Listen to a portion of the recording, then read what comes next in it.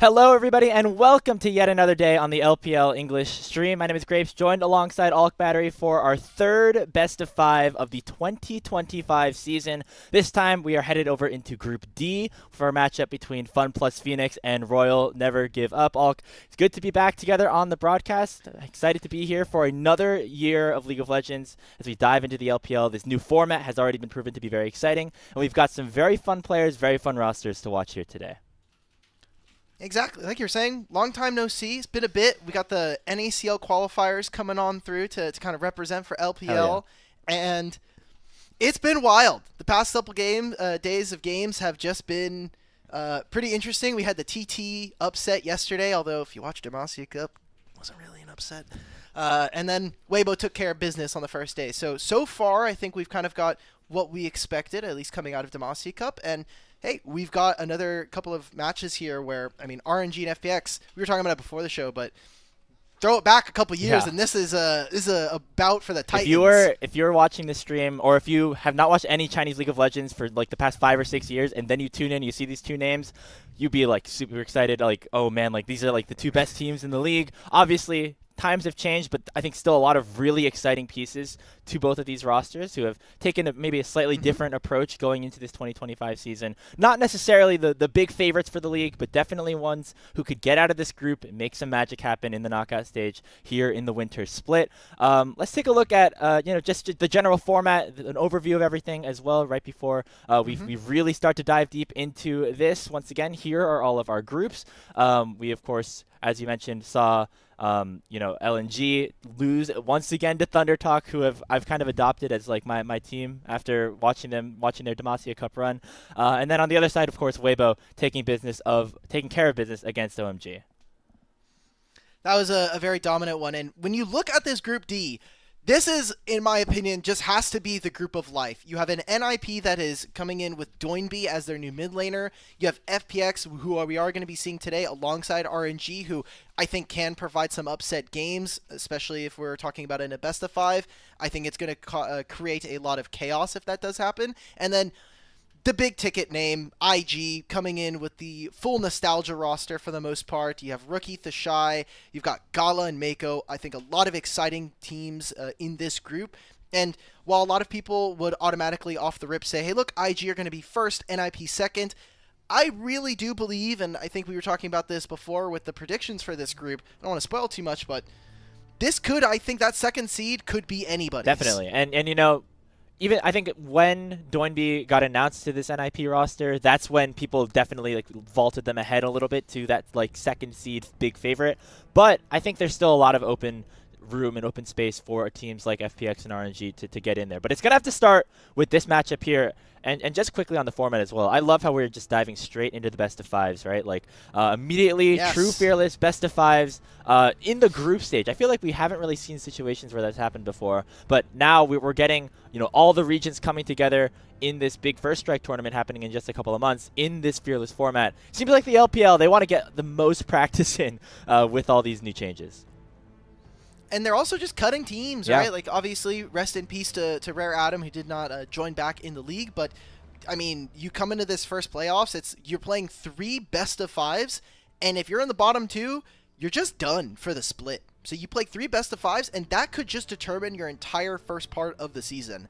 And you were talking about even later on into the season, Split 2 has an entire team leaving the LPL if you end up losing. You're just done for the whole season, and then you have to wait until January of next year.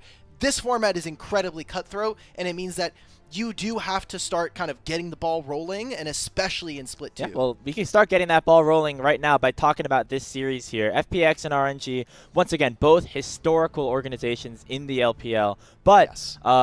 Coming in with new expectations, I think they're both definitely rosters that are looking to surprise some people, and both have the capabilities of doing so. Let's start over with RNG, specifically the big name on this roster, of course, the jungler in Milkyway. Was a big star, actually, on FPX, who he was on loan for in the last season, really turned a lot of heads. And you also have these, soul laners in Xiaotsu and Tang Yuan, who are also looking to make a name for themselves.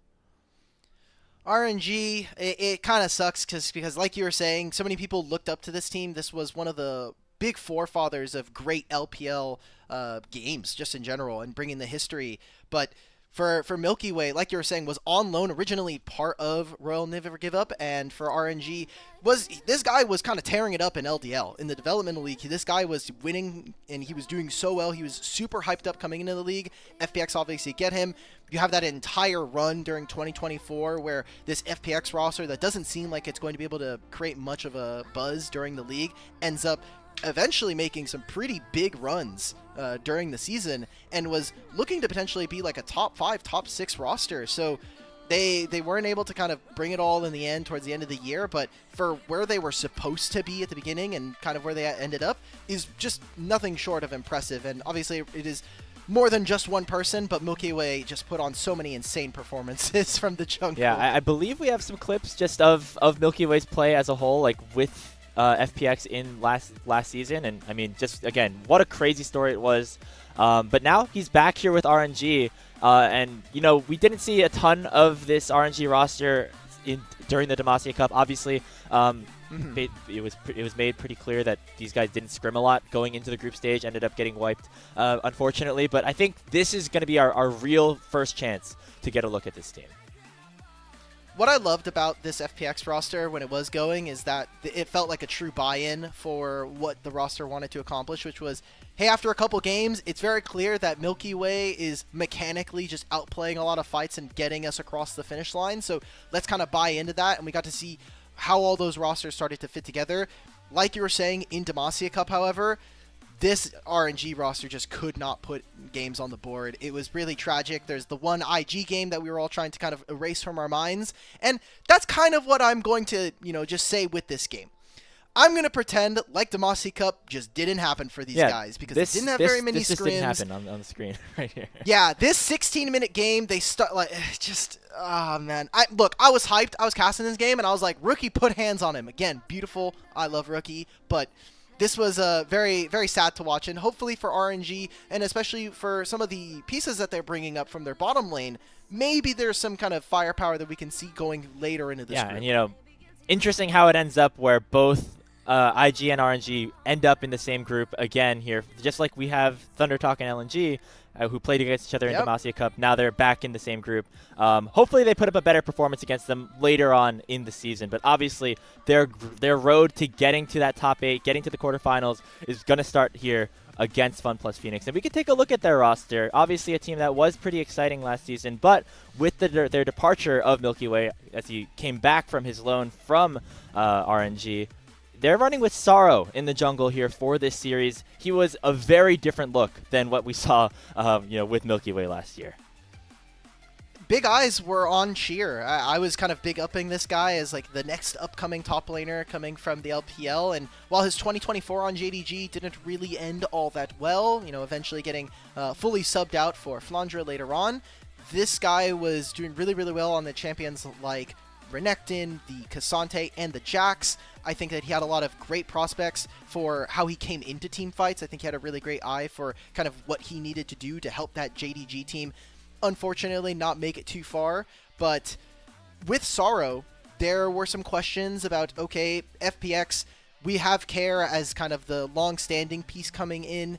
What was this team going to look like without a big carry force in the jungle? And so far from Demacia Cup, it seems like we're getting more of the same and more a reversion to a very classic style of, hey, we have kind of a carry top laner that wants to look to try to do some kind of impressive stuff. We have a supportive, facilitative mid in Care, and Sorrow can be that kind of driver for action, but it's going to be this bot lane for me.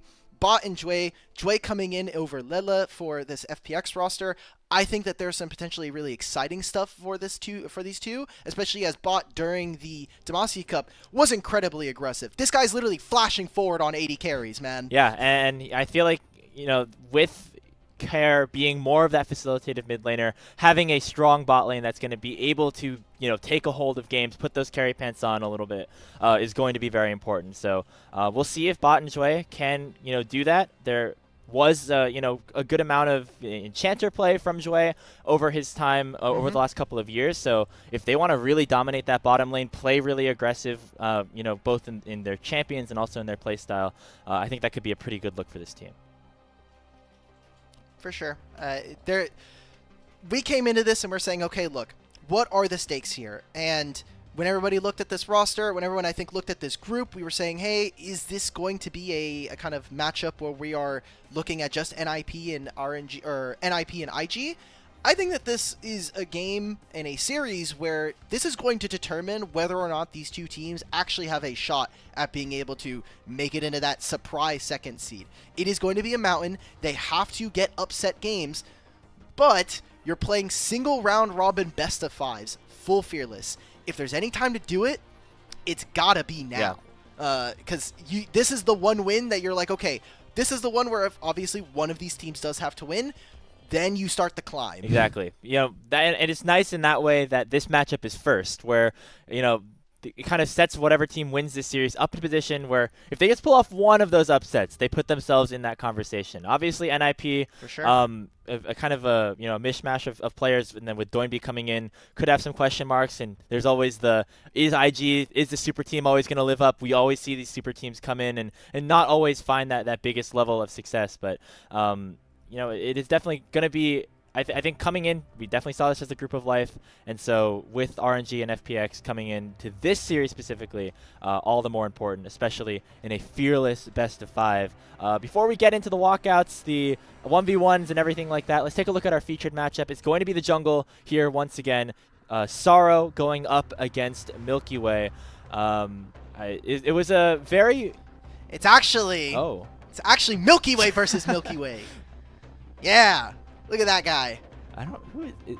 He changed his hair. I'm really sad. Okay, yeah, never mind. We're looking at the Milky Way of the past versus the Milky Way of the present, which obviously, present Milky Way not too good, but it was only the Demacia Cup that we're really looking at.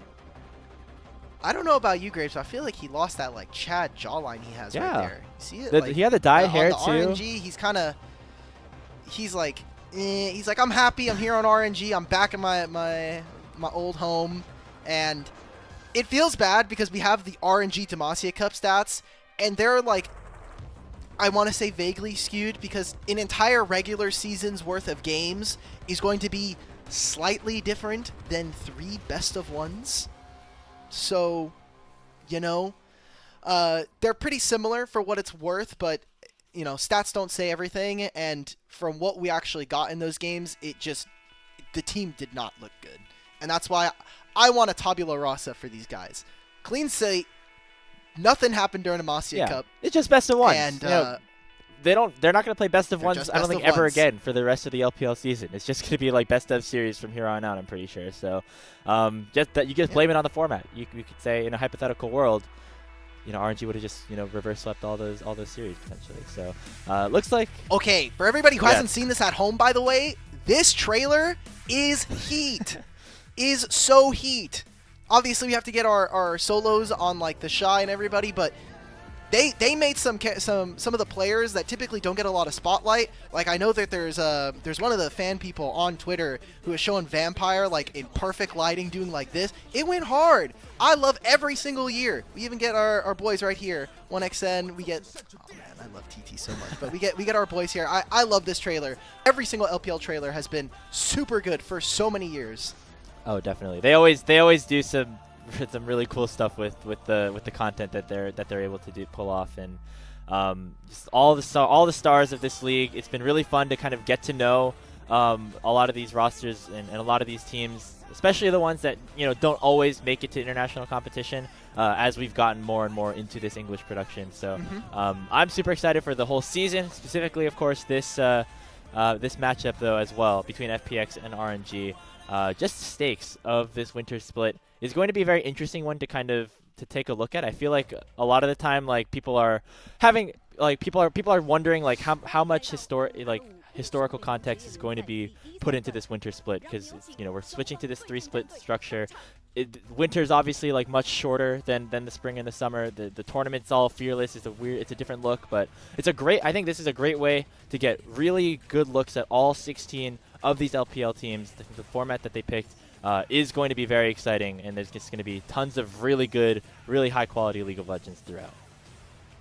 For sure. My kind of read on this kind of format is that while it's great for getting best of series quality and experience for some of the newer or developmental rosters here in the LPL. It does put kind of like a clock on your roster saying you have to, at the very least, not end bottom 2 by around June, because that is around the cutoff of when we were talking about for Split 2 about the teams eventually just getting dropped and finished for the entire year. So obviously only 2 teams can end bottom 2, and I don't think we as a talent group really expect either of these 2 teams to be one of them that is ending up. I know one of our founders actually, I'll wait for that. They're not even on the show. WE's not even here today. I'll wait. I'll save it for another day. Okay. Well, it seems like you got some unfinished beef to settle potentially. He put WE 16th. Lennon, I see you, bro. That's okay. Someone's got to be 16th. I feel like all these teams, like, they have their pluses. I haven't done my full like look through the power rankings, but do you have an alternative suggestion potentially as we get our player walkouts right now? I'm looking at this low key.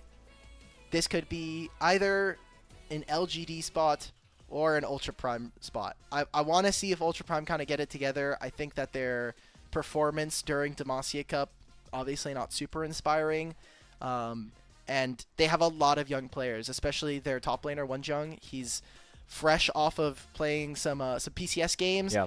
Molecule was talking in the fan Discord, which we do have active, by the way. If you want to get in there and kind of interact with some of the other fans of the LPL English broadcast, you can go ahead and tap in on there. I'm sure we have a command for that in the Twitch chat, but that he is a fiend, a League of Legends fiend. He will finish games and immediately queue up like 10 games a league. So I respect that. Yeah, this guy. I mean, that's a fun roster. We don't have to get into it like super hard right now, but like the fact that they brought in some of their academy talent as well as having like a good chunk of the Southeast Asian talent come in as well. I think that's like a fun look for a roster that's a little bit of a unique roster build, which you don't always necessarily see. You can see the players on stage right now as they all completed their walkouts, and now we are getting ready, I believe, for the 1v1 to determine side select here.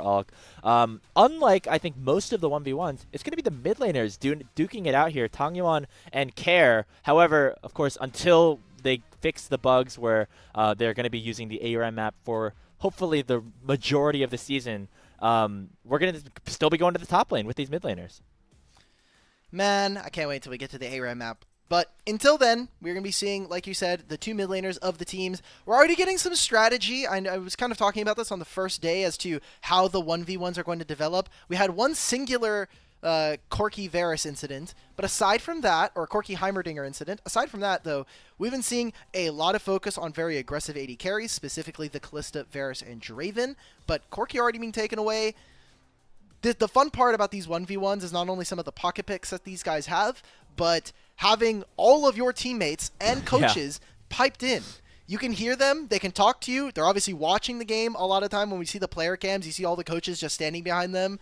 So a lot of pressure on that one player, especially because it's not like just like a for fun 1v1. Like side select in certain metas certainly can like completely change the landscape of the series. Yeah. Right now, blue side is very OP. A lot of OPs to choose from on that blue side early on. So looks like right now we're waiting for the champions to be locked in. I was wondering if we were going to see more mid lane champs with the mid laners being the people who, of course, are playing, and it looks like we might actually see that. A Victor against a Lucian.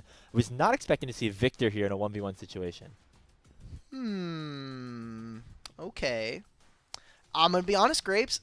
This matchup is extremely miserable to play as Victor. As a lover of Lucian mid, you never really get to walk up. One of the things you maybe can do on Victor early on is you trying to trade with your shield on your Q and eventually whittle away at either Lucian's low HP or base HP, or you can kind of start to fiddle around with some of the weird runes we're starting to see, especially with grass mid laners coming up. But no junglers to help. I don't know. Yeah, I feel like Victor is not like the lane bully gonna kill you 1v1 in the early game. I feel like that's kind of what this 1v1 is supposed to be. So we'll see how this turns out. Man, this is not what I was expecting, but it is fun that we get to see some different champions. I'm excited to see what the meta kind of evolves into with the 1v1s. Will it be the OP champions that are strong in the current patch in 5v5, or will there be something completely different? Obviously, we've seen things like the Heimerdinger, pop up as well. So, I mean, a lot to look forward to just with this format overall as well. For sure. And the fact that we just get the 1v1s for the entire season is just insane. Like, I love that. I'm just loving the fact that we kind of switch up how side select is actually done, because for such a long time it has just been a coin flip that, at the very least, we don't even get to see on screen. Yeah. I as a viewer, I want to see the coin flip. I want to see like the ref come out. Yeah, the like, captain, have all the the captains fans walk sitting up. there. It's like a football game, and they yeah, all watch the yeah. coin. Do it like, I mean, I know VCT, they do their like map picks in front of each other, and I know for Worlds when we do like the ball, like kind of like picking out the groups, we get to make mini celebrities out of the refs, people who typically don't get a lot of spotlight. Yeah. No, or you can bring in celebrities to do those jobs as well. Like you have. Whenever the draw show, in years past, you'd have like, if the Worlds was in China, you'd have like the LPL legends come out and select the groups, or if it was in NA, you'd have like Wild Turtle or Double Lift come out and do some draws. So. I think you mean 3 weeks of Miss Chim Chim coming out and doing the hey, whoa, toss. I'm just saying, like, I love Miss Chim Chim. I'm just saying we're probably not getting the Double Lift check ever again. We'll see. A man can dream, potentially. As we're still waiting, I think, on the players to just load into this. Once again, I think it's first to 1 kill, 100 CS or tower, and there's no 1v1 fire that's closing in like there is in the ARAM map that they're currently still trying to patch up before they start to 1v1 there. So the rules are a little bit modified. This is not the same format that we're going to be seeing throughout the entire season, but still, I think going to be pretty interesting. The fire is actually the friends we made along the way. It's not just like the in-game physical properties of the fire, but imagine, have you ever been like kind of playing with some of your homies like in a more LAN setting, and they're all waiting for you to finish doing whatever you're doing? You're like, okay, I'm in a game, just wait for me. And it's like, okay, cool, we'll watch. And then it's like, oh, we're actually going to 100 CS. This is taking forever now. Oh no. Okay, well, it looks like Care doesn't want to go to 100 CS against Tangyuan, as he's utilizing that early game that Lucian's kind of known for against Victor, who has gone barrier exhaust. If this guy was in my ARAM on the enemy team, I'd certainly be maybe typing something to him. Not very nice. If my Victor is taking barrier exhaust in an ARAM, I agree. I'm also typing at that guy. What are we doing? Fast. But no, yeah, I agree with you. For everybody at home, if you take exhaust in ARAM, nicely put. Please reconsider. Yeah, no. I understand. You got to go maximum try hard mode here. This is for side select in a best of 5 in a meta where that's a very important thing to do, but we can still issue our little disapproval from the sidelines here. So what we should expect for these two is Kara is probably going to have a lot of push pressure. He can trade on the mini wave, and it's very hard for Tangyuan to actually do very much, especially once he gets level 2. That was a good trade. And it's these trades like these where Tangyuan can actually outrange him with his Q. But once he gets, as we get more and more levels, that is going to become less and less a thing. I wonder if he's like going for the minion strategy potentially. I don't know. I'm not sold by this Victor pick right now. If it, these first couple trades have been all right. If it ends up working out, I'll eat my words. But we'll see. Care hitting level 2 first, obviously gonna get that push just a little bit. I imagine he's not looking to try and play for that 100 CS. -1. Well, definitely not now. Oh, hey, Tonga, no! -2? No! Okay, the minions are no longer getting hit by the turret. We're saved. That was tough to watch. Yeah, the under tower Victor farming. I feel like that's always been like a historical thing that he struggled with as a champion. The rework did not help. It's all a lot of the same abilities here. As Care is sacrificing a lot of his health to kind of just go for this push. He cleanses the exhaust that Tangyuan throws out there, and now actually finds himself at about 300 HP. He has to pop that potion, and you can go back to base here in this mode. So it looks like Care might be trying to do that, but Tangyuan going to spot him out, throw out that death ray, and make sure that he buys himself just a little bit more time. Kare's like, dude, where's my jungler? Dude, my jungler is just leaving me out to dry here. But Kare losing this, I was worried just because typically Lucian can be a bit of a lane bully, but without, you know, kind of, first of all, he lost the level 1 trades. He got outranged by Q, he got spaced by Tanya, which is, again, good job on RNG's mid laner. But now he's in a situation where I don't think the wave is quite frozen. This is the patch where we did change minion HP values to be a little bit weaker in the first couple minutes of the game. They eventually have more HP, but that is, as the game goes on, maxing out at around 38 minutes. But I don't think we're going to be seeing any close to those values soon. So minions do a lot more damage to each other, and they're a little bit weaker. So freezing's a little different now on the new patch, which we'll see in kind of what the iterations of those are as we get more. If somebody games. sets up a freeze like in this 1v1, I will also be saying some negative words to them here on the broadcast. I feel like I feel agree. Like Negative gaming, -1 Kare. We gotta -1 Kare. Come on. You see, this is the potential problem with having these 1v1s go to 100 CS potentially. But it looks like Kare again gonna look to go aggressive here. Already has proc pressed the attack. I feel like Tagyo's not taking any damage here. These autos aren't really hitting.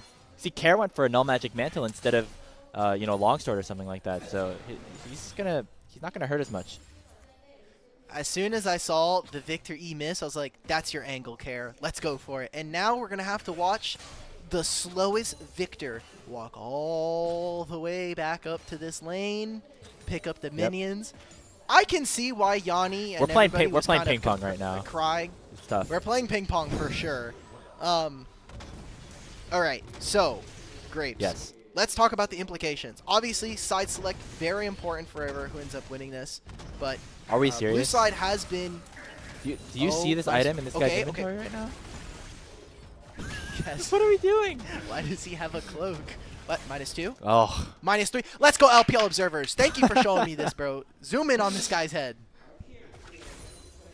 It gets, you could see also in Tongyeon's cam, there's the 2 RNG players. I don't know who exactly they are, but those look like Milkyway's arms. I'm identifying by forearms. They are very closely watching. It looks like on FPX's side they've given Kare a little bit of space.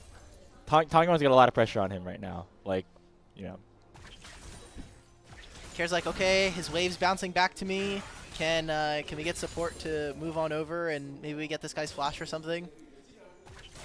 You know, I'm still flabbergasted. This guy has a Negatron cloak. Looks like in a 1v1, dude. This guy does no damage, and he has Ignite Cleanse. Maybe we are playing for 100 CS. I feel like if you're playing Lucian and you bring Ignite and Cleanse and like PTA or something like that, surely you're going for the kill. But you know, apparently not. So looks like we'll be here for a while. Yeah. Anyway, stakes. How much of the LCK pre-show event did you see? Not too much. I did see the search and destroy thing where like Faker had to get 30 CS and then like teleported top lane to execute. That's like the one thing that I saw. Yeah, so yeah, that game mode is very fun. It's a pre-30 or whatever. I forgot what it's called. Anyway, for that, they had Faker actually cast one of the games and they were asking like, hey, so for the team that has a bunch of supports playing, were you kind of like surprised about their mechanics? And he was like, you know, there's a certain image in solo queue of supports that are not playing their main role. I don't really want to go further than that, and it is very cheeky, but you know, Kare, the reason why I bring that up is because Kare has been, at least for the last year and a half, been more of a supportive mid laner. He's been someone who's been more so facilitating. That might be actually in trouble. Oh the Arcane Storm coming out from Tagyo on first blood. Oh man, he went all the MR items. He had a cleanse. He went just not enough. Hey, I'll stand corrected. I'll eat my words. That Victor ended up winning the 1v1. RNG will have side select for game 1 of this best of 5. All of that to say, there's a reason why we saw Kare on things like Annie last season, on things like the Ahri. He was just someone who was there to set up Milkyway. And Kare, me personally, let's not build Negatron Cloak next time. Let's just get a serrated dirt. Let's just send it like level 2, hands. level 3, just dash in there and just auto him to death. Yes, we had a Draven level 1 where they just started standing on top of each other because you can catch other Draven axes from another player if you're playing like blind pick or something. So yeah, just do that. Just start hitting each other. And as expected, RNG opting towards blue side here for this game 1. We could get into the draft a little bit here, as you know, we are getting closer to the start of this series beginning. With the blue side, so many really powerful early pickups here, and I think in a matchup where you have a player like Milkyway who can operate on a lot of different things, and Jiaozu as well in the top lane as somebody that we're really looking at as an exciting prospect up there. The options are kind of limitless in terms of where RNG can go on this blue side. Yeah, when we looked at these teams, my eyes were, when there's a big kind of suite of the most OP champions for blue side right now. Red side has been almost entirely dominated in terms of their bans to be just Kalista, Skarner, and Rumble, and for the most part of Demacia Cup and even earlier games here in LPL Split 1. But for these two teams, funnily enough, there's very low Corki priority, which is weird considering it's one of Care and Tangyuan's most played last year.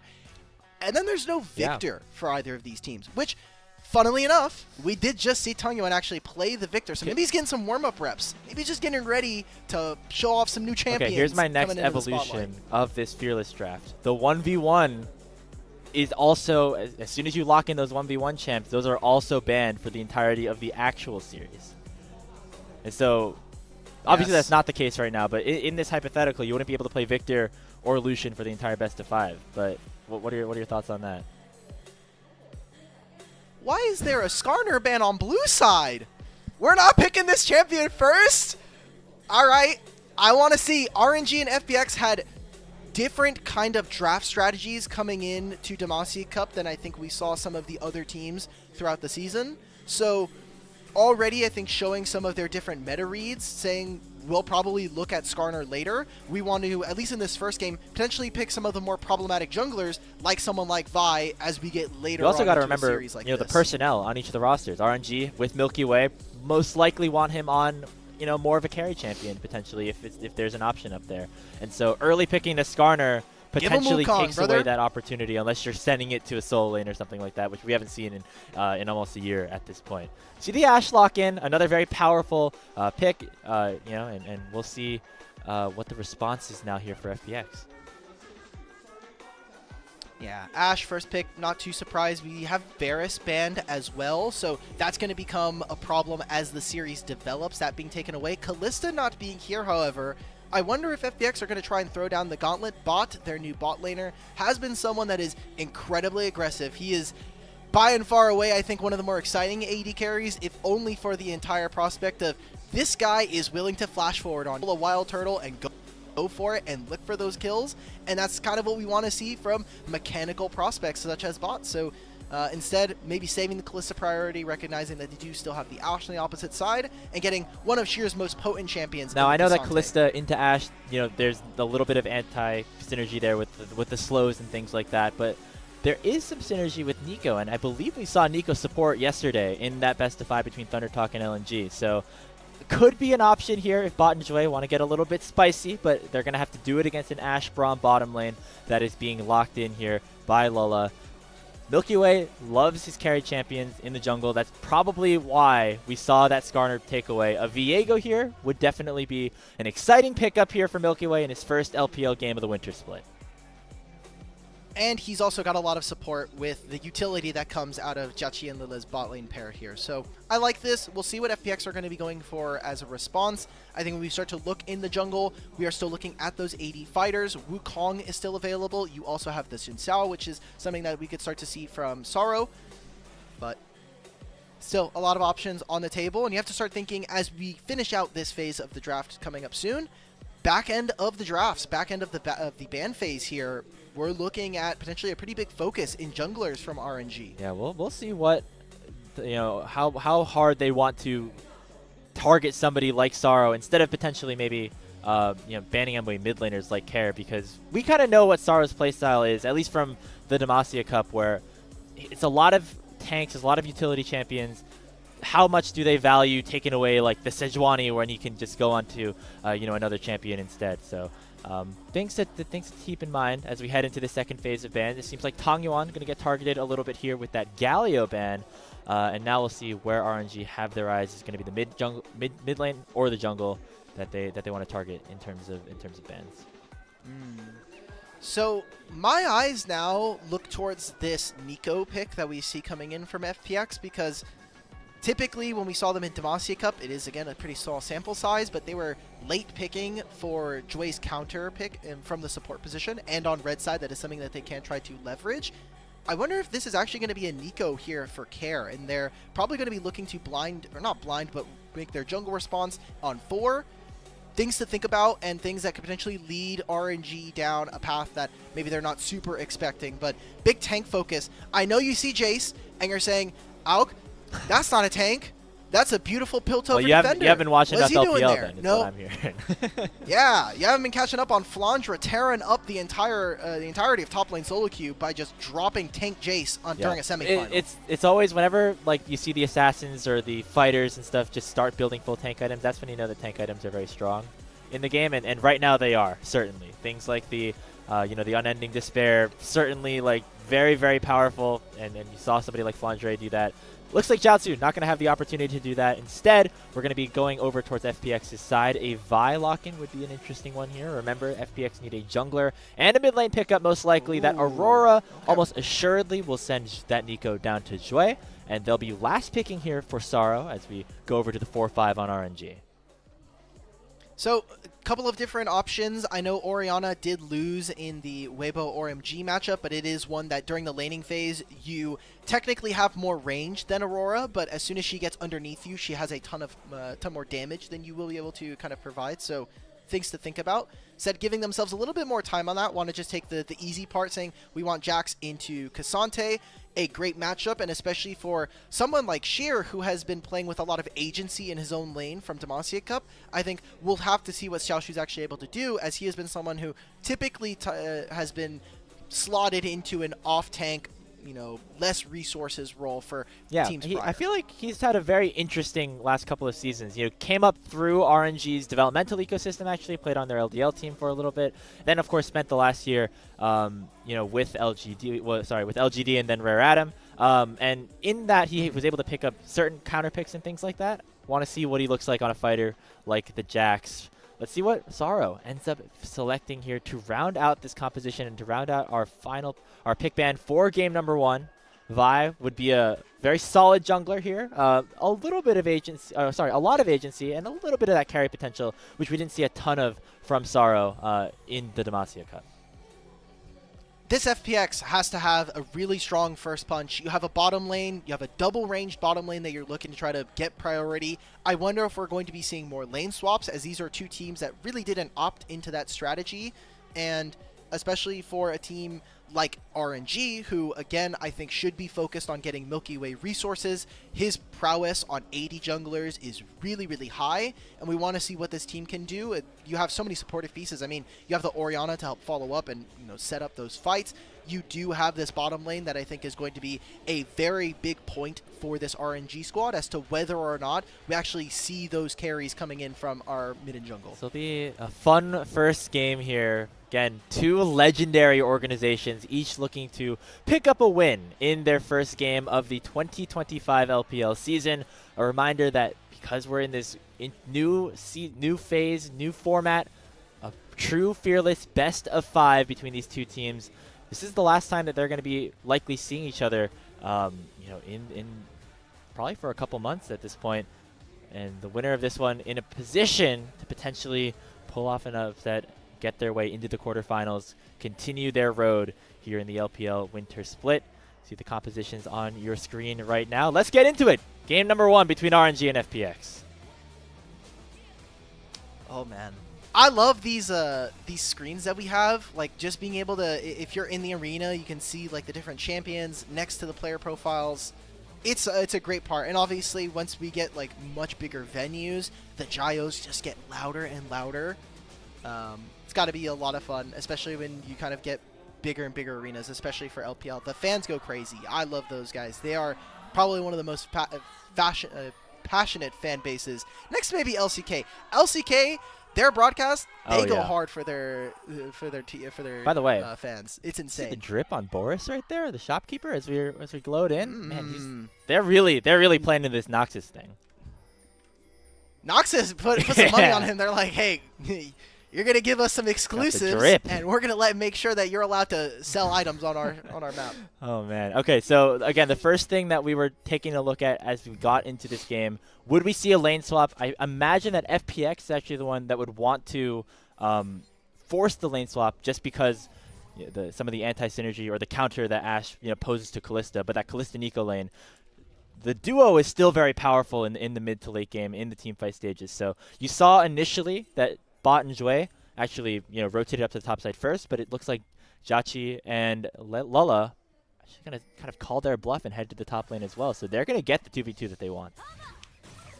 All right, and wonder how much action we're going to get here, as the slow from Ashe, potentially concussive blows landing onto Jue is a pretty big game changer, especially for a double-ranged bottom lane, but I don't think it's going to change all that much. Neither of them were really hitting on any of the big minion waves beforehand. Big adaptation, I think, for me, coming in from the bot meta, is the replacement or almost full-on loss of things like Ignite and Exhaust. It is obviously something that we'll see more of as more series kind of get underway, but the past couple series, almost all of the bot lanes have been taking Barrier and Heal, which kind of, to me, says that, yes, there is a lot of early lane agency, but with so much protective kind of cases from the Summoner spell usage, I'm saying that the bot lanes are pretty even, and I wonder if we're going to eventually get some of the more greedy bot lanes with hyper carries and the like. Yeah, I mean, this is one of the rare cases where a Kalista lane is not one of those like super hyper aggressive lanes. You're playing this, so you can use the Fate's Call, send that Nico into the back line, get a big stun off here. Probably going to try to play this early game maybe just a little bit more safe. You see why you have the cleanse against all these stuns, all this crowd control that's available on RNG's side. This bot's got to be very careful, but again, as we mentioned at the top of the show, he's not one to shy away from being super aggressive, especially on a Kalista. For RNG, information collection is so easy this game with having the Ashe and the Hawkshot, especially in competitive play. You see the pings are starting to come out. Both junglers are on the opposite sides of the map. Fine being on this side is a little worrisome to me. She can go for maybe a rubber band once this mid lane wave is eventually crashing onto FPX's mid lane turret, but aside from that, I just don't see K'Sante getting early push into a Jax, and that 1v1 is not particularly great for FPX either, so Sorrow's just going to be kind of moving in, probably going to be looking for a recall after finishing this, the Scuttlebug, Scuttlebug, but... Oh, yeah, Milkyway wait a minute. cleared the Scuttle on the top side himself. Now sees Kara at less than 200 HP. Goes in onto Sorrow to start things off. Both junglers engaged just a little bit, trying to proc those Conquerors. And it looks like Sorrow did his job, allowed for Kara to get away safely and head back to base. This is just going to be, I'm picking up this midway. Oh, Kara actually canceled his recall. So, wants to at least pick this wave up. Probably not going to be under too much duress, but with the teleport changes, everyone at home, if you haven't played the new season, one, you can do that in between the games, or teleport getting a pretty big change, no longer an instantaneous blink, and having to eventually move your way over there does slow the amount of time for kind of instant re-engages once a teleport finishes. It kind of gives you a little bit more time in between. It means that things like wave resets, especially in the mid lane, where it's a much shorter lane than top or bot, become a little bit harder to pull off. You don't necessarily get to cheat as easily in terms of just heading back to base and burning a TP. Those extra couple seconds, that could be the difference between getting a cannon or not in some situations. So interesting things to watch, but it looks like Kara was able to finally get back to base safely, and we're still awaiting our first blood, our first feat of strength to be given over as well for either of these teams. And it looks like both teams are content with playing it out relatively slowly this time. How are you liking the new season, by the way? Because first couple games in, I feel like they just basically put like bells and whistles for all the important things in the game. They're like, hey, you should be going for first blood, and players are like, well, yeah, I love player combat. It's like, okay, well, you also should be contesting a lot of the first early epic monsters, and I'm sure junglers are happy about that. It's certainly making games more action-filled, and for me, I just feel like they added like essentially forced notifications for the game from 4 minutes to about 25. There's always something. Well, the interesting thing is, the stats that have come out show that the feat of strength like buff that you get in terms of like the boots upgrades and things like that, not actually very different than actually just getting the objectives last season. In fact, like the win percentages aren't very different. It's just now you add that little extra emphasis. It allows for these players to maybe be just the tad bit more aggressive, which I guess was kind of the point. But we also see now games getting extended a little bit with things like Baron not spawning until 25 minutes this time nowadays. I've been trying just like to see what champions I can like solo Otacon on. Looks like we'll hold that thought though, as we see some combat both in the topside jungle and in the top lane. Bot burns his cleanse to get away from the concussive blows as RNG looking to take control of the grub pit. Oh, Milkyway, he can hit level 6 here. Yeah, he has the Heartbreaker now. This should be a one fight for RNG. FPX are not going to be moving in. They're going to take their leave. That's a great option from RNG. I love this kind of small maximalization coming in from Milkyway. When we talk about the carry for this team, our eyes are looking to the jungle position for Royal Never Give Up. And his ability to find extra camps so early on here at 6.5 minutes means that they get themselves to level 6, forces FPX off the objective, and maybe they even just try to go for this dive. If anything, it looks like Milkyway just wants to be aggressive, try to find some camps. Look at Tongyon though. He already won that level 1 to try to get himself on the blue side. Now forcing a flash and the ultimate out of care in the mid lane. Hey, pretty good start to this split for Tongyon. I guess winning the 1v1 and now doing pretty well in the laning phase here in game 1.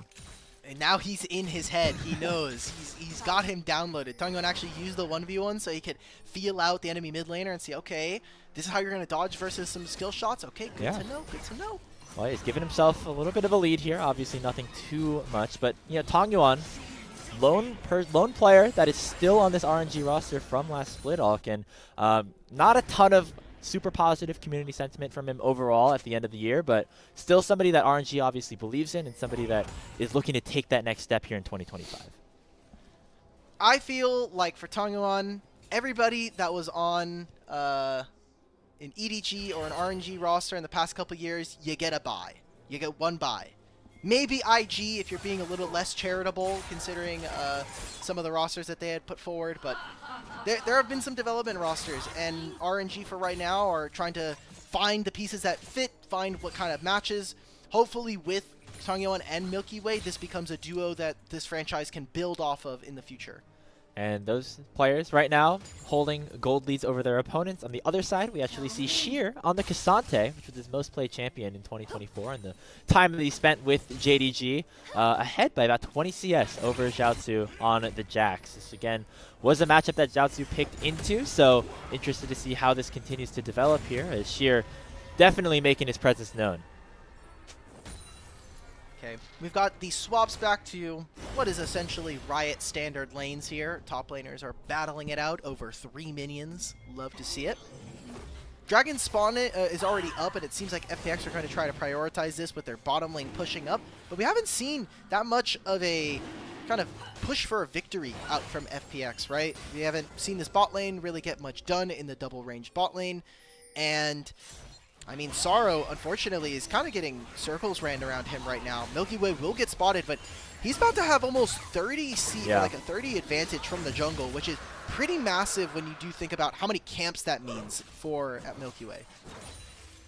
Yeah, it only says 400 gold right now, but you can see he's up in XP, also just living permanently in Sorrow's topside jungle, it seems, as you know, Sheer's been able to get him that opportunity, or Zhaozu in the top side there, getting pushed in a little bit, could set up a position for them up there. Meanwhile, in the bot lane, we see Shui dash in here with the Pop Blossom, stuns up too. There goes Sorrow, and that's first blood for bot. Another teleport coming in from both mid laners as Tongyon and Care join the party. That's going to be all she wrote there on this one, unless they try to find something here in a 4v2. Care uses the ultimate to get away, and it looks like that should be it. Meanwhile, on the top side, we did see Milkyway go for a gank, but unable to take down Sheer on the Cassante. It's just Cassante things, man. He pressed the ult button, and he was able to almost win a 1v2. Love this champion. Great job from FPX to be able to find themselves the first feat of strength, the first blood going over to them, and a great bot lane dive. We got to see in action the teleport change, because if that's ult teleport, Tongyon's already in there, and he could drop the ultimate. But that just wasn't the case. That means that now those are more resources invested by RNG, where they're not able to get much, and they made a play on the opposite side of the map and weren't able to find anything. So it will be just another kind of opportunity for FPX to even up the gold lead but it could have been a lot worse for them if Tangyuan did get there in time a little bit quicker. On the other side of things, looks like the grub counter going to be going RNG's way this time around as Milkyway continues to farm the neutral objectives, this time up there towards the top side. Already picking up that Kraken Slayer 11 minutes in. This is going to be a dangerous Viego for times to come.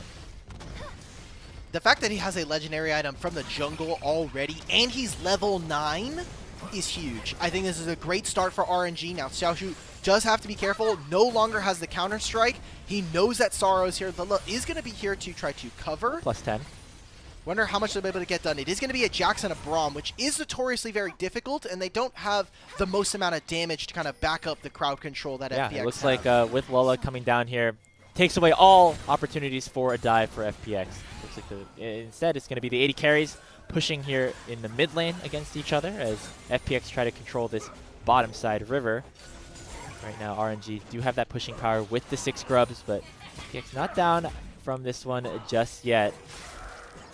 Not a lot of major objectives to fight for. I'm surprised that we have not seen more action, especially kind of with the players that we have here in this game.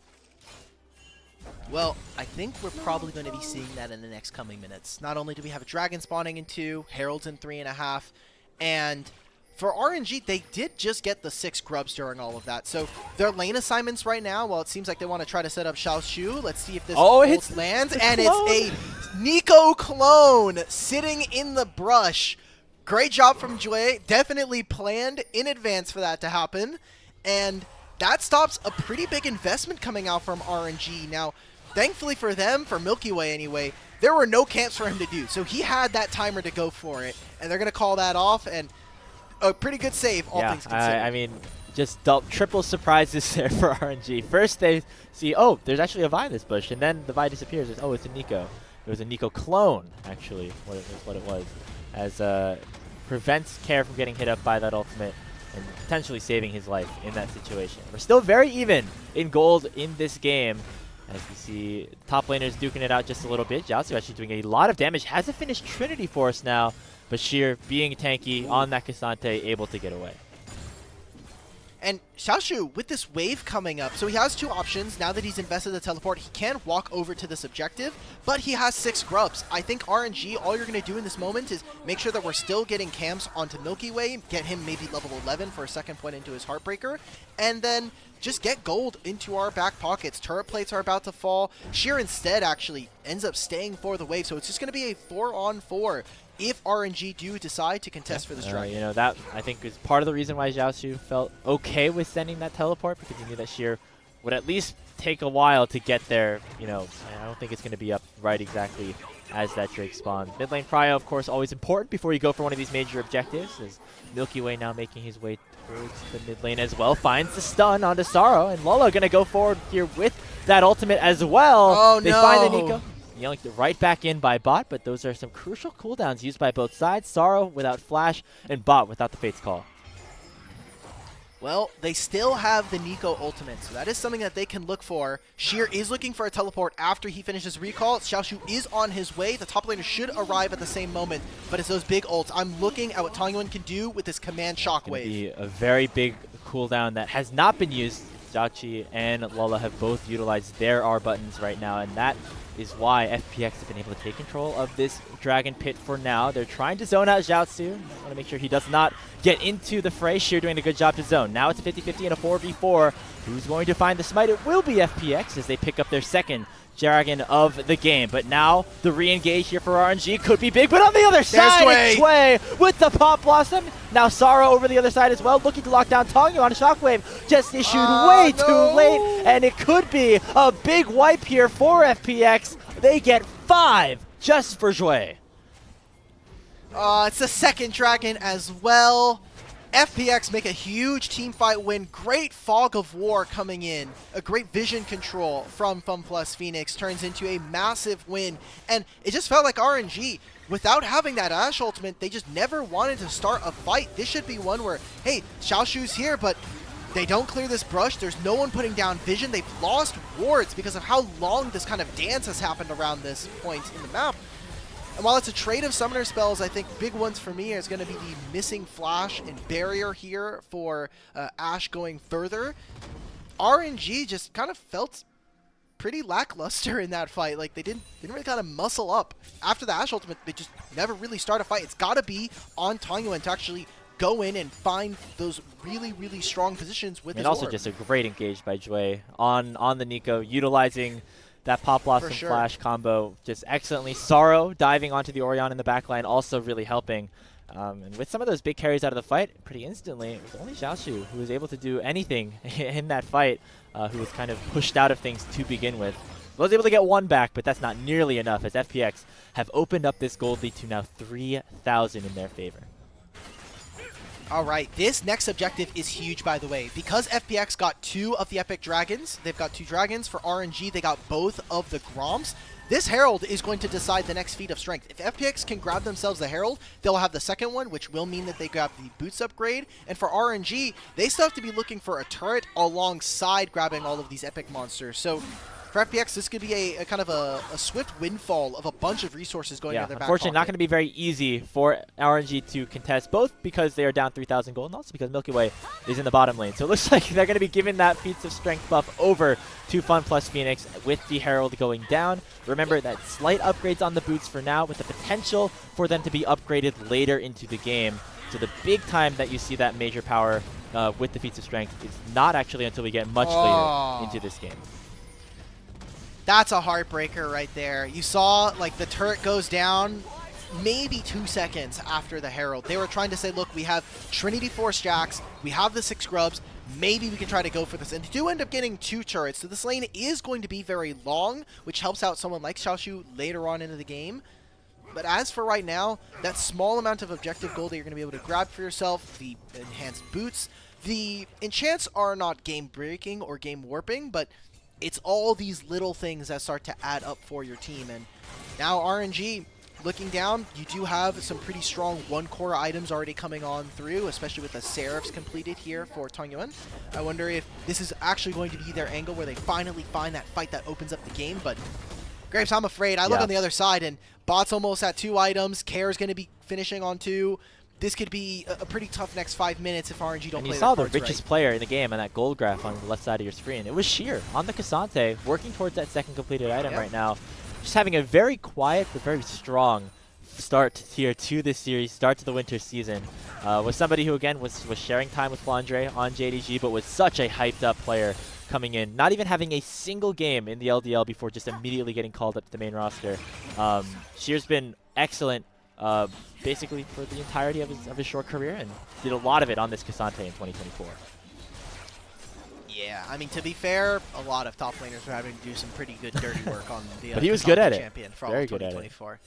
He was very good at it, and as a kind of prolific Jax OTP, I am going to start wondering, especially for this series, what his champion pool is going to be looking like. He has been someone who, at least from Demacia Cup and kind of looking, he was pretty low resources, but Demacia Cup he got a lot of higher agency champions, the Ambessa, the Rumble, and his Jax. Jax is no longer available. Our top laners no longer have... Okay, that's just a visual bug. I was like, why does Sheer not have Flash? Xiaoshu was also missing his Flash.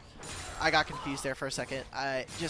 What does this series look like, and what does Sheer's champion pool kind of look as we get further into a full Fearless best of 5? I think if you're FPX, you're hoping that it's a lot of carries, a lot of ability to kind of impact the map in these side lanes. Cassante able to do that a little bit here, but mostly just used for the team this time around. Care dodges away from the arrow once again, as looks like RNG trying to overload on this top side. You see the Otacon camp will be now spawning in about 3 seconds as we hit the 20-minute mark. It will be on the top side, as that is where the game has determined the most action so far on the map has been. And I believe this is the ruinous Otacon. I'm kind of surprised about that. No, I got lied to! The indicator hates voracious. Me. Yeah, it's voracious. I was going to say, like, there was not a lot of action in this early game. There was no action in this game. There was not that much action. There have been games I've been seeing where it's like 2-2, and it's like, yep, we're going voracious. I'm glad. If you didn't see already, Froxon, one of the lead game designers for Riot, already has decided, like, hey, we're probably going to be tuning down the amount of times Voracious spawns. It's just been way too prevalent. I think it's in every single game we've had here in the LPL. We have not seen a ruinous one. Well, I guess especially in pro play when things are a little bit safer, I would say, although the LPL has been known to buck that trend from time to time. Less action generally, less kills means probably more voracious Otacons, but I do agree having that balance be closer to 50-50 is ideal. But in terms of what this buff does give you now, though, it gives whatever team claims it a really good opportunity to win fights now that they have, you know, that one-time death mitigation and the extra gold that you get from getting kills as well. Okay, so want to take a look as to what FPX are going to be able to do, because they've got a pretty strong lead in this game. It's 2,000 gold, but you look at the objectives they've been able to obtain, now putting themselves at soul point here with that last dragon take, and with a voracious Otacon buff, if they're able to grab this objective, you have the Vi ultimate, or the Vi smite, you also have Callista Rend. This should be able to help secure you the objective. I think that if you're able to get that respawn, obviously it's a big game changer, and for FPX, you need every win you can get, and especially in this group when we're talking about it potentially being anybody's game for a second spot. Yeah, and right now FPX looking in control of this game, but of course, best of 5, still a lot of League of Legends left to be played. Rift Herald spawned in the mid lane here by FPX. They're going to try to break open this tier 1 tower. Don't know if Sheer has the Demolish or even wants to try to get close enough to proc it, but they're at least going to get a good chunk down, and actually going to finish off the entire thing with the help of that. Wow. I think it was Jouet actually who landed that final hit onto the tower. So all 3 of the outers now taken here for Fun plus Phoenix. They're going to have much more opportunities to find plays around the map. That mid lane tower really breaking things open. Every bit of vision that RNG are no longer able to contest does mean that Jouet just gets to have his pick of the litter when it comes to Vi or the Nico engagements. So RNG, not a ton of proactivity in this mid game. They're lacking the ability to actually find how to start fights if it's not just the Ashe ultimate. And that just means you need to be a little bit more creative in game, whether that means coming in off a flank or Milkyway having to step forward. You have a Braum next to you. This command shockwave should be able to rip apart the team. Just turn Viego into a miniature Nocturne at this point, man. You just gotta send it. You gotta be able to do something. Because RNG, you got all these resources. We were propping up first 15 minutes, man. Milky Way super ahead. He has this massive lead in the jungle, but like every other Nidalee jungler we see coming into pro play, it just doesn't mean anything if you can't actually get these objectives. You can't actually advance the state. Yeah, we're of from the NA, game. so we're used to that farming Nidalee play style. I feel like a lot of the time. Hey! I'm just being realistic here. Come I mean, on, man. we're also now we're LPL shills as well because we're on this broadcast, so we get to be fans of both. We have great Nidalee players here. Milky Way's not one of them, but you're right. We got FPX starting up this Otacon buff. Looks like RNG do want to contest. Again, likely having to start with Milky Way. He's the strongest player on their team, but they're not getting anywhere close, and there's already bot with the Callista taking down the Otacon. Now it's Sorrow diving all the way in on the back line, looking to lock down the Ashe, but goes a little bit too far forward, but his team is there to back him up. Pops the stopwatch just in time. The Aurora will get the first kill. Xiaosu now stuck in the middle of everybody, and 2 kills on top of that neutral objective secured for FPX. FPX probably just put in what is going to be the nail in the coffin for this first game versus RNG. We wanted to see a little bit more action. We liked what RNG were cooking from the draft phase, but after the first 15 minutes, it felt like this team leaderless, unable to kind of find a spot in this game. They took too long to be able to farm, and they're just late to this objective. The TP from Xiaoshu is nowhere near this objective. He has to walk all the way from blue buff, and by the time this is happening, look where Tangyuan is. He's putting no pressure onto this backline. He's in no position to actually land a great shockwave. FPX, they find their mark, they turn immediately after the Otacon, and they rip apart FPX, or they rip apart So RNG. I apologize. I thought I saw an invulnerable Vi, and I was like, oh, did he pick up the stopwatch? No, that was the immediate revive that comes with taking down the Otacon. So He he got sent right back back to to base. was not in the fight, but was able to walk right back out there. And I believe the KDA still says that he has 0 deaths. So that's the benefit of picking up that buff. It makes you basically invulnerable to losing anything in a big fight. Even if you get completely aced, all you're doing is giving over some gold. You're able to redeploy right back onto the map as 5 instantly. In total, if all 5 of your members die after getting the Otacon buff, it's 500 gold in total and like 5 blood petals, which is 100 experience. It's not that much. So overall, like, picking up that objective very, very strong right now in this current meta. Yeah. We're doing Baron on spawn, basically. This is 25-50. Oh, yeah, you're right. I got to get used to the timing of these things. But as we kind of are alluding to at this point, FPX fully taking control of this game number 1. It started in RNG's favor with just, the 1v1 with Tongyuan taking down Care to get the side select, but looks like FPX doesn't really care about that. They're playing the long game. They want the games in the actual series. It's talking about all that best of 5 work that you have to be able to put in here. And so far, we've got every version of a best of 5 so far, or almost everyone. We've got 3-0 for our first day. We got a 3-1. I think when I was looking at predictions earlier for the series from some of the talent on the show, people were feeling this might be going to 5. Yeah, I don't really remember yours. I had a 3. I had a 3-2. Hopefully we get some close games. Okay. This one not looking like one of them right now, but we do see a nice push from Zhaozu in the bottom lane, almost taking down that inhibitor, but at least getting the tier 3, getting some more gold at least into the hands of himself and perhaps some of the rest of his teammates with the neutral gold getting spawned around the map as well. But we're really grasping at straws right now for RNG. They really from that team fight just really have not been able to put anything together since. And we talked about them taking those bottom 2 turrets so, kind of at the same time. Xiaoshu has not been able to push out much further than halfway through the lane. And you really want to say, hey, we have 6 grubs. As Jax, you need to be able to apply pressure onto the side lane. But RNG are losing the push in mid. They're not able to win team fights as well. Cassante is going to get tankier and tankier. Level 17, by the way. I want to thank all the Blood Roses and Blood Petals that ended up spawning after the Otacon buff. Gives a hell of a lot of experience. And for this team, I mean, they're starting to... That's the part of the snowball that's really annoying, is when the Blood Petals start to spawn, you start to get more and more experience. You start to get a little bit more gold. You also have all of these objectives. I mean, we have Dragon that is potentially a soul here for this team. And after the Baron, they can look for a lot of fights. Well, you see RNG still hunting, still fishing. Gonna have to come through with that Ash Arrow. Zhaozu coming in with the TP as well, but with the extra indication, they're able to get away pretty easily. Oh. And now Care and Sheer move their way towards the mid lane inhibitor turret. Going to be able to break open the first tier 3 of the game for themselves, while also Bot and the rest of FPX can take down this tier 2 down bottom lane. Fate's Call comes out from Bot, doing a ton of damage here with those spears coming in. Ren not going to be enough, and they're just going to bide their time. Continue to let these waves crash in, take as many of these objectives as possible. I can't believe the team with 6 grubs is getting actually ran around the map right now. It sucks to see, because Herald and kind of all these objectives, the grubs is a win more objective. If you are already in a great spot, it's going to continue to accentuate your strengths.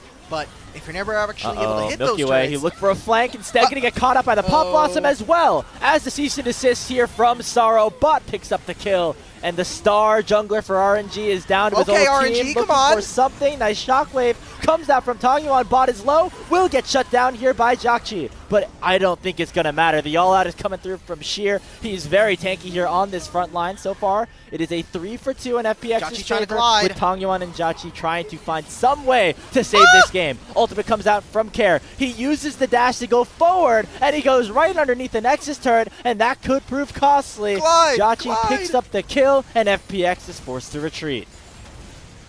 Oh my god, I know we were talking about that We're the North American casters, but I think we might have Project Ash NA on the Rift right here. The Ultimate's need a little bit of work, but he's sitting there, he's right-clicking them, okay? That's the extent of all the goodwill that I could extend to RNG. The fight is just looking really sloppy from them. Tongyuan has not really linked up with his team in a more effective manner. We need to take a look in this replay. I mean, Milkyway, he has to be this far up, because the team is just not doing much. Right now we have Tongyuan matching on the top side of the map. There's a great fight coming in from FPX. And this was the part where I said, okay, maybe RNG, maybe we can cook here. Because now there's a turret that's still available. Joshi's slowly whittling away at them, but he just doesn't have enough damage. He went for the Phantom Dancer and the Kraken Slayer, which means eventually in a fight he will get there. But Care delivering himself is as good as it's going to get for RNG from what we've seen in the past couple There's a couple mistakes there, from Care on that ultimate, and also just going super far forward in general allowed for Xiaoxu to get a really nice flank on the Jax, and ended up taking down, I think, Joy early on in the fight. So that was a pretty much a dream situation for RNG, and they went 3 for 3 underneath their own tower. Now they're going to need to try to defend this Chemtech Soul that is about to spawn. They are making their way up there, and this time the Enchanted Crystal does find Care. Glacial Fissure comes out. Care will be able to escape without losing too much of his HP. And so now it's RNG without that crucial cooldown. Both ultimates on their bottom laners are down. Oh, RNG, I think you just need to push. You can give up. Like, yes, you lose the soul, but if you lose this fight, you're going to lose the game anyway. 3,000 HP. Jway coming in, locking down the main. Carries TP. Is it fast enough? Not yet. Tong Yuan finds the shockwave onto 3. The soul's already claimed. Bot and Xiaoshu trying to find a 1v1 down there. Milky Way will fall. It's a double kill here for Sorrow, and that is the ace that you alluded to, Hawk. FPX winning the fight. Once again, only losing their support. They're sending both teleports up to the mid lane to claim game 1 of this best of 5. Bot's going to try to reconvene with them through the mid wave. You have Sorrow pushing as well. RNG, it looked good in the first 15 minutes, but your lack of proactivity and the lack of kind of in-game shot calling, we didn't get to see them actually start fights very often, leads to FPX. They have all the go buttons, all the go tools, the agency is in their back pocket with these kits, and they're going to take in a pretty resounding Game 1 victory. So it's Fun plus Phoenix taking down their old jungler Milky Way in this first game. Still, of course, a best of 5, but a really nice look from FPX. I think a lot of us casters generally had RNG favored in this series, just the slightest bit because of some of the star power that we saw on this team and kind of the unknown potentially because of their lack of scrims in Demacia Cup. But FPX is proving that they are here to play as well. Yeah, the things that I want to see is kind of what this team is going to continue to develop as not only we get further into the series, but further into this year for FPX. As my worries from Demacia Cup was that Sorrow and Care, they did not link up very many times during their series in playing against EDG, BLG Junior, and LGD. I was worried that this matchup between RNG and FPX was going to be which team had solved the mid 2v2. And right now, it's looking like, while Milky Way is kind of getting there, Tong Yuan in this game did not have all that much to be able to kind of prove, as well as I think this bot lane just wasn't able to get much done. I think the takeaways that we can have from this first game of the series overall is that the stars that we were expecting to be stars were top performers on their respective teams. Sheer on the Cassante getting a big lead in the laning phase and finding some really nice team fights later on. And on the other side, Milky Way, although he didn't find all the engages that he wanted, you could see he was trying to force plays, trying to lead his team forward. I think we're going to see a lot more of him from this series. The other thing, the bot lane for FPX, you alluded to them being an aggressive pair that could look to really try to spice things up down there in the bottom lane, instantly pulling out the Kalista Nico and seeing results. I will say, I was expecting bot to be the more aggressive player, but this time around, it seems like he's kind of reined that in, at least for game 1. Maybe game 2 he gets left off the leash and we give him another Ezreal game where I'm seeing him flash E4 to get a kill. But Jway had that instinct, immediately found engagements. I think it was all down to really strong vision control coming out from this FPX. I mean, that was basically the entire reason they won that first Dragon fight. We saw the two teams fight it off. So this bot lane so far, at least with one game, in a lot of some good graces. But obviously it is a best of 5. We need to see them continuously win out on games if we want to see FPX going 1-0 so far. I was very impressed by FPX's level of play, just all around. But again, I think the top side of the map with Sheer that we were expecting, and then maybe the bottom side that we had maybe some more questions about, definitely both came to play. Exciting for what this could look like for this team moving forward. Again, though, it is Fearless Draft. It does raise some questions about the champion pools. Things like that Kalista Nico, that's not going to be an option anymore. And we can see here in the post-game screenshot that it definitely did a lot. Jway actually out-damaging Sorrow and Milky Way in that game on the Nico support. I see Milky Way have 7,000 damage, and he's like 100 underneath Sorrow, and he's like, guys, I'm up 2 levels. I've got 30 CS on my enemy jungler. They got 6 grubs as well. They got 6 grubs, and their Nexus exploded. So maybe we need to buff grubs, or we might just need more tools to actually get into fights. Because something that we saw constantly is if RNG had not landed an ultimate, which spoiler, that happened a lot. They just weren't able to get fights. And every single one of these highlights is just going to be showing FPX with, hey, we have Jue with his Nico ultimate. We have the Vi ultimate to kind of get us into fights and start to find picks. It's just that much easier for them versus RNG, who are kind of more on that execution base. We get, just that fight obviously breaking the game open. This here showing the true powers of this Voracious Otacon with Sorrow being able to just go so far forward and instantly get respawned on top of it allows for FPX to win this fight as well. And it's very interesting that even though the early game went pretty well for Milkyway specifically, not enough for FPX. They're going to walk away with this one, find themselves 2 games away from this best-of-5 series win. So, we don't ever get a vote because, sad, also an unofficial broadcast, so happens. We gotta start thinking about MVP. Who are we feeling? I kind of want to give it to Jue. He just had a really strong Nico game. Like this right here, gets a Pop Blossom or the Blast Cone, immediately finds both Milky Way and Jiachi. I don't think there's much more I can ask for my Nico support player. I mean, and again, if we're really finding the point in the game where FPX took over, it was dead even, and maybe even slightly RNG favored because of the grubs until that dragon fight where Jue landed that 4-man ulti. And so that would probably be my vote. Maybe give it to Sheer, although I think that Jue was just way more impactful in those team fights. But yeah, I think we're on the same page here. Let's see if I feel like in the shows that I did for Demacia Cup, me and the broadcast, the main broadcast weren't necessarily always in agreement on the MVPs, but at least we are. There have been some really grief votes, man. I've been not happy with some. Like yesterday, I think there was a lot of votes for one of the players, and then I just see two of the people on the broadcast because they have a bunch of people. They have the observers, they have producers, they have some social media votes as well, and there were just 2 really random jungle votes, and I'm like, what are we doing? Yay! Supports get That's love. We're aligned this time, right. Main broadcast, but we've got our eyes on you. We've got our eyes on you. We'll see what the rest of the Chinese broadcast has to hold for us. But yeah, a great game for Jue and the rest of FPX.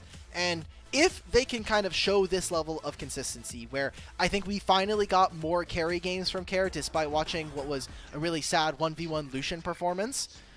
Oh, sorry, I did this last time. This Nico splash art is also very good. So wow. You can take over for this while I'm... well, okay.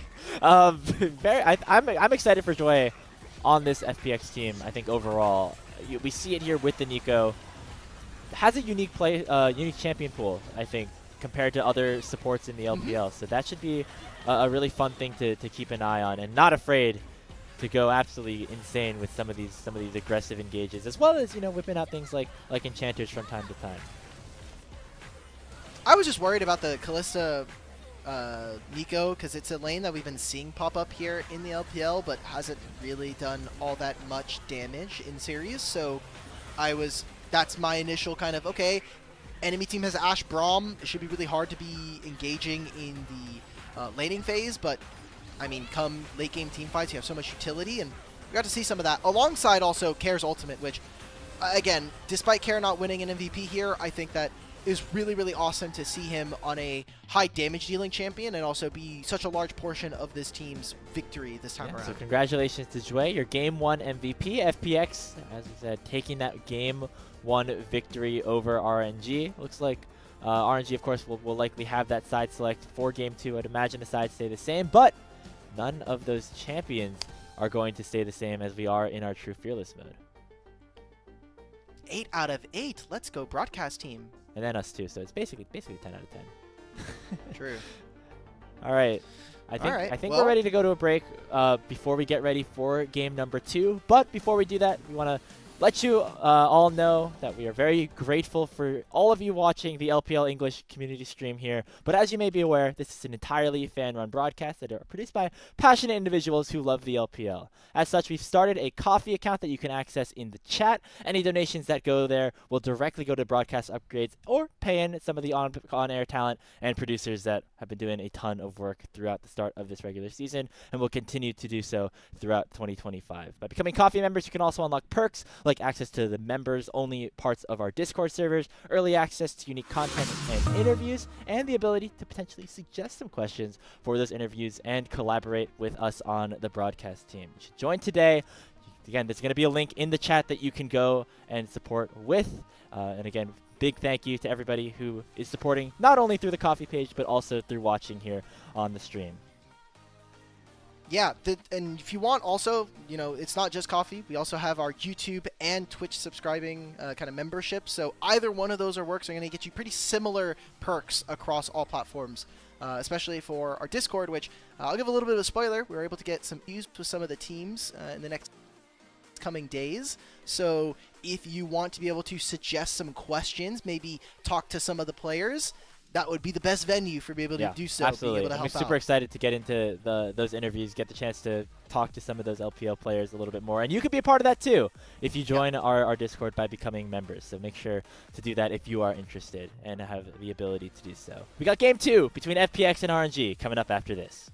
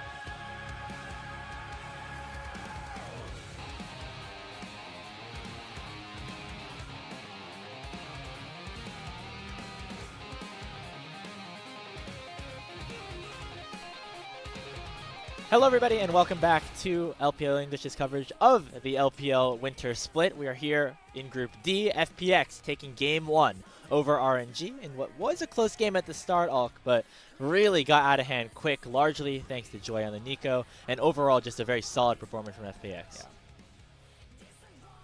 For sure. I'm looking forward to what RNG can kind of boot up as a defense, because typically, you know, being able to roll with the punches, you play a ton of best ofs throughout the year anyway for LPL, but if you lose out on a second game, you do have to start kind of dealing with like the emotional toll of like, okay, we're down 0-2, now we have to win every single game, you have to make the sweep, but RNG, I think, have just not really given me or fans, at least who watched Demacia Cup, a lot to go off of. I want this team to, especially as a legacy organization here in the LPL, just want to see them do well very naturally.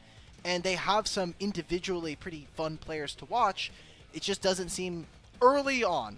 We have 4 games of sample size, so you can crucify me if you want, but there is a lack of team synergy. We said at the top of the show, the first 3 games didn't count, so they're 0-1 right now. So Drew, they're 0-1. They're 0-1 starting in 2024. With the scrims under their belt, with this new year, new me style here for RNG potentially, didn't look that different from what we saw in the Demacia Cup, especially as we got later on in that game.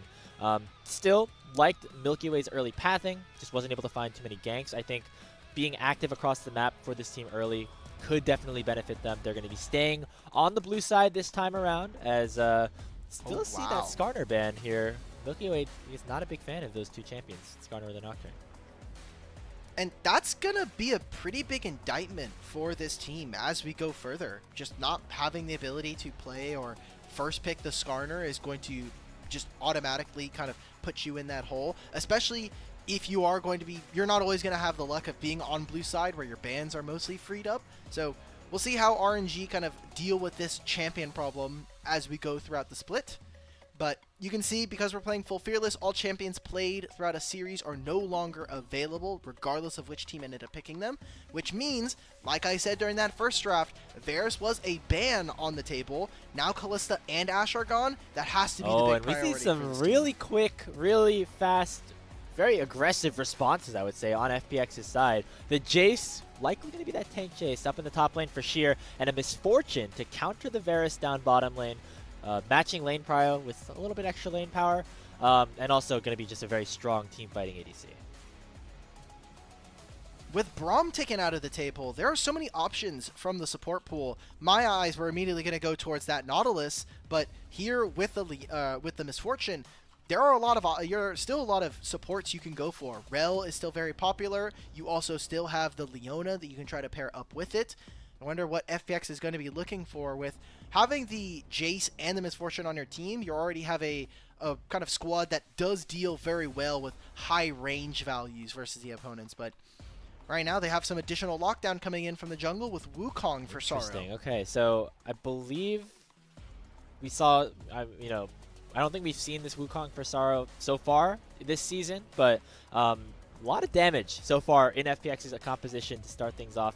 Again, we are expecting more of a tank build from Sheer on the Jace, unless he decides to go back to like the normal traditional style of build. But we've seen that tank build be very, very powerful. I hope he does. It is going up against the Mbessa though, so we'll see how that matchup ends up working out. This is the true matchup we needed to see in Arcane. I won't expound on that. Back end of the draft here, Leona, like I said, going to be a focus for both of these teams. FPX, though, seeming like they want to get rid of some more mages from the mid lane. Taking away LeBlanc is interesting to me, especially with Orianna taken out of the pool. I wonder what control mage matchup they're setting up for that is not a big fan. I mean, you look already, Victor's taken away. You now have Kindred here taken from Milkyway. So getting rid of some potent 2v2s from them, but still haven't really seen what Milkyway and the rest of RNG are going to be going for yet. Looking for that mid jungle. Likely, for RNG. On the other side, FPX still need that support to pair alongside bots. Misfortune, as you mentioned, lots of available options. That Rel would have been one of that you mentioned, but it was taken away with that final ban. So RNG definitely trying to limit the engaged support pool as they saw how much Shui was able to do when initiating on game number 1. Silas will get locked in here for Care. So with the responses now for RNG, Tong Yuan still looking and has the ability this time to counter. Oh, wow. So this is something that I noted during the first game, was the fact that they are willing to give Jue counter pick Jue as we get further on into a draft. And they're doing another system of R5 support here. Here for RNG, though, getting themselves the Akali, so going for a bit of a more fun, spicy matchup in the mid lane. Lee Sin here for Milkyway would... I don't think it's going to do all that much. I think when you look at what this enemy team has available to you, the hammer swing from Jace can be something that kind of stops him in mid-air, but very, very potent. And with how squishy so far FPX have kind of shown with what their HP pools are going to be, this Lee Sin can run over this game. I think what we've learned is that Milky Way's going to be playing carries most of the time here on this RNG roster. It was Viego game 1. Lee Sin here in game 2 are going to be very impactful, do a lot of damage in that early stage of the game. Final pick here for Jue, as you mentioned, will be that Rakan to round out a very solid overall composition for FPX. You got a lot of engage and a lot of really solid team fighting. I feel like this is going to be a game where Bot is not going to have very many options to actually use Misfortune Ultimate, because in a lot of instances, Misfortunes, especially in professional play, are always looking for kind of the perfect angle. The one where the enemy team is completely crowd controlled, they can't actually stop you from utilizing your ultimate, and you're under no threat. You look on RNG, and Bessa's gunning it for the backline. Lee Sin is a very slippery carry alongside someone like the Akali. And then you also have Nautilus and Varus. That right there could very easily outrange you. So I think that this might be very problematic for someone like a lot of ability to disrupt on that RNG side. The question is, can they do it? We saw them kind of not be able to find too many of those opportunities in game number 1, which eventually led to FPX kind of taking over that game. Now got a couple more tools. Eyes certainly on Milky Way in the early stages of this one. Has to make something happen on this Lee Sin to help RNG stay ahead.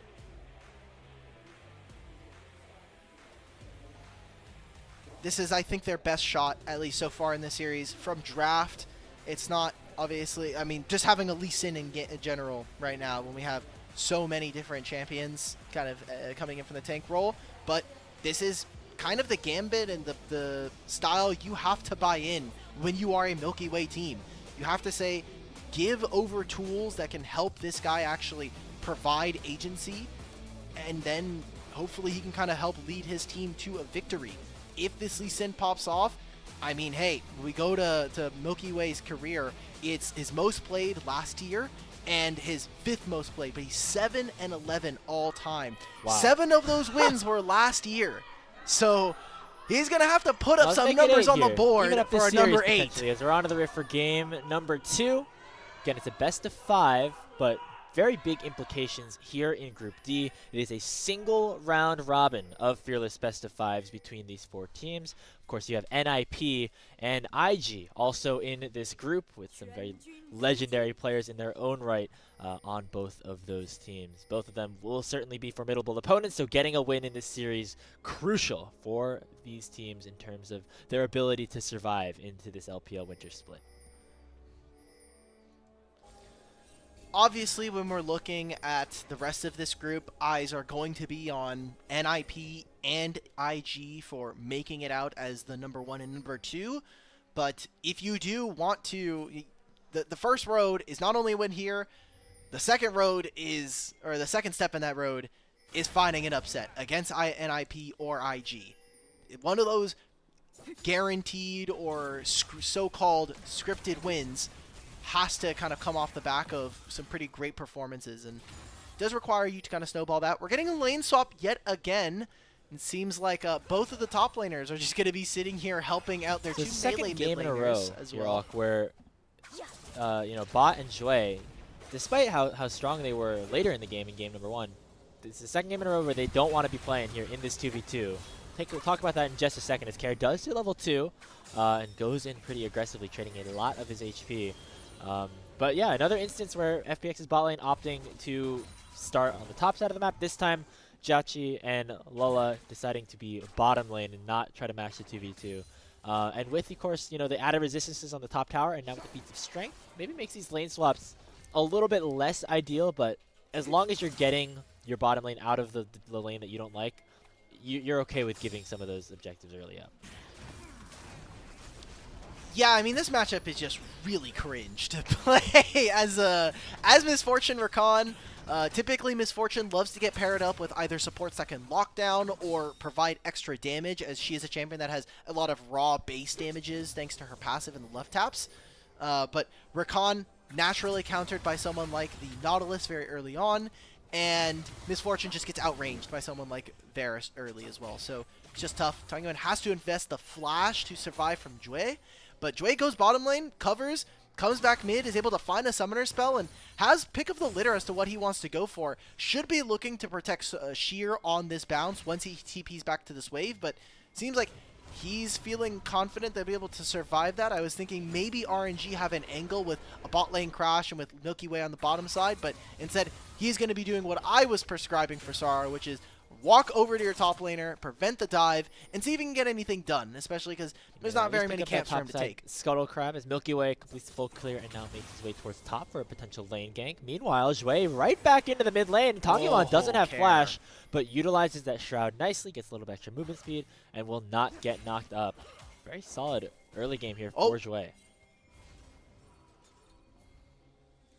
Bot was getting a little afraid there. I was looking at the mini-map, and I just see Mbessa's icon overshadow Misfortune's, and I'm like, that should never happen. As a Misfortune, as an 80 carry, I never want to see Mbessa on top of me, at least in-game. So RNG already taking control of the top side of the map. We got a minute and a half before any grubs are spawning, and I would say something about mid-priority, but we're seeing Silas versus Akali, so yeah, that's not really a big focus in this game. Not focused on the lanes itself, more on what they can do after they are able to get out of their lanes, whether it's impacting the top side of the map or the bottom side, or just helping their junglers out by any means necessary. You see Tangyuan going for that early Oblivion Orb to prevent some of the healing that would come through by the W of Care. So that's an early adaptation. On the other side, Care, the much more defensive-oriented first base. I don't know if that's going to eventually turn into like Spectre's Cowl or something, or if it's just... Yeah, I know, exactly. He's got the Lucian tech from the 1v1 down. He's about to get a Negatron cloak, and we're going to be chilling for this game. Oh my god, Tangyuan, what is this? What is this item? Yeah. We have built Oblivion Orb. Oh, we're back this in the is meta, like, boys. yeah, we're this is back like good old-fashioned 2022 discourse back in the day. 2022, yeah. When was Worlds in New York? It was 2022 or 23? All right, yeah, we're back, boys. We're back to healing runes. All right, let's see if they can maybe get this dive down. Miniwave's in a bad spot, though. They've already cleared it out. I think it's a pretty but they tough walk look right in, and that's RNG. going to just be an easy kill. All Lola right. finds the dredge line without even having to go under turret, and Jue will fall. First blood, RNG. That's a feat, and they're going to go for this dive. Jachi is going to look for something under this turret. Yeah, they start still the dive have off the Nautilus. with Lola. Now Sheer, still very tanky. Remember, he's going that tank build, still alive, but finally will go down with Jachi claiming that one. So 2 kills here in the early game for RNG. This is a much better start than game 1. Okay. So they get the first 2 kills. They'll get a bit of chip damage on this turret, and if they're also able to grab the grubs, maybe they can look for that first turret pretty early on in the next 5 to 10 minutes. Insane mind games coming in from Sorrow means that he actually escapes Mbessa looking for him. Milky Way, again, like we were saying, getting those grubs early, and as much damage as we can see from RNG, I think that this is going to be a pretty reasonable amount of camps already taken here. Great job from again. World. So we're now looking most likely at a 9-0 grub counter if you include game number 1. Milky Way doing a very good job at controlling that objective. It's going to help now that his top side has gotten pretty far ahead, or Jachi at least on the Varus, who's now making his way towards the top lane to match bot and Jue. You see the pings as well, utilizing the priority coming in from their top side. They really want to make an invade onto the top side of the map, find out which camps are available, see where Sorrow is. Seems like he's not that far, although most of this is going to be kill, gold, and experience here for Milky Way. He's just trying to find a single camp that'll give him level 6. That'll be the Scuttle Crab here sitting in the topside river. See if it actually, I think it should be close to, no, not yet actually. Still level 5. No, he levels up as he heads back to base. It took a second for the There it is. for the game to update there on the left side. It's because the Scuttle experience, the way that it's not just like the kill, but Yeah. the little soul has to like walk over to your body. It's great. So I love Milkyway I love jungle. Already, camps. much better start in terms of finding kills, but he's gonna sacrifice that with some of the camps that he has. Sorrow currently up in farm, but there's still a lot of camps for Milkyway to take on the map. Should be able to farm himself up rather nicely in this one. FPX on the other side of the map, we're able to take that first dragon, and so that is the trade that they've made. Jiatsu and Sheer duking it out a little bit down there. I love the arcane skin for Sheer. If you have all the skins available at your disposal, you might as well use the newest, coolest one. Oh, for sure. And Arcane Yeah. Survivor Jace is just a good skin. Like it has such great effects. I personally can't play it because every time I look at Jace, I just get lost in his The eyes. eyes are the eyes like It super just comes with the noticeable when territory. you're- I mean, I feel like he's pretty. no, but I think about Arcane Survivor from the hit show Arcane. Just brings on back all Netflix, the memories. and like it just you get sent into a like, flashback. yeah, I'm just getting flooded with all the Right. JVic art that I've been consuming for the past little bit. Okay, so for yeah. your own safety, you stray away from that for a little bit. I would love to play. I love playing Jace. Jace is a lot of fun top lane, just not Arcane Survivor Jace. It's yeah. I want to be able to focus. I want to be able to last hit minions, and that's just not going to be the case. However, we are seeing a potential top invade. Maybe there's a dive here. I think this might be a little worrisome. The damage profile is there for someone like Bot if he lands an entire bullet wave, but. This 2v2, oh my god, Lil almost got that on the Druid. That would have been very questionable because as soon as any bit of real CC lands, we're just letting these ultimates Yeah, the rip chain of from corruption, side the of blight RNG. stacks. You can see the on-hit build going to be the one here for Jiachi. So, gonna do just a ton of damage with the chain of corruption coming through. Meanwhile, you know how we were joking about the Lucian build coming through for Care? Looks like we weren't really joking. That's gonna be a Hall of Radiance first item as now Bot's in some trouble once again on the top side. Lola starting the engage. Nice kick from Milky Way, and Jiachi will claim the kill.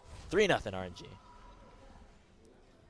3 kills going over to Jiachi, this bot laner for RNG. We saw them in the Demacia Cup, and I thought, hey, like this guy actually might have some hands. There's some good team fighting from him, and so far the laning phase has really been accentuated by the fact that he's had so much jungle attention. So great job from RNG. This is more action than we actually saw from them in that last game combined. So this is kind of the lane that we want to see RNG really start to operate in, especially with I mean, look, you're never getting a kill in mid with the build that Care is going for. He got so inspired by Sylas and, you know, Sylas stealing mechanics from enemy Yeah, teams that exactly. He's like, I'll just steal the Jace build straight up. It gives you some Hollow wave speed, I Radiance, guess, why not, which man? is going to be helpful in terms of getting early push and hopefully impacting side lanes quicker, but not a lot of damage to impact those side lanes with. Let's take another look at this play up here on the top side of the map. Looks like, I think it's going to show the bot lane for FPX staying. Yeah, bot wanted to catch that wave and paid for it with his life. Yeah, I just don't know why he's staying there, right? Like that's definitely an 80 carry moment where it's like, one more wave, guys. I need to get this. If I get this one more wave and the enemy doesn't, then I'm way stronger than him. But you know Lee Sin is on the top side. You just had the junglers contesting for Raptors, and your jungler's also pathing away from you. Your support just recalled. That's just going to be a mistake coming in from bot, and that means he does get punished. That's damage onto the turret, and Goldier's no longer going to have access to. So second dragon does go over. We are trading grubs here, so this means the next epic monster objective, which can be the Herald or the Dragon spawning, will mean a feat of strength for one of these teams. For RNG, it'll mean that they'll get the boot in chance, and for FPX, No, they'll I have think to get for another turret might be here. Although gone here. RNG might even There's just really skip not that. They're just enough going to get first response turret. for FPX. This turret should be gone with this Demolish proc here from Lola as well, potentially, but they're going to let Jiachi finish it up. That is the feats of strength this time for RNG, so they'll get that slight advantage there. And now the question is, do FPX want to fight this? They have a ton of members down here that were initially utilized to try to defend the turret, but once that went awry, looks like they're just going to go reset. Figured maybe we'd get a flash engage coming out from Jue, but that's not going to be the case. Ends up being a turret. Like we said, the feats of strength coming in. I was going to also say that it's not actually a huge upgrade considering only 2 members have boots, and Jiachi did just finish the boots. So probably won't be seeing that actually have any meaningful effects for the next couple minutes, and it does mean that for the time being, we're kind of just waiting. We're going to be in a holding period, especially for the level of action we've gotten from these 2 teams so far in this second game. I think we're going to be looking at potentially other objectives. My eyes, again, have to be on Milkyway. He has been one of the biggest performers, won Rookie of the Split last year, had such a breakout split in spring and in summer. In summer, it seems like that kind of fell off a little bit, and there was just a lot of internal team drama. There was some stuff going on with the former top laner for FPX and the team manager, which was rather unfortunate. But, I mean, it's just kind of going to be a split where I think this year is going to make or break a lot of the international community and a lot of the LPL's community perception on I mean, there's a lot of teams here in the LPL. Not all of them can make it to international necessarily, but I think this is a decent opportunity that Milkyway is going to be put in this time around, and see if you can avoid that sophomore slump that we so often see from players heading into their second season. Right now, it's looking good for them here in Game 2. 4,000 almost is the goal lead, more like 3.5 at this point. For RNG, not a ton to fight for the next couple of minutes on the map. We're looking for that Rift Herald and the Dragon, both spawning at about the 16-minute mark. I think if RNG, and we can kind of do this for both teams for kind of where their roster expectations are and kind of what we expect as a team. For me anyway, I expect RNG to probably be a top 12, top 9 team if they're really overperforming, and anything higher than that really has to come back off the back of maybe some breakout players like this bottom lane with Jiachi doing in work. Xiaoxu's always been a player that I think has been a great middle of the pack top laner for the LPL, but they're going to need to kind of raise a lot of the questions around specifically this mid-jungle duo, as Milkyway has shown that level of performance, and Tangyuan, at least within the last couple of years, this is the first real aggressive play from FPX, and it engage. might go back and bite them in the butt. Milkyway coming in with a beautiful potential response. Jiachi picking up kill number 4 for RNG, and now Shatsu in the back line as well, using the ultimate. Maybe going a little bit too far forward, though. Bullet time comes out. Nice dodge here from Jiachi to prevent himself from going down for a little bit. Bot finally gets the first kill for FPX, but Milkyway's going to make him pay. Oh my god, Milkyway! Survive, finally goes down to the burn, but allows enough time for RNG to clean up the rest of the kills. Those are the hands that I was talking about and that we were looking for RNG. Great job coming in from Morel Never Give Up. A great fight from them where they just execute on all different manners of that. We saw FPX having to overextend themselves, and in this replay, I mean, Saro was just looking for it. He uses the flash. Joshy's under 0 threat with all of this damage going out onto Lela. There's just nothing that FPX can do, and honestly, I just want everybody to be watching Milkyway in this fight. Feels like he's just getting so much great damage. Care does steal the public execution, but unfortunately ends up missing it and puts himself in a dangerous position. I just want to watch Lee Sin here. Boom. Finds entrance. Wow. Ward hops over. Kills Jue. So that's a triumph, Bronc. Care dying there. Gets another one. And it's the red buff tick. Oh, man. It just barely able to find him there, but still a great opening. They get the opportunity to further extend their lead in a situation where FPX were the one to pull the trigger. That's always a good sign if you are the team playing defense, so to speak. So RNG with a little bit more gold in their pockets, almost at 5,000 now in terms of an advantage. Head there down towards this Mountain Dragon. Going to be a bit of a closely contested one, potentially, as Saro looking for a response. Not necessarily in terms of stealing the objective, but maybe a flank. As RNG pulling away from this one, they're worried potentially having this game getting broken open the same way it was at the Dragon Pit last time around. But they have no vision inside the pit, and they haven't really gotten anyone in this area, so unless he's going to go over the wall, there's no one here. Saro now is going to get started. They're going to try and look for this this Wukong. Collapse into the base. Saro has no flash. He just uses the Trickster to get over it. And 5,000 HP, maybe they can go for a Lola reset just here. went way too far forward, had tunnel vision onto the Wukong, and is going to pay for it with his life. Sorrow picking up that kill as Lola thought that he could just continue to run that Wukong down, but the rest of the squad pulled up and said, not today. Milkyway just go for the steal. He has the Q. Everybody's abandoning him, so it'll just be the Oh, junglers look at by the damage themselves. from Bot, though. On the other side, look at the collapse on that end by FPX. Bot took a lot of damage, but is able to claim the kill as Sorrow and FPX now make their way towards the dragon with a numbers advantage.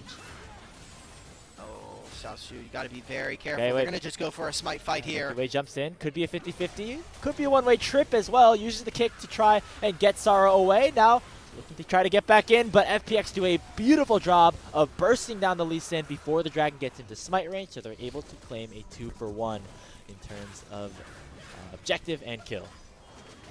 Ah, Grapes, just why? Why are we doing this from RNG? I mean, great escape from Sorrow. Right there, utilizing the vision very, very well. We saw it actually earlier on in this game when he was kind of slinking around the bottom side jungle and then Bessa was looking for him. But Sorrow gets out, is able to actually turn it into a kill onto Lila. And then they start up the dragon. They find a huge pick onto Jiachi, which is amazing. Also get a summoner spell out from him. And then Milkyway, like, for RNG, it just feels like they're kind of trickling into these fights, and now they're just making just big mistakes that are kind of costing them this game. They'll get the Rift Herald here, and hopefully they can turn this into an objective. I mean, we're looking at a mid-tier 1 that is still standing for this team. As we can take this look at this replay, I mean, just great job from Sorrow. He gets so many resources, ends up actually kind of stopping the dragon take here from RNG. There's not much more I can ask for my jungler. I think overall Sorrow's had himself a good series. There was, talks of maybe Shadow coming in to fill this position, but Sorrow was listed as a starter here for the first series of the split, and has performed very admirably so far in this game, especially against somebody as exciting as Milkyway on the other side. For FPX, though, have to kind of see, it's funny because, we started off this with, like, Milkyway versus his former roster that gave him all this glory and was kind of built around him in a certain sense, but FPX kind of running away with the better half of the divorce in this matter, as they're winning out on fights. This is obviously a much slower game comparatively to our last game, but, I mean, Care kind of showing that he's not just a supportive mid laner, he's someone that does have some level of agency in his own right, and while this bot lane hasn't really gotten it all the way through, Bot and Jair, I think, are kind of doing a decent enough job against another rookie pair bot lane.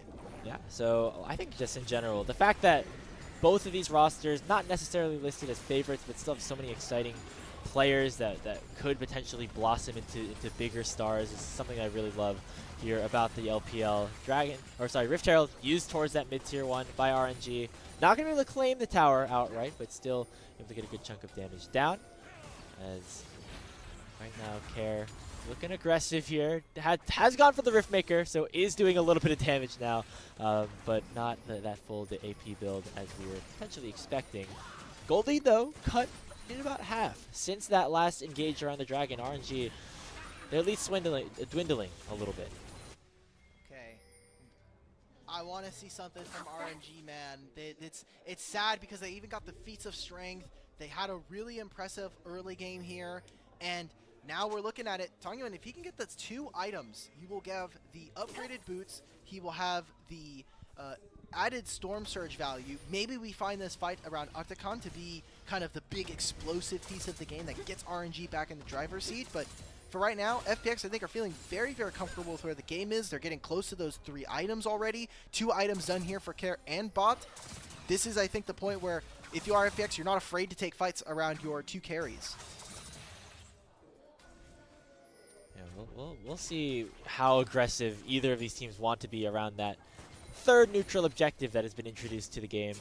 Looks like right now it's just the mid laners kind of assigned to that top side of the map, while the rest of the team hovers mostly around the mid lane to gain priority there. Not seeing too much action right now until potentially that Otacon becomes a factor, as both teams definitely hovering around that top side. Otacon, you're a little lost, bro. Yeah, I was going to say, that's a pretty far trigger range right there.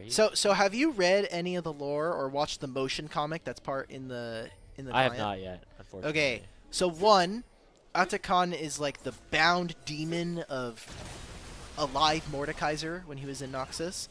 Mordekaiser was a big warlord apparently, and then he revived himself by putting himself in a case of armor, and he basically bent this demon as part of his his second in command, if I remember correctly, was taken down by a demon, and then Mordekaiser, or his old name, basically, he kind of just walked up to the demon and was like, yeah, bro, I'm going to give you these hands, and then you're going to become mine.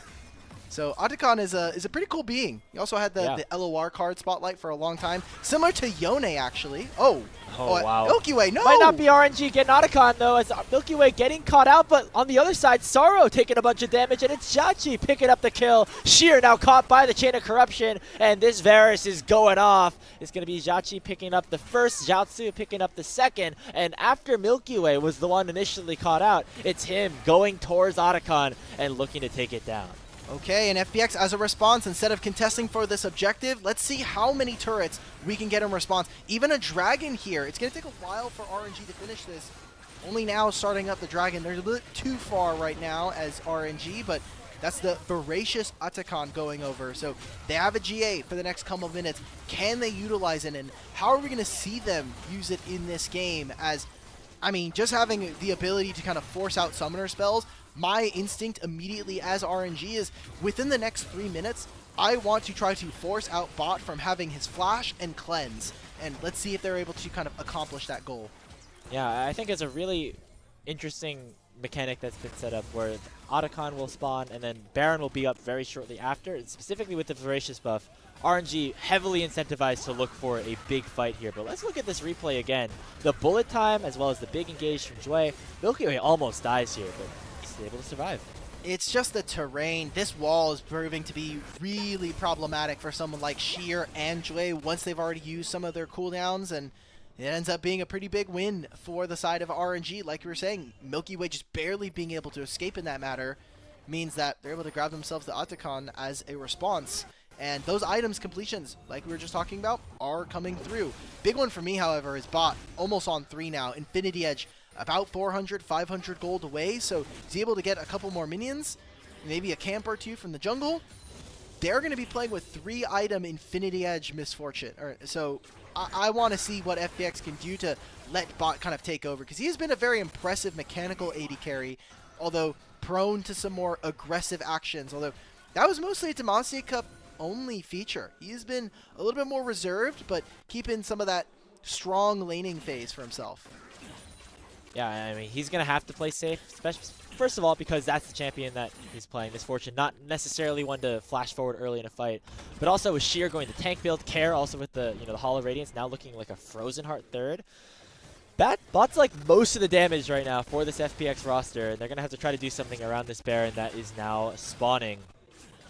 RNG the ones obviously to get there first. It looks like they're more trying to force a fight than actually take this all the way down. Yeah, we're waiting to see what exactly they're able to get. They don't have a ton of vision on flanks as well.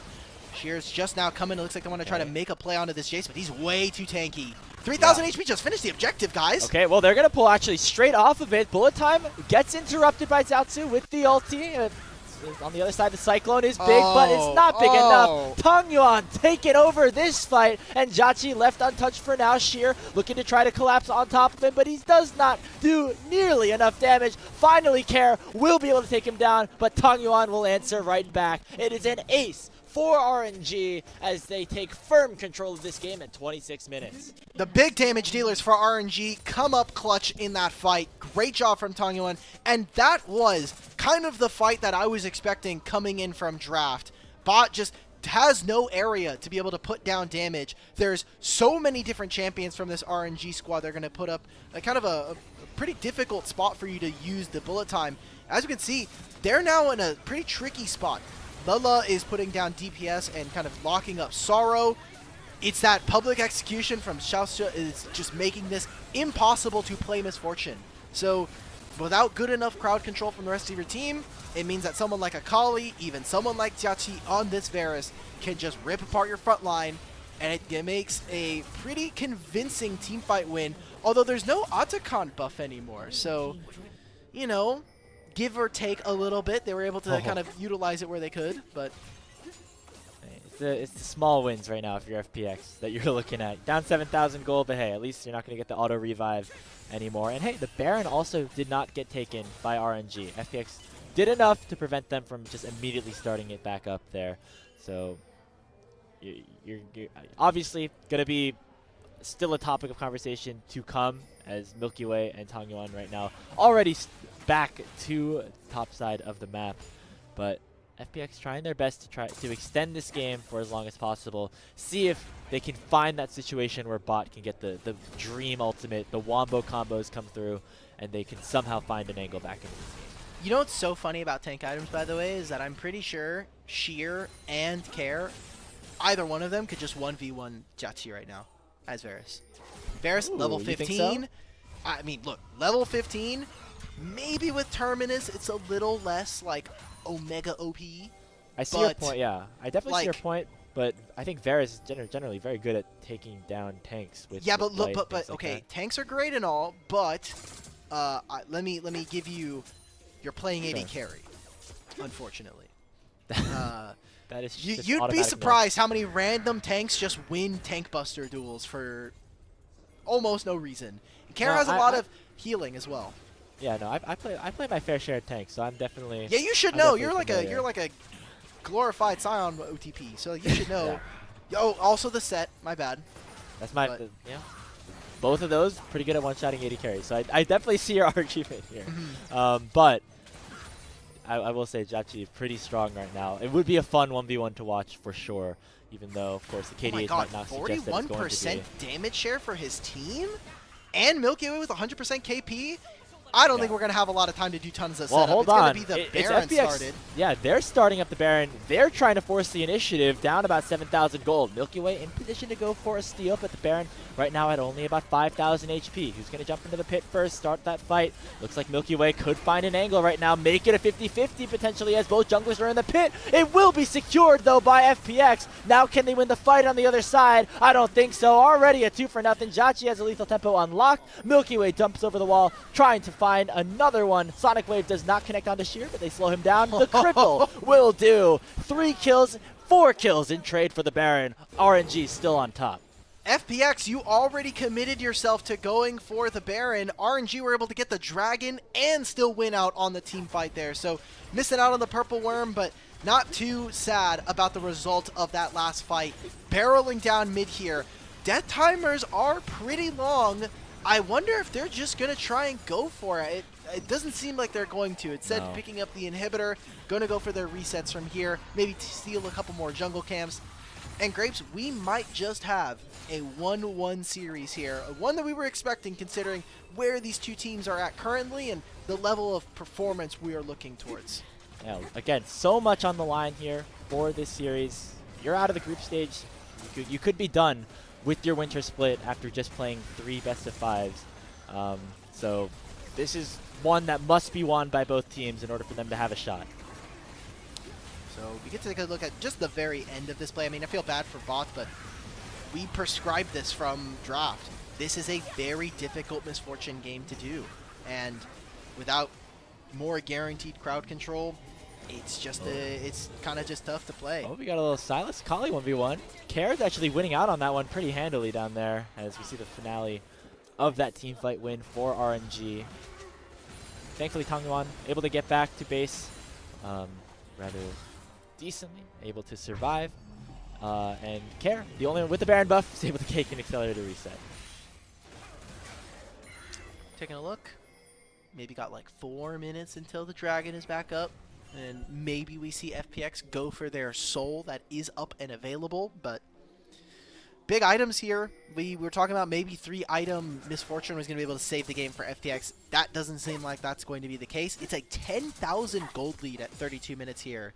And even the boot enchant's going to be, you know, starting to pile on through. Xiaoshu still has not finished boots, by the way. We are 32 minutes in, and because this Ambessa champion gets to just abuse insane amounts of mobility from the Drakehound step passive, just doesn't need them. Yeah, I mean, surprising, especially because the feats of strength were available for RNG, so you get bonus stats on top of that. On the other side, yeah, Jachi actually pick up the fully upgraded boots like very early in the game, so you have very different perspectives on like how powerful this feats of strength is, even within the same team, which is an interesting thing to look at, and something that I'm definitely going to be following in terms of how powerful this new change to the game actually really is. Yeah, it's probably like a 2 to 5% increase in power. 5 is probably on the very, very far end of where I would get probably about put these boots. It's like 100 to 200 gold worth of stats, I think, depending on the boots. So Yeah, it's not nothing. and Gunmetal Greaves, the upgrade that Jiachi has actually gone for, gives you movement speed on hit for a couple of seconds, which into this team in particular, I think is fine, especially when you are playing against champions that are very disruptive, that have so much crowd control and kind of stick on top of you. The Wukong, the Sylas, even this Jace. That movement speed when you hit champions is going to be very nice. It's basically like a mini Phage proc. So I think it's fine. There are definitely some games where you should not be rushing for it. There are only like a couple of Greaves or a couple of tier 3s that you should be looking for to like really get that instant power spike. My eyes specifically, Sork Pen boots, they are hotfix nerfed, but you get flat magic penetration and 10% magic penetration. That's just insane for a 750 gold. Yeah, that's the big advantage. You get, I guess, if the boot upgrades are really overpowered, then you definitely should see them maybe a little bit earlier on. Because the Baron buff wasn't secured by RNG, though, means that it's going to take a little bit of time for them to really close this game out. FPX know this and are looking to be just a tad aggressive as they are awaiting this dragon to spawn. It would be Soul for FPX if they pick it up, so obviously they're in the mood to potentially try to fight this out. Only the mid laners for both teams are missing their summoner spells, at least for their flash, so this is going to be as even as a fight as it's going to get for FPX. They've got items. Xiaoshu is nowhere near this area right now, so if they find any kind of pick, it is a good start to this, but Sorrow no longer having the Cyclone means that's going to be a tool gone away from FPX as this dragon gets started. Yeah, full onus of the engage has to go his way, but he's the one actually just targeted out first by Lola, able to escape. Not using that quickness just yet. Meanwhile, Jachi is just one-shotting Sorrow with the Blight stacks. And on the other side of the fight, it's Jiaozu and Tong Yuan, the assassin duo, just obliterating the backline of FPX. 4 kills for nothing. FPX just slaughtered. RNG don't even need to take this dragon. They could just TP straight into the enemy base and even up this series at 1 game apiece. Solo laners for RNG are going to get it done at the end of the day. Great job in that last team fight to find bot immediately. Sorrow gets picked out. And while Kara's sitting here trying to win a 1v2, RNG are going to strike finally their first game here in the second game of the series. We're going to tie this up 1-1, which is great to see after what was a resounding victory from FPX. Very, very well played start to finish here for RNG. They get their first win throughout the entirety of the competitive cycle, if you include the Demacia Cup as well. And both teams now playing basically a modified best of 3 the rest of the way to determine who picks up the first win in Group D of the LPL Winter Split. I mean, I'm just happy that we got to see RNG win. I was afraid after that game 1, and then even coming into game 2, there are some question marks. I think that RNG's mid-game is not as airtight as it's going to need to be if we're going to see them start to take games against IG and NIP. And for FunPlus Phoenix, I still think that there are a lot of great things that they could have done in that game, but I think the champions that they had, the state of the game that they were in, and some of the supports being gone, right? Like that big focus in the second part of draft where Leona and Rel are taken away, those needed to be, I think, a little bit further up in the priority when you are playing with Misfortune. Misfortune is one of those champions where it's like, oh, strong laning phase, great team fighter, what's not to love? Well, she's pretty immobile and, again, needs those basically perfect fights for the bullet times to really get anything done. Yeah, and on the other side, Jachi got set up beautifully on the Varus, mostly with the help of Milkyway and the rest of RNG, as Alex wrote, it's what I get for making fun of FPX, okay? Like I'm sorry to I'm like, FPX, he didn't do well, and producer Kai has just decided that I need to get. Just sent you to the Shadow Realm for a couple seconds, let you know how it feels.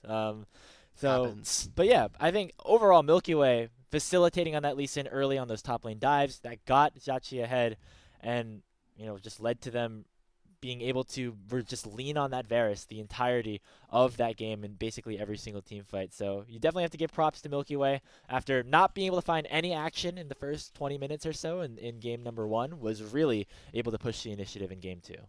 So now we need to see not only from RNG in terms of their adaptations, but this does mean that we're going to at the very least get a game 4, which is a lot of champions going to be banned here. And for FPX, we need to see not only Sorrow with a champion that obviously kind of gives him those 80 bruisers, that ability to actually start fights, but I just want to see Bot and Jay get a good bot lane matchup for themselves. This was not one that from the laning phase was going to be very easy. We saw the lane swap from them. They got a fair bit of resources, but weren't able to kind of really push Mbessa, especially with how the matchup ended up going. And I don't know. It's just one of those situations where this is just, you're so reliant on someone like Bot actually getting the game over the hump for you. And we even kind of take a look at the builds from our 2 solo lanes here. You have Tank Silas in mid lane doing the most damage on your team. Yeah, and on the other side, it was the Varus doing 41% as we saw, I think, about halfway through. That seems like that number stayed about consistent. So just shows how powerful Judgy was, how important he was for his team. But it was also thanks to people like Milkyway for setting these plays up. I mean, Milkyway just had a really great Lee Sin game. I had my doubts. I was like, hey, don't know if this is really going to be the Lee Sin game to do it, but ends up actually kind of performing. This is the one really big play coming out. The don't look at the care ultimate there. Milky Way finds good purchase onto this backline, sets the rest of his team up to end up finding more of those kills. And trying to think about MVP, we saw the kind of graphics spotlight about 30 minutes into that game, but between Judgy and Milky Way, this is a pretty tight race between the two. Yeah, it's a tough one. I think I'd give it to the Varus just because of the amount of damage that he was able to put out, as well as I think like some of his movement was pretty good. This Chain of Corruption, the second proc of it landing on the Sheer, really broke that team fight open as well for them. So a lot of these little things just by Judgy overall. I would give that would be my vote. Although I could totally see Milky Way also getting it. I'm okay with the Judgy vote. A vote for 80 carries is a vote for justice. So. Yeah. Especially in a game where there's lane swaps. The only other person I would feel willing to give it to is like top laners, and that's mostly just because they have to play against like these tank degenerate champions. And that sounded like a little personal maybe there, but it's okay. No Jace player ever is like, you know what I really want to play? I really want to play Fimbulwinter Undying Despair. That's just not. Maybe, and then I was actually talking about this kind of off air, but I think one of the ways you can try to maybe balance around Jace if you really don't want these tank builds is like nerf his passive, or maybe incentivize his passive to have more armor crush based on how much AD you have. But then I think Jace becomes a little too strong. But yeah, always a little potential fixes, but it's always I think at this point I think the main culprit is just the items being a little bit powerful. Yeah, but then when we nerf tanks, guess who's up next? All the assassin mid laners. Akali, Silas. They keep trying to nerf Yone, but this champion is just OP. Like, those champions start to come back, and then there's no tanks that can stand on top of them and kill them. So, the tanks are simply holding the door for much worse things around the corner. Yeah, I mean, there's always the offshoot tank build. There was Tank Echo back in the day, Tank Fizz, things like that. Like so, whenever those items are powerful, you're always gonna get some weird stuff potentially. We're gonna wait on the player of the game before we send it to break. Looks like we're gonna get it. It is Judgy. Yay! So we are once again aligned with the main broadcast. Go us. Okay, they know 41% damage share. Yeah. The big number there as well. 191% damage to gold ratio means that overall dealt a lot of damage given the resources that he was given. I think that's more of a testament to just how much damage he was doing because he was pretty rich as well. Yeah, I mean 9, 2, and 10. For everybody at home that was like, hey, can we stop doing this dumb bit where you get distracted? Well, guess what? Varus is also my type, okay? So you're not getting away from this, okay? Yeah, the Dark Star one as well. Yeah, I mean, his eyes are literally stars. Anyway, Judgy played well this game. Like, This is these are the two bot laners that when we looked at this group, like, hey, you're playing against Leave, Mako. These are two that are pretty new, and especially if you are an LPL fan, you may not be super kind of in tune with them. But as LDL stars, I think these are pretty exciting names, and their Demacia Cup performances were at least Valorant enough that you can say, hey, maybe these are two bot laners that, given a split, maybe getting into split 2, they can start to put up some real numbers, and we can start to see them maybe move around to some teams that have a need for some fresher talent from the bot lane.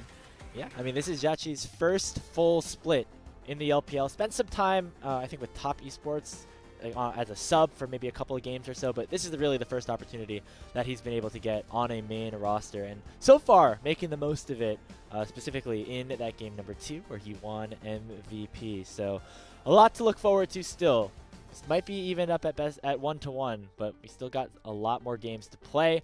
RNG and FPX, two legendary organizations in the LPL, looking for their first series win of 2025. We're going to take a short break, and we'll be right back with the Game 3 draft.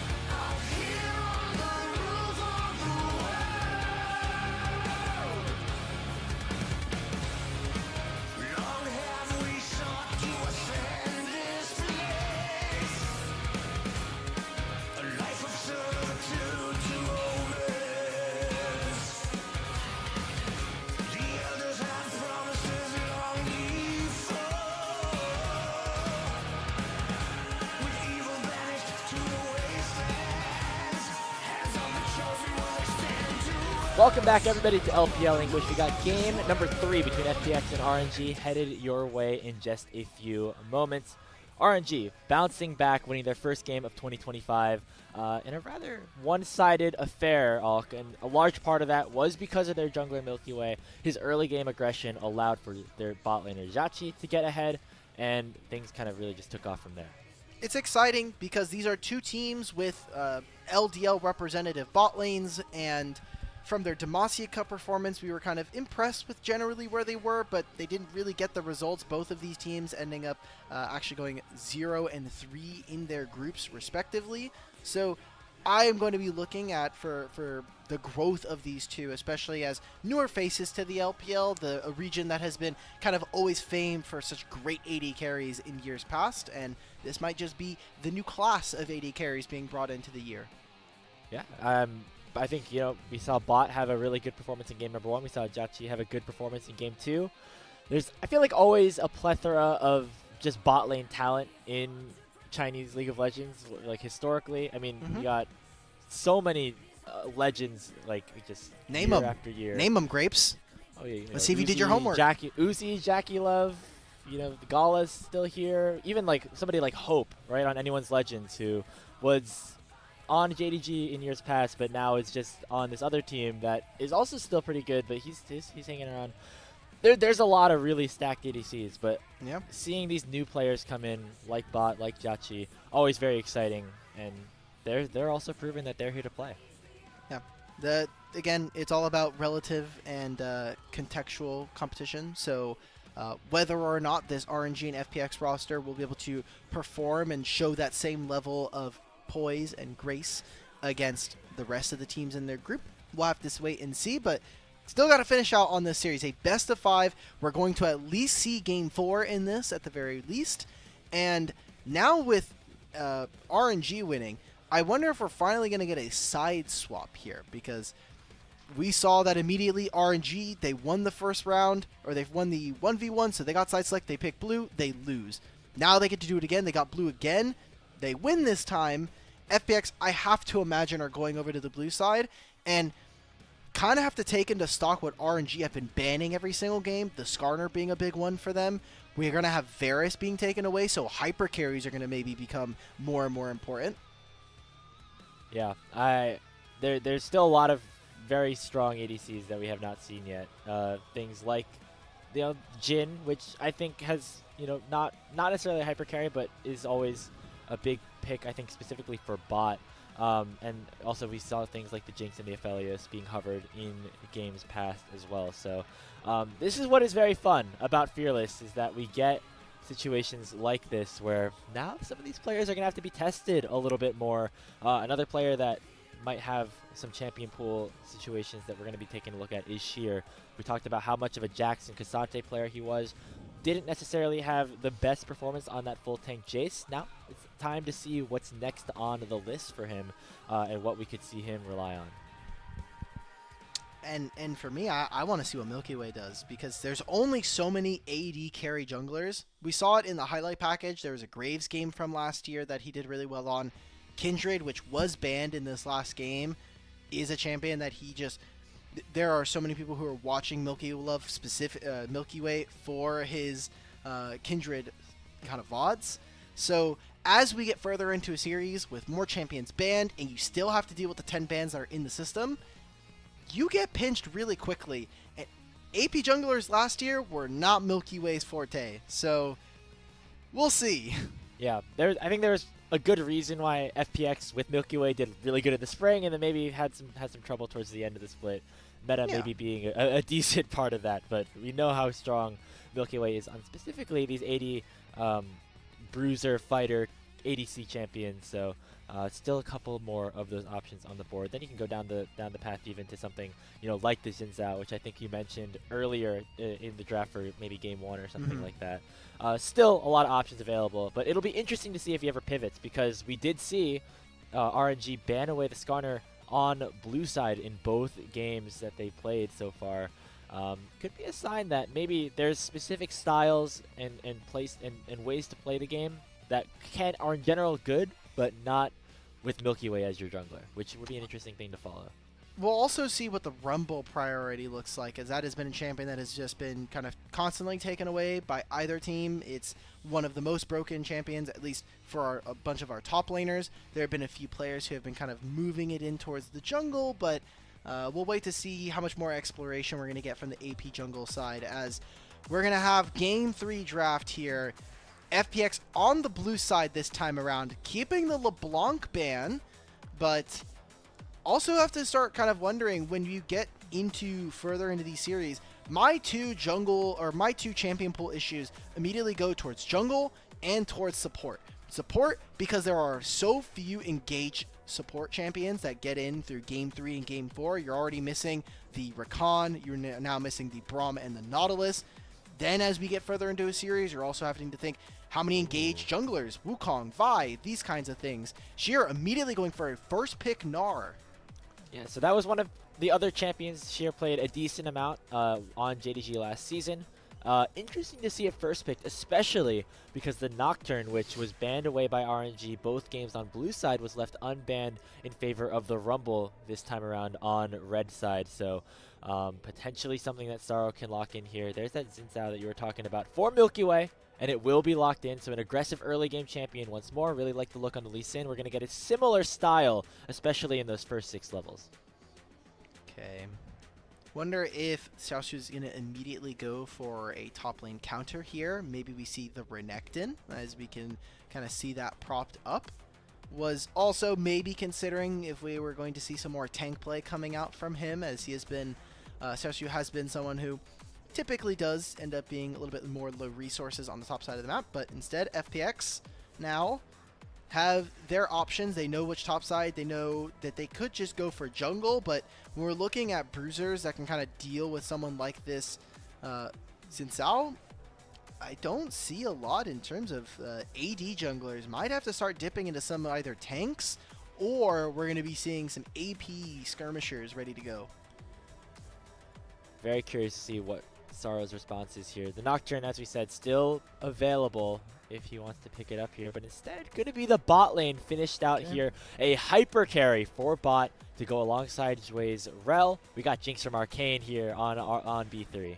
That's only to be expected. It's what we said at the end of the last game, was with all of these aggressive lane dominant AD carries, Jinx and the like just start to kind of pop on through. There's no Kalista to deal with the early laning phase. You don't get outranged by a Varus or an Ashe. You won't have to deal with the threat of those champions. So great job from FPX. They've got themselves now, I think, a really strong kind of mold that they can play around. You have this Gnar for strong laning phases. You have this Rel and this Jinx. Now we just need to see a mid-jungle pairing from FPX that can kind of bring the firepower and still allow for those resets.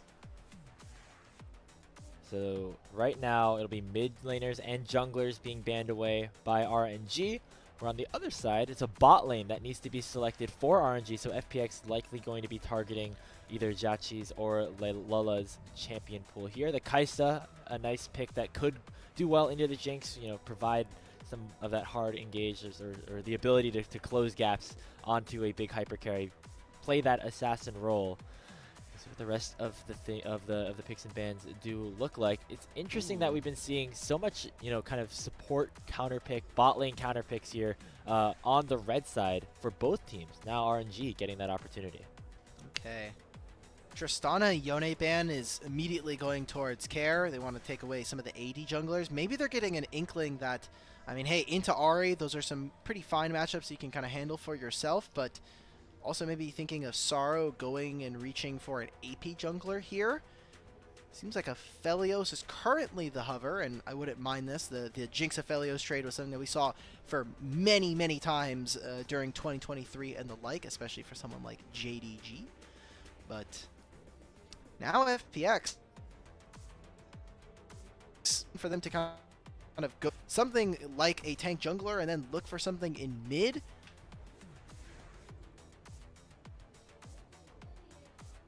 I'm just looking at the hovers right now. Saro maybe going the Master back. E was too much, man. Yeah, I was like, okay, now I just don't want to say anything as soon as I see that hover, because that means I know that he's not being 100% serious. But it will be the Sejuani locked in. This was something that Saro played during the Demacia Cup. More facilitating, obviously. Not a ton of synergy, though, with the rest of his team. Typically, with Sejuani's, you want to have at least 1 or 2 melee solo laners, but you're going to have a lot of ranged options this time around, with that Gnar being kind of that hybrid, but mostly going to be dishing out ranged auto attacks. I'm okay with a Taliyah here. Just when you look at what RNG has, it's great for the laning phase here versus an Ahri. If you do get into a situation where in a side lane you kind of have to deal with the Ahri, you could just drop the Unraveled Earth. It's very difficult for her. And you look at what RNG have, they're going to have to be stepping into this Unraveled Earth. All of these pebbles right there to kind of either set up for a knockup or stop them from using long-range engage tools. I like this as an idea from FPX. And with Sejuani alongside this Rel, there's a great enough front line with FPX that I think that this Jinx should be able to carry these fights and allow for these two great AD carries so far, these great rookie AD carries, to kind of put it all on the board, and we get to see maybe some of our first front-to-back traditional team fighting. This is what I love about true Fearless in this way, especially over a 5-game series, is you get different looks, different kind of metas. People have to go pretty deep in the pockets. Like, Aphelios Thresh is not a bot lane that we've often seen now, but back in like 2021, that was like the A1. That was the best possible combo, as now we see Jachi and Lola get the opportunity to pull it out. As you said, front to back team fighting. Gonna be the name of the game here this time around between these two teams. Looking at specifically Milkyway once again on this Xin Zhao. How aggressive can he get? Because it worked really well for him to help snowball RNG's lead in their win so far in this series. All time, Milkyway is 18-6 on this Xin Zhao. So 5-3 in the last year, but pretty insane. Second most played as well, 75% win rate. Disgusting numbers to be putting up on the board for a player that we have a lot of expectations for. Like you were saying, don't really want to see the sophomore slump from him, and he is in a position where he kind of has to be more of a vocal leader as well as an in-game leader for this team to find success on the side of RNG. And here we are, on to the Rift for game number 3. An effective best of 3 the rest of the way. Whoever takes 2 of these next 3 games will be crowned the winners of this first series in Group D of the LPL Winter Split.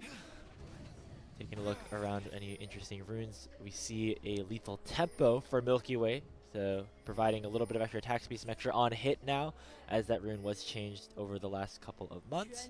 Otherwise, everything looking pretty standard, and looks like, for the first time, Alex, standard lanes, level 1. We also have a Thresh in this game. We didn't talk about it just because we were talking about some of the players and what they were able to do, but we have a Thresh. Thresh has not been very popular. I've been personally outspoken that this champion is a glorified cannon minion.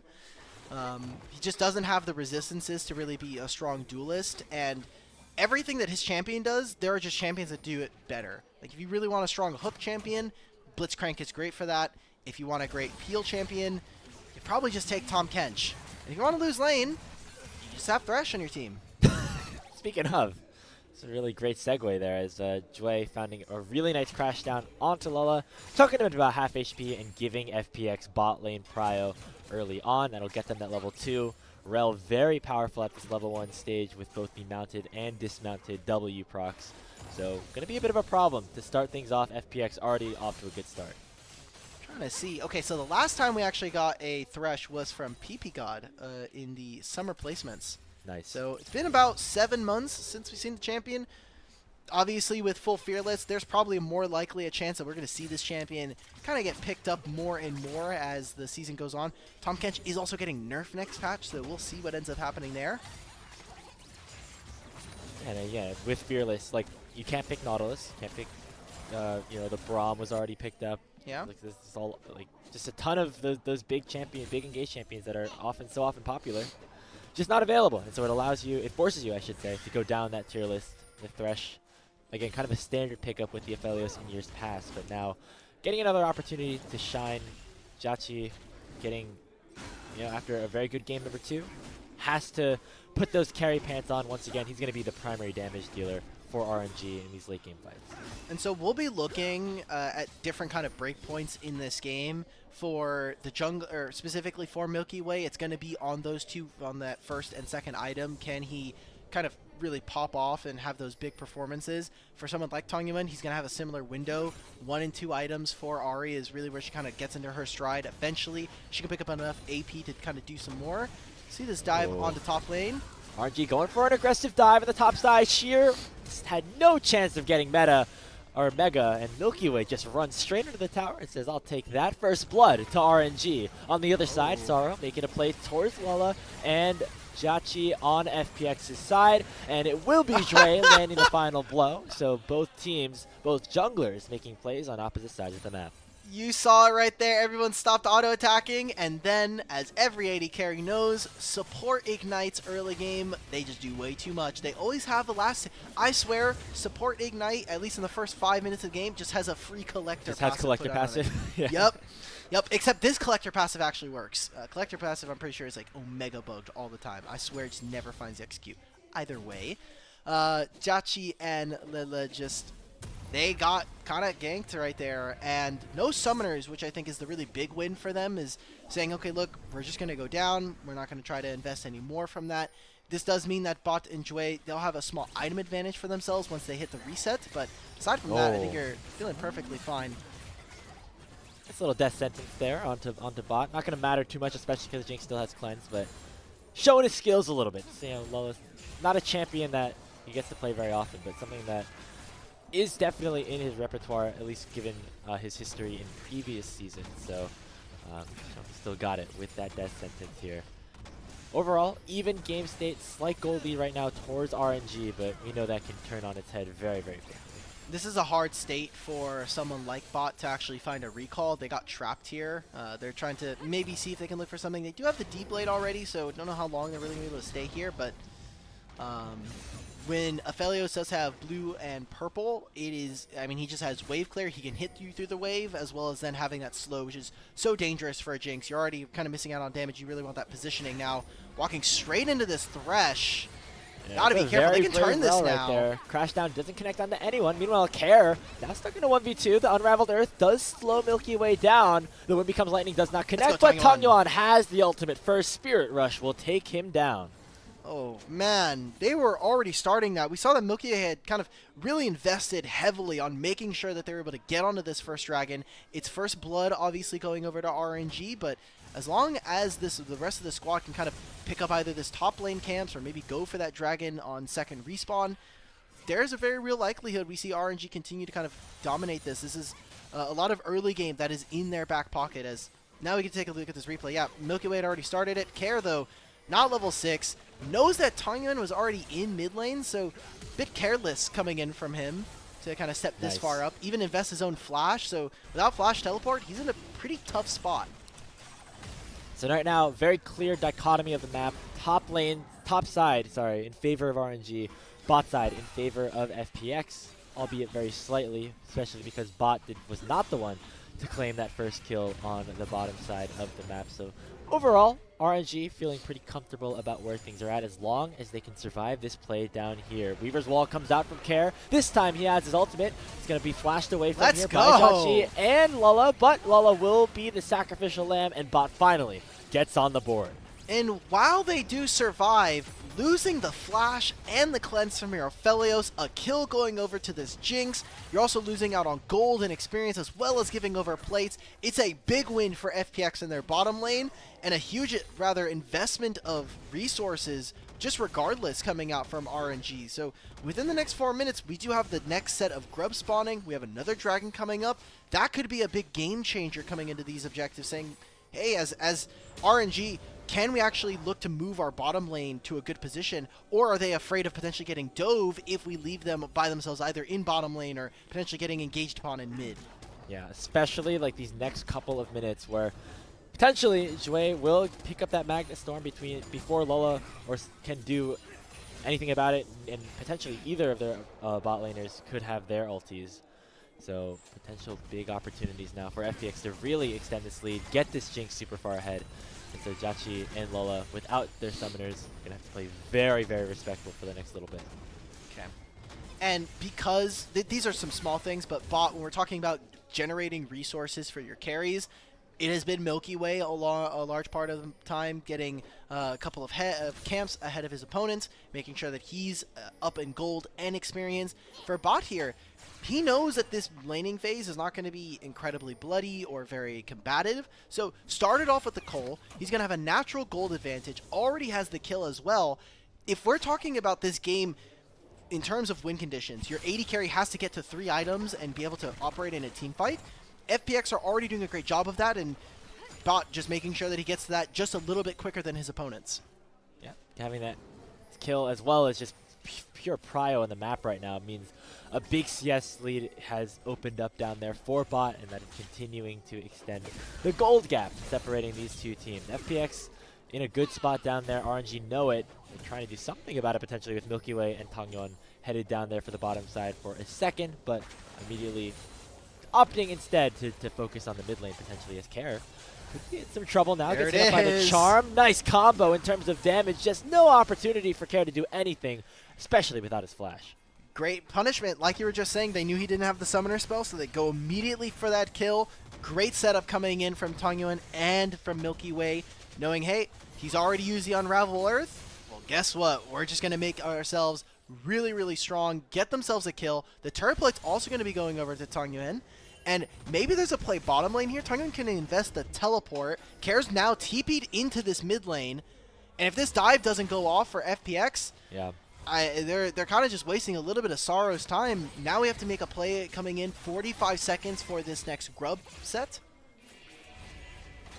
So, giving credit where credit's due, even though we've talked a lot about Bot and Jue, RNG in the lead right now in terms of gold, and that's because of what they've been able to do on this top side. Zatsu having a good lane, of course assisted by that dive that was put forth by Milkyway. And now, of course, Milkyway impacting the mid lane as well with Tangyeon getting on the board. We're going to try to rotate the bot lanes here to allow for FPX to have an opportunity to even up this grub count, put some more of their power in the area where this major objective is about to spawn. I want to be looking at Sheer in this fight, coming into mid lane, wants to try to get a little bit of his rage bar up before he looks for anything. And we still have this incredibly deadly duo of Tangyeon and Milkyway, but they're just not in a position. Maybe they want to try to catch them off guard for anybody who's moving towards the bottom side of the map. But it is going to be 3 of those grubs going over to FPX, which is another epic monster objective taken, and that puts them at 2 apiece, which is 1 more away from getting themselves a feat of strength. Yeah, so it looks like the trade will be RNG instead opting towards getting some plates down on the bottom side. Zatsu actually picking up 2 by himself and going to be assisted by Tangyeon for the 3rd, and also allowing for RNG to have prime positioning around this. Oh, they're just going to try to force that would for get them it. that whole next major objective, and yeah, they're going to win this race easily, especially because they got such a big head start. So FPX might be able to get some plates on the other side in response, but that is already RNG, I believe, picking up that feats of strength for themselves. Yeah. And the teleport comes in. I mean, you've got Lila here as well. Xiaoxu should be able to pick up the rest of this wave. Dragon, I think, should be here for FPX. I mean, for RNG. Milkyway are in the position for it. If FPX are not able to get either a kill or maybe force some more summoner spells out from this, this is a huge win for RNG. So they are overloading towards this top side of the map and just not able to find anything. Zatsu pops the ultimate. Lola throws out the Dark Passage, and just nothing comes of the 4-man play of the top side of the map. So Milkyway now able to pick up this dragon as well. I think you can make it 3-0 in terms of the feats of strength, although that doesn't necessarily add anything. Rocket just not nearly in time. Yeah, doesn't end up getting the steal. And someone that we haven't really been able to do too much of a spotlight with where the series has gone and just, generally how this has been, Tangyeon has a pretty massive advantage over Care here. Now has 1,300 gold for himself, has the 2 kills, has already finished the Malignants as well as having those upgraded boots. He has a huge kind of game to play here as one of the main initiators and one of the big damage dealers for RNG in this game. Him and Milkyway having to be the two-way punch for this team does mean that we're going to have to see him. Can he keep this lead? Is he going to continue to kind of exert the amount of pressure that we want to see from an Ahri in this position? And if he's able to, that could be the road and the path for RNG to kind of snowball this game state into a victory. And not just this game, but also just the future of this RNG squad as a whole, if they can rely on someone like Tangyeon as a reliable carry, because we mentioned it during the 1v1, we mentioned it during his struggles in Game 1 against Care, but Tangyuan historically has been really a utility player, and in this game where Jachi has been put so far behind and he has this big lead, he really needs to step up and have a big game if they want RNG to go up to match point. Yeah. So 3 minutes before Dragon, 3.5, 2.5 here for the Herald that's going to be spawning. And a rather low kill game here, so probably another voracious title coming through for Atakan. Yep. Wonder if it's going to mostly be around the bottom lane this time. We've had 2 games in a row of Atakan topside, but with no lane swaps this time around, would not be surprised to see it on the bottom side, and that does put a little bit more pressure on making sure that this turret, I mean, the fact that they got the tier 1 turret in bottom lane does give them a slight map advantage towards setting up for this objective. It's on the top side of the map. Alright, I hate this game. I love like Atakan so much, man. Oh, there were some nerf. top lane dives and things like that. I feel like it makes decent sense this time around. Sheer taking a beating as well. You talk about you know, a soul laner from RNG having a big lead. Jatsu also really, you know, doing good for himself up there. A lot of that gold is just turret plates, right? Like he doesn't have an overwhelming lead. It is 20, 25, similar to what we were talking about for Tangyuan, but Tangyuan has some of that gold being supplemented by the fact that he has kills. Xiaosu has been, for the most part, pretty alone this game, barring some protected turret dives with his support Lila. And so he is just getting a lot of work done by getting relevant damage onto structures, which is great. He's doing a great job. This is kind of similar of a job that we wanted to see from him in that Game 1 on Jax. And this time around, definitely a better spot in lane, at least compared to where he was against Sheer's Cassante in Game 1. Again, Sheer blind picking this Gnar this time around, picking a B1, so he definitely thought that this was going to be a very impactful, very important part of FPX's team composition, but haven't seen too many big plays so far. We'll see, of course, what he looks like in the team fights once he hits Mega, plays with that timer and things like that, but right now it's been Zatsu kind of dominating this lane. So this is the nerd in me, and we'll see as they're trying to go for the setup with the teleport here from Tangyuan around the mid lane. There's no objective to play for. Oh, it is the Herald spawning in 20 seconds, but I kind of want to see if I know they can't know, but I need the Chinese observers to please click on Jiaqi, because I want to see if he is going for like the lethality maxing out Aphelios build, so like going for Emax second, or if this is just going to be a normal, pretty standard game from him. I kind of want him to be targeted so I can see how much attack speed he has, because he only really has the Berserker Greaves as his boots or in choice in terms of attack speed. So, but that build is really dangerous, especially since there are some tanks. Alongside this Collector, you have so much armor penetration early. It is something to think about. RNG looking like they want to try to fight for this Rift Herald, but a really nice Weaver's Wall separates Milkyway from the rest of his team. Thankfully, the Crescent Guard allows him to mitigate a ton of that damage sent out by Care. Now Tangyuan dashing over the pit, finds the charm just onto Sorrow, and Sorrow is taken down. That's the jungler for FPX out of the picture as the Rift Herald is alive. Does Tangyuan go for it again? Doesn't land the charm this time, but Herald is up and available. This has been a really well-played game coming in yet again. Milkyway utilizing that ultimate makes it so it's impossible for FPX. And now they're just playing in a fog. And it's played beautifully combined with Lola. Joey is able to get out safely though, and there's Sheer hitting Mega Gnar and landing a 2-man stun into the wall. Now stuck in a 1v3 though, just out there a little bit too quick before the rest of his team can respond. Joey trying to buy some time with the Max Storm. Bot does not have much mana. Jachi's flashing over the wall, and Milky Way's there to help him out as well. It's a double kill for Jachi, and RNG take firm control of this game in the topside river.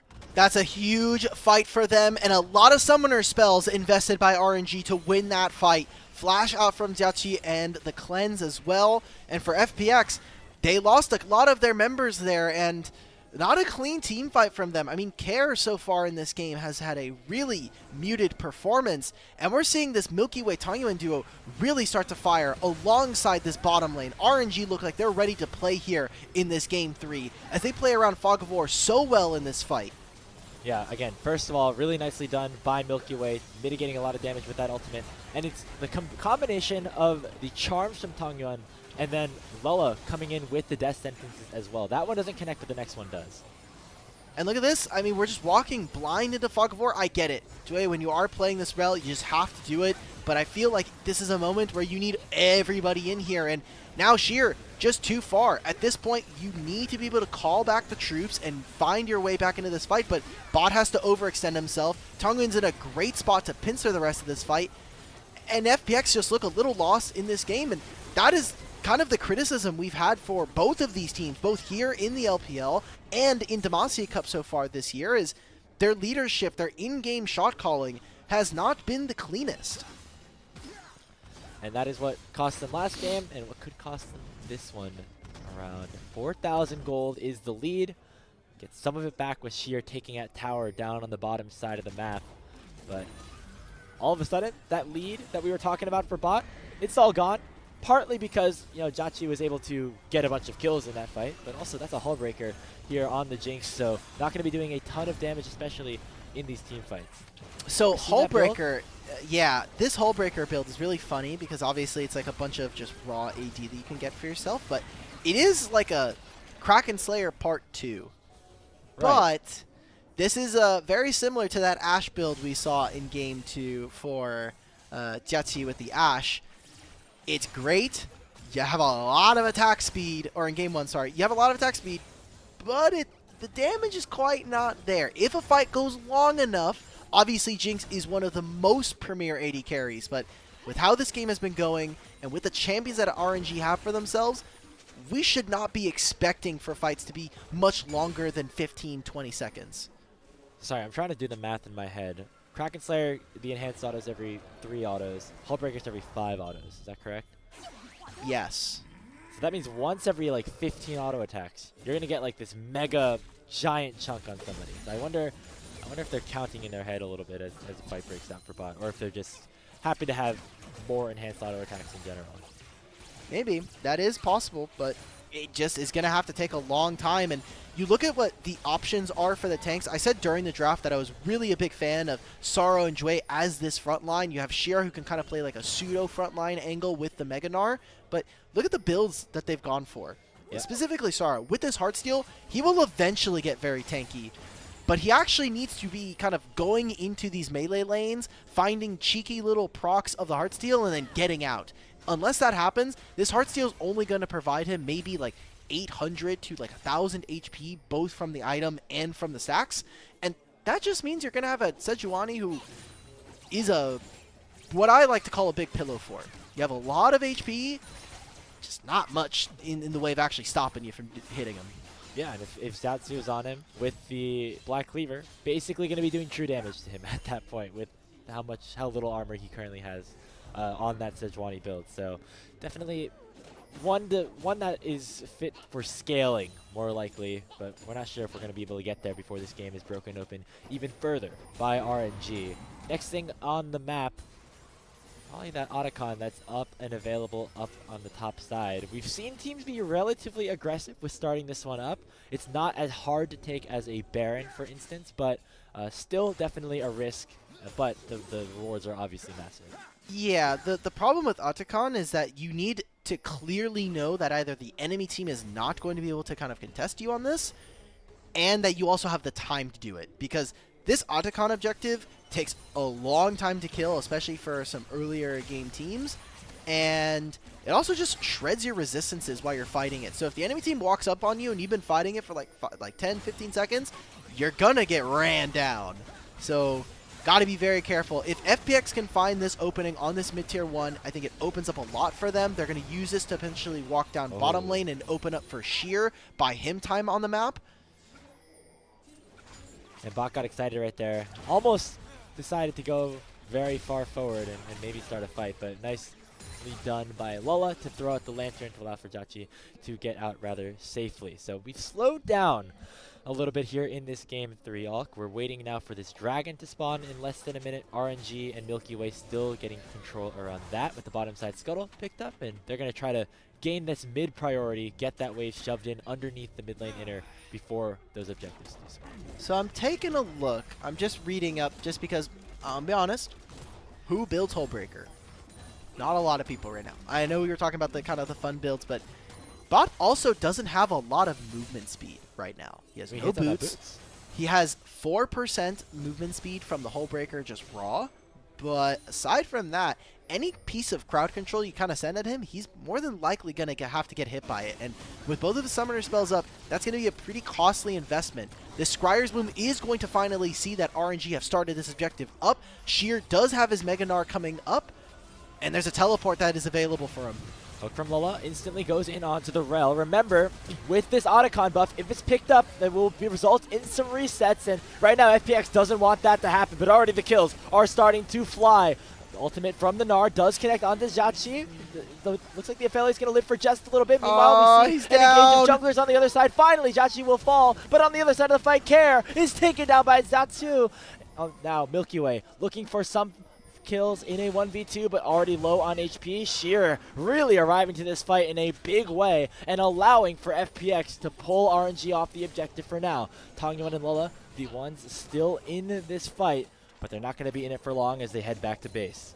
Oh, I was so worried right there because that start of that fight, while everyone's kind of dancing around the Otacon, there was Care getting immediately blown up by Tangyuan. I was like, I don't know if this Lee is going to be able to do all that much, but the fight is split up. And like you were saying, Sheer, this Gnar, providing so much peel for the rest of his team, gets on top of Jauchi and stops him from being able to kind of take over the rest of this fight. I mean, look, it's an Aphelios with Collector and Infinity Edge. That alone is going to be scary enough to deal with, as we start this off with Juid trying to get something from Jauchi, but now there's no Flash, no Cleanse. His engaged champions have done enough for the rest of his team, so a great job from FPX.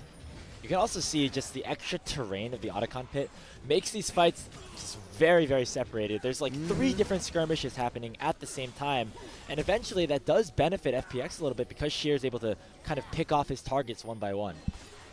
Oh my god. I love that we saw that. Oh, Jauchi actually just got... Wait, they found a pick on a Sorrow. Are they going to go for Otacon or are they going to go for Baron? It did just spawn yeah, at both 20 are up. minutes, and it looks like they're going to go for this Baron instead. The trade could either be Dragon here for FPX, but they want to go for the fight. They know that they cannot afford to give this up with the lead that RNG already possesses. Zatsu getting spotted There's out no by Lantern Award, now. but there's really no way for FPX to even get into this pit. They're going to have to just try to pull off a Miracle Steal with a Jinx Rocket or something. In comes Sway. Got to find the kill first onto There's Lola. the and this resets. is excited. This could be a good opportunity for FPX. Sheer not close to Mega though, and that will allow for Milkyway and RNG to claim the Baron Nashor and go back to base home scot-free. Now with Sorrow up, I really do feel like FPX, you should be looking to start this objective now. You know that they're going to be missing out on some of their key spells. There's no summoner spells, but big ultimates still here for RNG. Yeah, so RNG opting not to go back to base instead. Looking to make sure No that Flash, this objective he's is not secured. dead. Bot is just caught out. No boots, no life for the Jinx. And Tangyuan is the one that pick up the gold. Moonlight Vigil will only hit onto Sheer. It knocks off the Steric Shield, and that will allow for RNG to pick up another objective on the top side of the map. This Otacon almost assuredly theirs, unless Sorrow can find some sort of steal. Has the Arctic Assault and a Smite available, but Zatsu doing a good job at blocking the Sejuani from getting over the pit. It's Milky Way securing the Smite, and RNG at 5,000 gold with 2 major objectives in hand. That's just a true backbreaker for this game. I mean, they started up the Baron, they called the bluff of the opponents, and Bot, no movement speed, no Flash, no chance in this game. I want to see how exactly, because we were stuck in a replay here. It's just Tangyuan finding an engage. I've had criticisms. I know that a lot of the community watching this guy has had a fair few words to say about his performance, but in this game, in this series, Tangyuan and Milky Way are putting up for this RNG squad and bringing them to more and more victories. So there's nothing really for FPX to do after Sorrow goes down in this situation. They're able to pick up that 1 kill onto the Thresh, but after that, they really can't go that much further. But then RNG, they kind of fake out the backs a little bit. That gives FPX the confidence to try to go for this objective. I mean, for one, this Talia ult gets him quite a bit dedge. I mean, it's not quite kind of on top of him yet, but he knows, like, oh, okay, this wall's just going to sit right next to me and not actually stop them. And then Sheer just leaves him alone. They didn't have vision onto where Tangyuan was, so turns into a kill. And now with this Baron, they're just breaking down turrets. They've got themselves the grubs as well. They've got 3 grubs to help with some of that turret take. Care's recalling here. I don't think this is going to be the end of the game, but if they find a pick, they probably are going to look for it. Yeah, Tongon setting up that wave nicely to allow for the rest of his team to immediately join him in the mid lane to take down the second inhibitor of the game now for RNG. Finally, Care is back. It's going to be a 5v5 under the Nexus turrets if RNG want to start it. Question is, do they want to pull the trigger, or will they just wait for these minions to wear down these towers, play the long game? Looks like they're gonna wait, not wait very long, as Tongyuan forces the flash out of Care. Moonlight Vigil with the Infernum doing a decent chunk of damage, and the Glacial Prison from Sorrow does not connect. But on the other side, Zhao Tzu getting chunked to half HP, having that Steric Shield pop. That's a decent cooldown, as well as the flash gone for the Renekton. He'll be able to TP back, but that's already one Nexus turret down. Milkyway dashing in, using that Crescent Guard to knock Sorrow away. Gonna have to go back to base with that death, but with the Otacon, it should be enough for RNG to push No for the way. end. The next at half HP, they're just forcing themselves onto the crystal, and it's Zhao Tzu coming back with the teleport, going in onto the Nexus, and sending RNG to match point. Look at how OP this Otacon buff is. Usually we've been seeing it here in the LPL to just get some summoner spells, force a fight, and then you can kind of go for your resets. But they just say, look, we have Baron, we've got the Otacon buff. Just walk into their base and end the game. Yeah, exactly. I mean, even if you were dying there on the Renekton, you could have just gone back to base and teleported back. He did it the old-fashioned way by using the Baron Empowered Recall instead, but that's just the power of that Voracious Otacon combined with the Baron buff. I'm interested to see if that combo becomes abused potentially more by teams that have both of them in that way, where they can really just force into the base and just, I mean, FPX never even had a chance to try and pull off a fight. And it is, I think, kind of telling that the from their mid jungle is winning the series, right? In that first game, we actually saw that between Sorrow and Care, it finally started to click. That was something that I was looking for out of Demacia Cup. The two of them just didn't look like they were kind of on the same page. And in that first game, it looked good. It was him and Sorrow kind of getting work done with the Aurora. But now a couple games in a row, we've had Milky Way and Tongyuan actually put up kind of pretty decent games. Jachi is obviously performing very well with Lilla, and there's not much to say for RNG other than, like, it feels like their game is starting to get cleaned up, and players like Tongyuan are finding their footing and finding their confidence in the series. It seemed like game one was a bit of a microcosm for what we saw RNG struggle with in Demacia Cup. Not a ton of communication, not a ton of early plays initiated by Milky Way specifically, even though he was able to find some of his own individual advantages. It seems like they were able to talk it over between games. They went into game two with a much clearer game plan, allowing for Jachi to be the main focus in terms of where they allocate resources, and now finding themselves with a 2-1 series lead over Fun Plus Phoenix. We can take a look at the gold graph. Remember, Jachi and Lilla were down very far in this early game, and it was actually the top side that had to hold their ground for a little bit, but at the end of the day, it is, of course, the Aphelios that comes out with the most damage. It was that first blood that we were talking about. We're like, okay, looks good for Bot and Jue, but they weren't really able to kind of get him into position. And also, thank you to Twitch chat for this wonderful name. We have the Mosquito Jinx build. He's just sitting there like, just kind of buzzing around, not doing much. This was the first part of the game where we're like, okay, cool. FPX, they're executing on bot lane dives. They're going to try to make sure that Aphelios is behind, but a couple of mistakes in the mid game, a couple of unforced errors coming out from them where, like this, Sheer is just flashing forward to find a kill onto the support, which is great, but your carries are nowhere in frame. And that is a point of being a little too either over-aggressive or just not really recognizing that you kind of need Jinx and Talia to win the game. Yeah, I think the champions and the playstyles of FPX in terms of their front line didn't work very well with what of course Bot was able to do, or what he was trying to do on the Jinx. It's a situation where you have Sheer, you have Sorrow just jumping in onto the backline, and then you have a Jinx with no boots trying to fend for herself, and that's never a very good situation for a team. And so I think that is where we saw FPX kind of fall flat. Gonna need to be a little bit more cohesive in terms of what they want to do in these team fights if they want to have a chance to send us to that Silver Scrapes. All right, what are we thinking for this MVP? Because I'm willing to give it. I mean, I have always been a bit of an outspoken Tongyuan non-enjoyer, hater for the most part, but he played a really well-played Ari game. And facts are facts. I don't want to take it away from him. He set up the rest of his team to actually win the game, and I think he deserves it. You know, flowers were their due. I could definitely see him getting it. My other vote would be for Milkyway on just a really solid engaged champion. Was able to get both Tangyuan and Jachi ahead. We're On the split. Jin Zhao. I think I would probably still lean. I think I would probably lean Milkyway, although I would not be upset at all if Tangyuan won it, especially because No he fence was the sitting, one- Grapes. You pick one. I can't give you 2 votes for the broadcast. Okay, well, let's both go Tangyuan here. Just Yeah, nice because save. Nice save, Yeah. bro. Nice. It would have been weird for like, yeah, we got to stay on the same page until we disagree with the broadcast. Then we can start to disagree with each Yeah, other. there we go. And Okay, it's okay, like, I can get oh, behind which that. one was us? Was the reason why?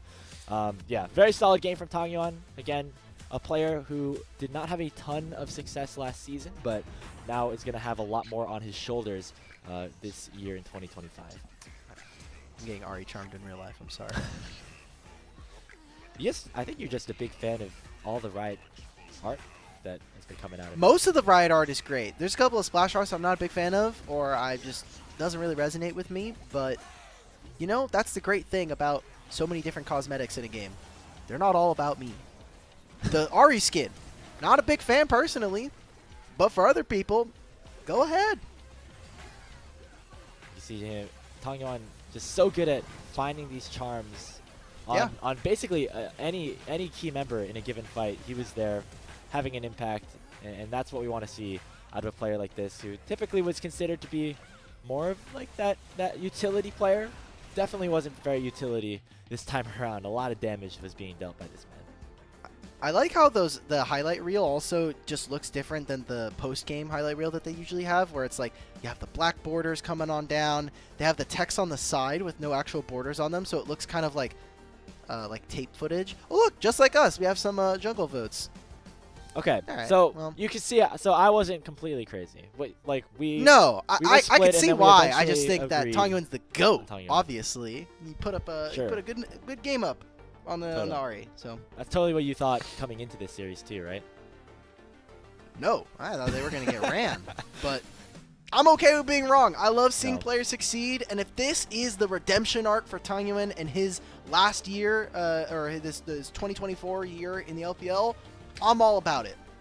Absolutely. That's what's so exciting about this start of this new season. Fresh starts for so many of our players, and for RNG after kind of an up and down 2024. They're ready to put that behind them and get themselves their first win of the 25 season. We're going to take a short break, and we'll see after this if they can close this out against FPX here in Game 4. We'll see you in a bit.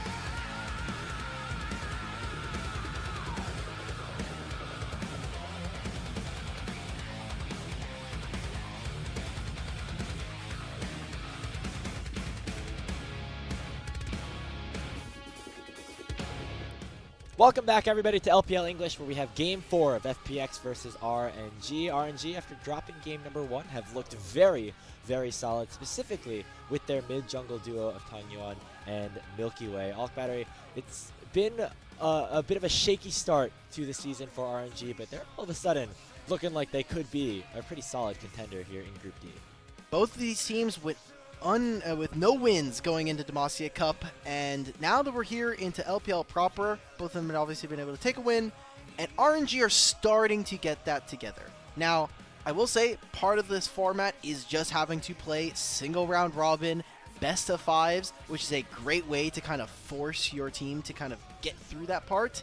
But, I mean, in terms of games you're going to be playing, at least for right now, you're playing maybe, what, 1-2 extra games than you would in a regular best of 3. If this is a best of 3, we're wrapping up the show. We're done. We're already gone. But yeah, I mean, at the very minimum, you're playing 1 extra game. You get to show a little bit more for future opponents, which might become an issue, especially for RNG when we were talking about how limited some of their jungle pools can be, especially when we're talking about champion like Skarner being in the meta. But for someone like FPX, these are going to be valuable learning moments and stuff that you can't really replicate in scrims. The stage games are just that much more important versus scrims. So I think with every single win or loss, as a team that when we look at these two rosters are looking to, I think, peak higher in stage 2 or split 2, you need every game you can get. and if you are FPX, there's definitely different fingers that you can point all across the map, but I specifically want to see more out of Care in the mid lane. This guy with Milky Way last year looked relatively strong, and they had their good moments as a 2v2, but he definitely got exposed in that last game against Tangyuan, and just overall hasn't been exactly what we've been hoping for in this series. I mean, to be fair, this is about what I expected from our matchups in the mid lane. I mean, for Care, he has been always more of a supportive champion or a supportive player. When this roster has done well, it has been with someone like Milkyway. Even in prior rosters where Care was the mid laner, this FPX team really wasn't able to do all that much. His ability to carry is kind of it's great when he has a little bit more range because he has the ability to kind of outrange and outspace his opponent. But, I mean, you take a look at, like, the way that he's going towards the game, and I think you can see that reflected in his champion pool and specifically the items. We talk about the 1v1. He's playing Lucian versus Victor, and his first idea is, let me build a Negatron cloak. We're doing the Sylas game, and his first thought is, let me get Hollow Radiance into Riftmaker and then get a Frozen Heart.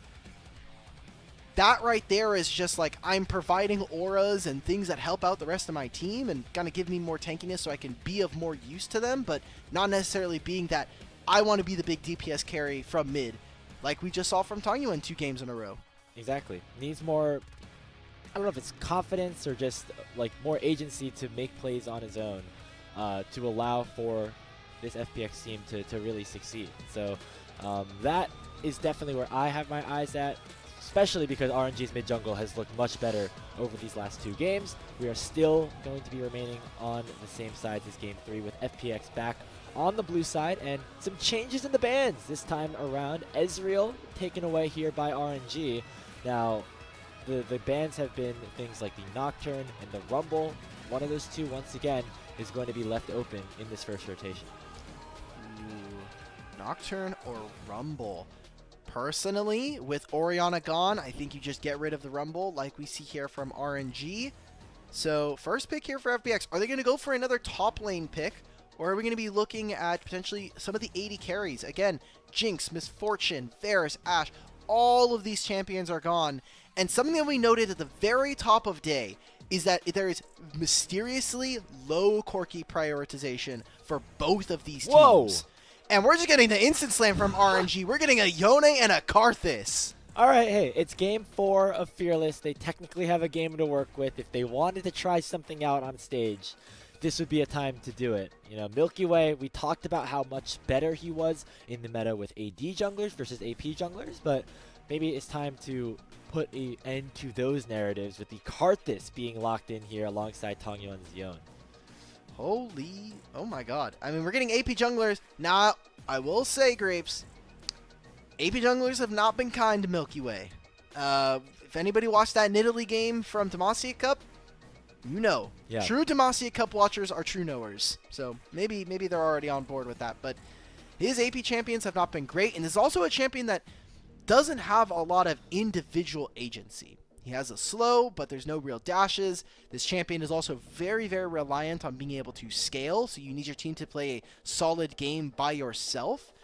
And that I don't think has been RNG's kind of strong spot. We've been criticizing both of these teams for some of their mid-game decision-making, and Karthus is really, really focused on making sure that he hits his items. Well, I think the big X factor in the last 2 games that allowed for RNG to win was the fact that Milkyway was able to make impact on the map early, whether it was the Lee Sin in Game 2 or the Xin Zhao in Game 3.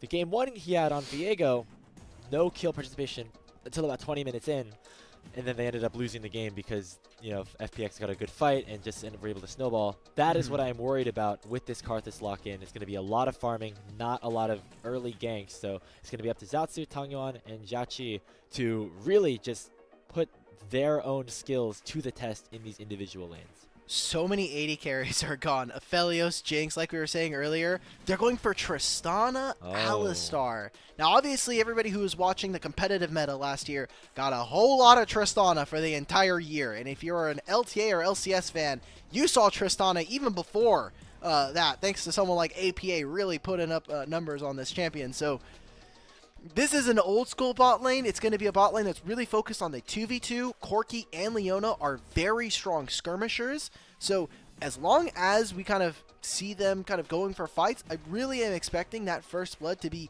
predominantly in that bottom lane. And now we're looking at here for FPX.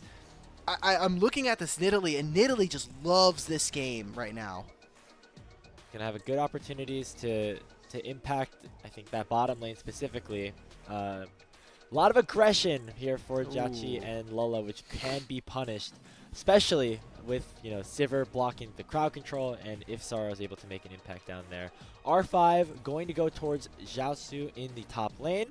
See a couple of different hovers to match up against this Udyr. I think you're mostly ignoring the laning phase here, just trying to find something that is going to be good team fighting and something that can match the rest of the composition. The Aatrox fits that bill. Okay.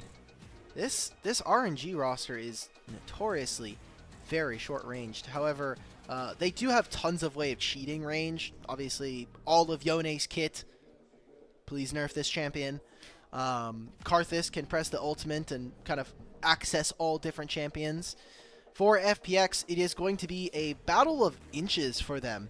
How can they maximize the amount of gold that we can get someone like Sara on this Italy? Because Karthus is not particularly very dangerous in the early game, and you can invade this guy. So RNG need to get early vision, track where Sara is, and stop him from finding any small advantages. Otherwise, he could very easily just chip away at Karthus. Hey, here's a camp here. I steal a Gromp here. I steal a Krugs here. And suddenly, Karthus is down maybe like 1,500 gold, and Nidalee just kind of runs through, one-shots him in the jungle, and the game's over. So, unlike previous games where I feel like a lot of the onus was on Milkyway, for FPX this time around, it's going to be their jungler, Saro, who has to make some of these early plays, utilize this Nidalee's early game counter jungling, as well as just ability to make plays across the map for FPX to force a game 5. Because remember, if RNG win this, they win the series. It's going to be 3-1. They go up 1-0 in Group D and will await both IG and NIP. FPX don't want that to happen yet. We'll see if they can stop it here in Game 4. Such a big win, I think, for RNG. If they're able to take this, I think when we came into this, we were obviously expecting that these two teams, at least from community sentiment, are going to be teams that are looking to be, you know, fighting for that 3rd and 4th spot. But decent wins, and specifically trying to build a resume for how these teams can find upset victories versus an IG, versus a Ninjas in Pajamas, is kind of what we are looking for as a broadcast and as a community. Now we'll see what happens here if our dreams are answered in game number 4. Looks like we're going to see, once again, some standard lanes, as I am very curious about what this Tristana is going to be able to provide here for Jiaqi. A very different playstyle from the Varus and the Aphelios that we saw him succeed at, and especially because we haven't really seen much of Tristana bot lane in recent patches. It's been a lot of mid lane, soul lane Tristana. The champion operates very differently when it's put in a 2v2. Yeah, I'm just going to go on Gold GG and look up when the last time we actually got Tristana in the bottom lane in LPL. Because it's been, I would say, probably within a year. We are getting some 80 carry. I'm just taking a look. Because most of them are going to be mid laners, right? But Xiaohu, Scream Crowd. Oh, my God. Oh, we're level 1-ing. The blind Zenith played in from Jue actually goes probably back to bite him a little bit, as Jachi and Lolo were able to make the most out of that exchange, taking a few hundred health off of the Leona's HP bar, as the junglers, both starting bot lane, will make their way towards that top lane matchup between Sheer and Zaozu, which I would say has been pretty entertaining so far. I don't know if we're going to see that much in terms of sparks flying in this Aatrox versus Udyr 1v1 though. All right, I found it. Photic was the last person to play NIP versus JDG in spring playoffs, which would have been around the time that they found lane swaps as well from the side of NIP. So pretty interesting. That was in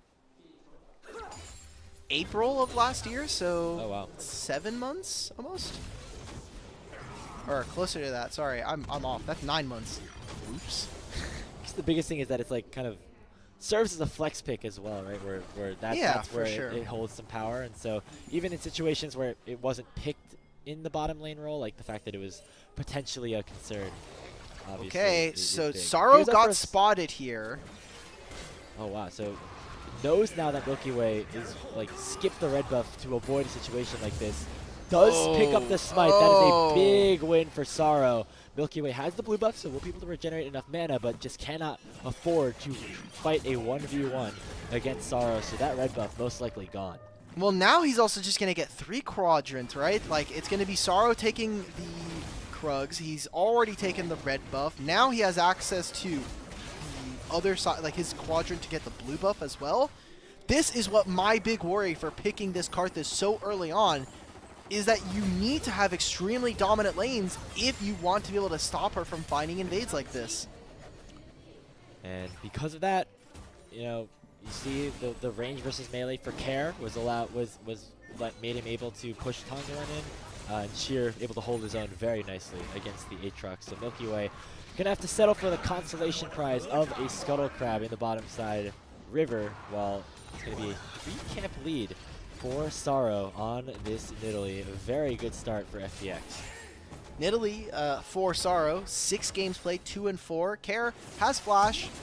Yeah, it should just be out of this. This is going to help for Tangyuan to find a recall in the mid lane. Maybe pick up a couple more items for himself. Going to get closer. The problem that I have with Yone is, aside from his kit just being insanely bonkers, his build can be very robust. Can go for a tank build, has all of those crit itemization kind of buffs that you get. I don't think this is a real gank. Milky Way is just incredibly homeless right now. Yeah, he's got nothing better to do, so might as well just head down to the bottom lane. Chunk Jue out, not going to be enough to kill, obviously, but still forcing these laners to head back to base, allowing for Jachi and Tangyuan to get slight lane advantages, or at least a little bit of breathing room. As the second spawn of camps have now arrived, Milkyway looking to try to pick up these Krugs, as he wasn't able to get the spawns in his own jungle, but Sorrow will say, nope, that belongs to me, and now is up almost an entire level over Milkyway. Milky Way has his camps, and they are going to be the respawn camps, but in the time that it takes him to finish this bottom side quadrant, you can already see Sorrow. He's going to finish his Raptors, move straight through mid lane, and try to attack him at that camp. So the Raptors are going to be a big point for this team, and I would not be surprised if we get a miniature skirmish here around this kind of around this camp, because I think just respawn Raptors for every jungler is like literally gold. Yeah, everyone. That's always, I feel like, a camp that junglers maybe over-index a little bit, just because of how powerful it is. Maybe and looks like that's not going to happen as Sorrow. It does head back to base. Looks like Milkyway should be able to pick these up rather handily and not create a situation where anybody gets particularly caught out. Got the Grubs though, spawning in 10 seconds, and it looks like Sorrow and the rest of FPX want to be set up for that. They send a bot to the top side of the map, so he'll be able to fight for this objective. And they know where Milky Way is. That ward coming in from Care. Maybe they try to find him in mid lane, but with Jue walking into the lane. Doesn't mean that Lilla is going to just end up going towards the bottom side of the map. Sorrow starting up the grubs here. They know Milkyway is on the Krugs.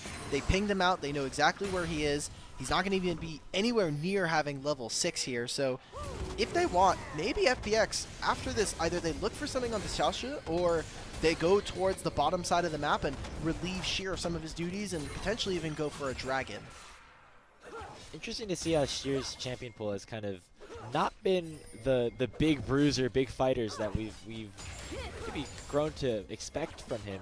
Like his Jax was so powerful in the LPL last season. Obviously, with it being picked by Jiaozu in game number 1, not a possibility. But instead, he's going to be the target on the Aatrox this time around. Pops the world ender, but the rest of his squad has arrived. Jue just gets caught under the turret, and it's RNG picking up first blood. Uh-oh, so that's a feat of strength going over to RNG. And while they haven't been able to get any of these epic monsters, you have to imagine with a team that has Tristana and Yone, first turret is not going to be too far away in their future if they're able to get some alone time, especially with how these lane allocations have been going. Great job from RNG to answer on the dive. Milkyway, coming off of a reset, just walks up top lane, gets himself an assist, and he'll finally be able to get himself a blue buff as well. So all of these respawn camps are doing pretty well, and this is the problem with Italy, is you need to be super good on making sure that you're stealing camps, that you're contesting, and a single wrong play makes it so that a ton of other champions are just, it's easier to execute. And it must have just been a mistiming on the back timer of Lula, or just not knowing where, you know, Milkyway was or something, because if they knew it was a 3v3, they would have never gone for that battle. Yeah, I'm assuming, you know, they're like, hey, he should be on his Krugs. We just took the entire Gromp, or the entire Scuttle Grubs, so like, he should just take his reset, go towards the bottom side of the map.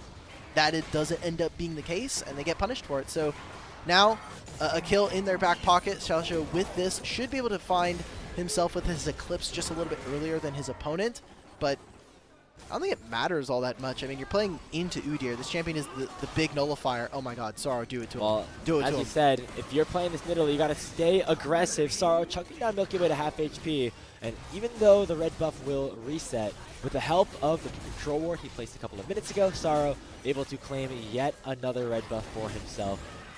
That's what you got to do on this middle. You continue to apply the pressure, and Sorrow's doing a good job at that right now. You'll be a great healer. You have great long-range damage, but very, very difficult to land that spear, especially if you are behind or if you don't have the vision for it.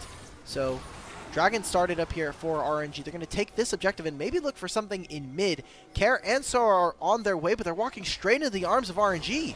Lala looking to try and punish here. And there let's comes go, Lala. Tangyuan all the way from underneath his own turret. Care just goes down. Jachi gets on the board. And so RNG, despite all the shenanigans that have been happening in the jungle, find themselves up 2 kills, up a dragon, up a little bit of gold, and not going to be able to pick up a kill top lane, but things looking all right for them so far. That was a beautiful play from Lula. In the middle of his Alistar headbutt, predicts alongside Care's flash, gets the knock-up anyway, and still is able to find the kill for his team. Incredible stuff there, and I just want to go through this replay, and again, give flowers to the support player. So, does this, gets the flash here, and that just makes the play in its entirety. Great job from the Alistar to find this, and RNG are starting to get away with this game. Yes, Sorrow is ahead. He had all of that early bullying, but we're at 10 minutes. It's 2 kills going out of our RNG, and you have to still be feeling pretty comfortable about their position in this game. It's going to come down to, can we get 6 grubs? Then can we actually hit turrets? Then can we snowball this game for us as FPX? It's only 300, 400 gold right now. That separates the 2 junglers, and they're the same level, or just, sorry, Sorrow just dinged 8, so not too big of a difference in terms of XP right now. The big thing is that Milky Way has the Requiem now, and so we'll be able to impact the map, get a little bit of damage chunks down in any area, no matter if he's farming or part of the gank himself. Next spawn of grubs available. FPX certainly want to pick this up to get themselves closer to that piece of strength. And they're There going to it start is, with an okay. engage onto said jungler. Milky Way gets bursted down with the help of Jue, and a big fate sealed. It's going to try to turn things around for RNG. Already 2 are dead on the other side. Jiaozu with the World Ender unlocked will heal a ton, but is not going to escape the wrath of Care, who now is just eviscerating people with the Gatling gun in the front line. That is another kill for Care. Bot flashing over. That's the counter aggression we were talking about, but Jachi will answer right back with a kill of his own. The 80 carry duel goes RNG's way. Sheer trying to take him down and will, despite the rocket jump lumbing through. Tangyuan flashes over. We got chaos in the mid lane. It's 10 kills in 11 minutes. There it is. We get the big explosion of action here. If there's ever a time for some more voracious Otacon spawn, it's gonna be right about now. And finally, we get that huge play. Milky Way had the flash, but didn't want to invest it, didn't want to use it in that moment, so dies to Jue. And now FPX get to start up these grubs. If they get more of these, they're going to at least get the Void Mites be able to spawn. And that's going to be 4 for them. There's no play on the opposite side of the map. They use so many of their summoner spells as well. There's going to be FPX now finding themselves with 2 epic monsters and putting themselves closer and closer to gaining that feat of strength. So FPX still going to be able to gain control. Of course, a lot of it has to do with Sorrow being very far ahead. Milky Way here in the area, trying to smite one of them out. Getting the 6 out of 6 definitely hurts you, and so Milky Way and RNG going to get some level of an answer here by at least claiming one of those grubs, if not just a moral victory, getting some slight advantages there. Gold still very, very close after that last fight, as we have another fight down here in the side lane. Care gets away from the chains, and so Jiaozu burns the ultimate, but is unable to find the kill. You see it, FPX pings are coming down. They know there's no ultimate coming in from this Aatrox. So, a lot of options. Camps. They can go for a dive. It seems like Jue's going to pull the minion wave just a little bit, see where it's at. There's no minions to kind of go for this, so instead going to just take a single camp. Sorrow trying to accentuate more of this lead here, as it's so tentative. This game feels super close. It's only 200 gold. We get a replay of this fight. Milky Way doesn't even flash Leona ult. Maybe just thinks he's out of the center of it, so thinking he's only going to get hit with the slow. But that right there turns to their doom, as Jiachi is just finding reset after reset. And as this game goes forward, if we are able to get to a couple of items, my eyes are going to be on Sheer. When you are playing this Udyr, you're going to become super obnoxious with the champions of their enemy team. And this is the kind of the play that we were expecting coming out from Demacia Cup. Bot with the flash, doesn't have enough attack speed, and ends up just standing there and dying over to Jiachi. Jiachi having himself a really good series overall. Even on this Tristana, a bit of a different pick. Lets the aggression come to him and ends up getting rewarded. Picks up the Yuntal Windblades, 3-1-1, up over 1,000 gold here. The rookie having himself a performance to remember. Both of them, I think, have been doing obviously pretty well, with Bot just unfortunately the rest of his team also kind of falling apart at the seams. But yeah, like you were saying, Jiachi and Lila have been doing a fantastic job so far in this series. And fun to watch, especially for a region that has produced so many great AD carries in the past. So only nice to see the new class of marksman players coming on through from the LPL. But for the time being, it's going to be Tangyuan actually soloing the Dragon for his team. And that'll put them at 2 epic monsters. We have the Dragon spawning in 5. We have Herald in a minute. That right there is going to be the feat of strength for 3 epic monsters for both of these teams ready to go. And that'll be Boots upgrade if RNG are able to secure it. That would be another little tiny power spike that would continue to help RNG move this game along.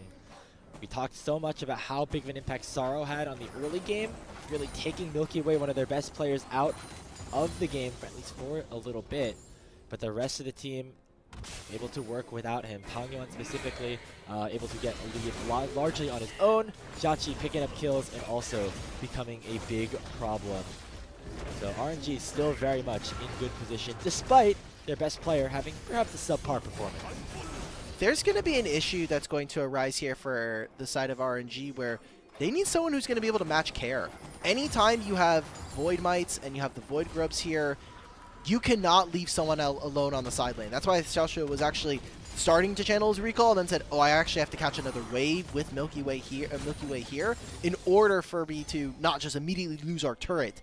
Because 5 grubs plus a Trinity Force, especially for someone like Corki, very easy for him to just walk up and delete a turret. So that right there, you got to show a bit of respect to your opponents, and we'll see what the setup for RNG is going to look like.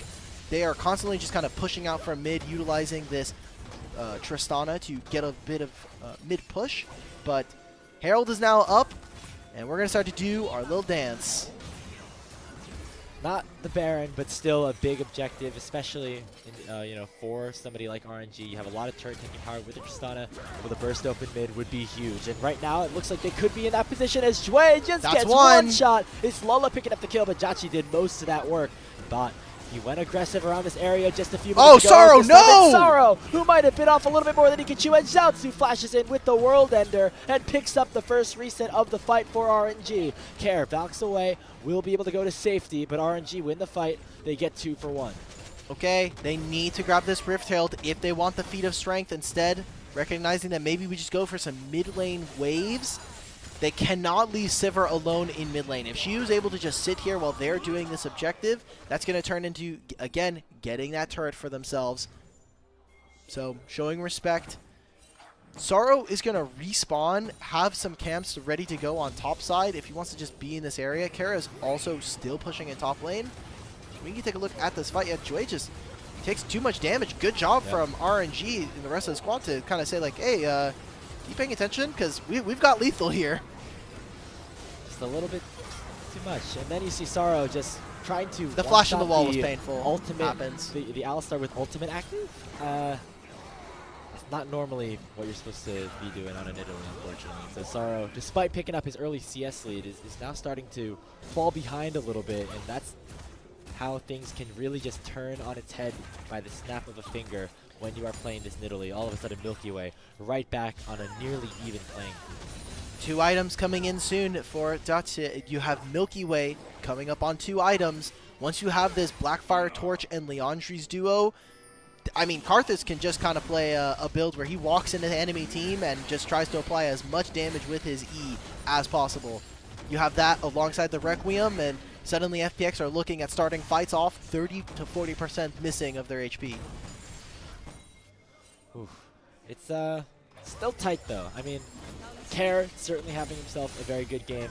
If he's able to just dish out a bunch of damage and play these front to back team fights correctly with bot, They're going to get their turret here. FPX in a good position, but right now it is RNG leading the charge, setting the pace of this game number 4. They trade towers. Care's able to pick Wait, it up. who got it first though? Oh, it's RNG. RNG. Objective. Oh. Waiting for the graphic update. It is RNG. So they get the upgraded boots. They get that Feat of Strength buff. Oh man, I looked at the boots and I saw that RNG got it first, but that was incredibly close. I mean, Care had the grubs. They're doing a TP for this. And now he might get punished for it as well as Tangyon's in. It could be a battle of the soul laners though, as Sheer is there to match with his teleport of his own. Looks like instead both sides are going to back off. Rift Herald was taken by FPX and bot. They could use this mid lane to basically instantaneously take down that mid tier 1 with the wave clear of Sivir. They still also could just muscle up on this mid wave if they really wanted to. It's probably going to be on this next incoming mid wave that they're going to be looking for this. You have Utacon spawning in 20. You have Dragon that is now available, but you have grubs. Any bit of damage you either do to champions near a turret or just hitting the turret, you should be able to evaporate this. And it's a cannon minion wave. Just look to trade this objective. You'll be stronger potentially on maybe that 4th Dragon. Tangyuan is finishing this objective by himself here. Yeah, and I don't think FPX really realized it until now with that Scarlet being placed. Looks like now Milkyway is the option. Milkyway gets caught. He still has the passive and the Requiem will come out, but that's a big member of RNG dead. Tangyuan in trouble. The Dragon is still alive, and that means that FPX could claim it if they win this fight. Jachi's still alive. So is Zhaozu. Lola looking for potentially an escape route, but not going to find it. Sorrow picks up the kill. It's 3-0 FPX, and they're not done yet. Jachi has to flash away from the Nidalee Spear, and Tier 2 is now on the menu for Fun plus Phoenix. Screw the Dragon, they're headed towards Otacon. Oh my god. Milky Way, we gotta flash these objectives, man. Come on. We can't just be letting the Leona ults land on us. The first time, fine, I can get it. Maybe the hitbox looked a little strange, but that time, dead on to rights. Milkyway gets caught. It ends up being a huge fight for them.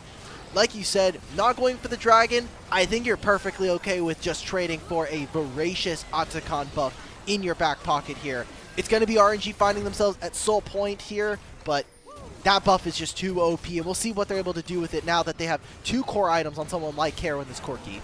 Yeah, definitely going to have to use it to break the game open. There's that Solar Flare once again. Nicely done by Jue, but also Milkyway. Gotta get away from that one next time. Jue yet again finding the engages. We haven't really been able to see it in too many of the games since game 1 on that Nico, but he's finding Milky Way. Either he's asleep or he just has him completely downloaded, because there's no reason to be getting hit by Leona ult when you have flash. It is just you're saying, okay, I have Leona ult. You are either going to flash and lose a summoner spell, or you just die.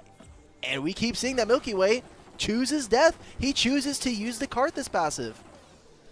Which is, you know, not the worst thing to use the passive, obviously, but there's so much more damage that could be being dealt by Milky Way if he's able to get out of these fights just a little bit earlier. So instead, FPX have the Otacon buff. I'd imagine they really try to force hard for these next couple of minutes when they have this revive available to them. They don't necessarily need the Baron to push that, to have the good push, because they have double marksman here to clear these waves out. Tier 2 now on the menu. Looks like RNG gonna try to find a response. Got hit again! Kind, but they already have Milky Way chucked to half HP. They hit him with a spear and another Leona ult. And this is more of a damned if you do, damned if you don't situation, because if you're Milky Way and they found another engage on you and they potentially look to try to snowball that into a team fight victory, then you're in a situation where it's, do I flash and potentially not have it now that they have Otacon buff? Or do I just say, look, if you find the engage on me, I'm just going to have to tank it. You have the Otacon buff. We just have to outweight this kind of period. They have 5 grubs. I think any bit of an engage, any purchase they can find on your backline means that they just blow open the game and put it in a state that is very hard to recover from. So FPX now with a strong enough gold lead. They're hitting their items. 2 items here on this Nidalee, 2 on Care and on Bot. I think this is going to be the start of the game where RNG, if they can survive and kind of weather the storm, we will see this team end this series 3-1. But as of right now, FPX are in the driver's seat. Yeah, and that was not something we could have said a couple of minutes ago, but now Care is very strong in this situation. Sheer is becoming tankier and tankier. Will be pretty difficult for, you know, this backline of RNG to burn through it rather quickly. And so, you know, with this Baron now spawning in about a minute or so, there's no more revive buff, but FPX still, I think, want to play aggressive here. They want to force RNG's hand while they have a lead. 5 grubs, might as well walk up on this turret and it evaporates like paper. So they're just trying to get so much damage. Man, Sorrow from Fog of War is just throwing spears and finding HP to take from RNG. And they've got another mini wave cannon this time. Just walk up, get those Void Mites down. Tangyuan has been trying to find some answers on the split push, but you're constantly getting mashed by Udyr. It is a lost cause in that manner. Yeah, I mean, Udyr can take up basically all of Yone's damage right now. It does have the Hull Breaker, so is opting more towards that side laning oriented playstyle, but of course we saw Bot on the Jinx also play it and obviously teamfight because it's Jinx. Sheer doesn't know. Well, Alright, this tower's dead. Oh, maybe Jachi is too. Nice buffer from the Zenith Blade. That surely could have meant the 80 carry going down and potentially disaster for RNG. you know, it's a very funny piece of kind of thing you can kind of see on the map is that red buff has been alive for at least 5 minutes because it is a pre-red buff Right. that spawned before the 20 minutes, and it just hasn't been taken this entire time. So it's only the local red buff that gives a single copy to the teammates instead of a team-wide buff. Kind of sucks for someone like Tangyuan. He's like, guys, I'll get everybody red buff when we're chilling. It's like, oh, Well, actually, wait no. a minute. This red buff is Yeah, now only you local need to whoever's either in the your stadium right now. Tristana or your Karthus to like run into the enemy red buff like right before the dragon spawns in order to pick it up, and that's obviously not Yes, gonna happen. genius.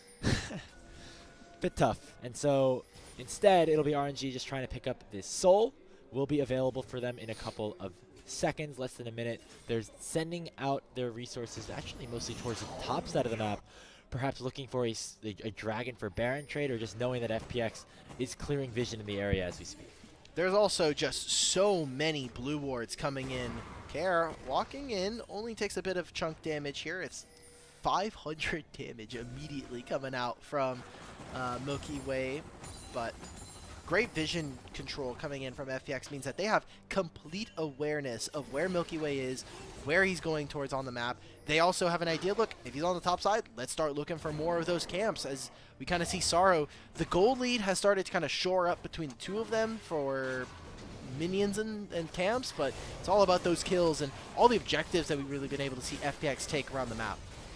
Speaking of, they're going to get their first dragon, most likely, as Milky Way and the rest of RNG really focused around this Baron pit. Looks like they know that this is happening now as Tongon has joined the area and actually forces Sorrow out of the pit at least for a little bit. Now the rest of RNG want to try to respond. FPX surely get this with the smite. Now the question is, can they get out with their lives? Not going to connect, so Tongon has to flash right back over the wall. Teleport comes in from Care. All 5 members of FPX in the mid lane, and they will all escape with their lives. That was bold, Tongyun. He's like, hey, I'll just walk over this wall with my ultimate. Oh god, there's 4 people. Get out of here. Flash back over the wall. We're back out of here. Yeah, that's the one of them where you wish you did have your E, but instead it's to burn his flash to get back over the wall. Yep. Thankfully, nobody dies, and that means that we're going to stay in this rather hotly contested game for a little bit longer at the very least. Really waiting for that next team fight to break things open for one of these teams. Okay. We'll see how OP this the ability to kind of take Otacon. We didn't see them actually utilize the free GA passive that they would have gotten from the buff. So really all they got from taking that is a little bit of experience, some gold for the team, but without them utilizing the buff, that's a pretty big win for FPX, who again, waiting for some of those items. Now 3 here on Care. I mean, it doesn't get much better for them. Oh. Finally, Leona ult that doesn't immediately snipe Milky Way. What is he saving his flash? What is he saving his flash for? Game 5? I mean, he's really Please being no. very patient with it, but I mean, ended up working out for him this time. But just saying. He's like in his head. He's like, okay, if I'm Milky Way, I'm like, is this Leona? If this Leona ult stuns me, then we just need to ask for this champion to get nerfed or something. Because there's no way. Like the first one, again, kind of questionable. The second one, within the replay, I could see it maybe being a little like question mark just because of the Z-axis. But that one I would have been asking for a ref real quick. So that's fair. FPX that's fair. doing a Baron dance. They want to try to take away as much vision as possible here from RNG. And with Nidalee alongside double marksman, you shred this Baron incredibly quickly. And if they're able to grab that for themselves, they should be able to push out on waves and look to contest for upcoming objectives like these dragons. Not gonna be. Yeah, it's gonna be a couple minutes until we see that dragon spawn. So now Baron really is the topic of conversation. If you are FPX, Sorrow and the gang going to start it up. They think that they have the advantage in a potential fight. Milky Way in the area does still have the flash to get over the pit, despite there being no blast cone in the vicinity. Baron at 9,000 HP. Looks like right now FPX are trying to bait a fight. Okay, it's a pincer here. Oh, big engage there for Lola. Jiaozu coming in here with the World Ender as well, but Jachi gets one shot. It's going to be a combination of Sorrow and the support, but look at the Requiem on the other side. That's a double kill for Milky Way, and RNG go 3 for 1. Sure, the ADC's down, but RNG have all 4 of the remaining members on the Baron on their own. Now they have to reinforce with Tongyun coming in. I was going to say, Milky Way, you got no mana, brother. You do no damage to this objective. It'll take them a little bit to grab it, but now with this Baron buff in their pocket, they should be able to utilize this, move into some of their side lanes, push in, and look for their soul as we get a replay of this. Great engage yet again from Lola. It's Jachi who, unfortunately, alongside him, has to sell it, but gets Care down to an execute threshold.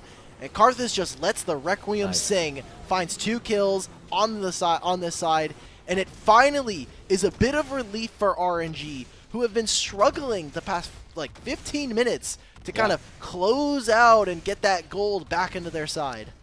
And now look at this. We are dead even. Just 400 gold separating them. RNG gonna try to get a little bit more in their favor.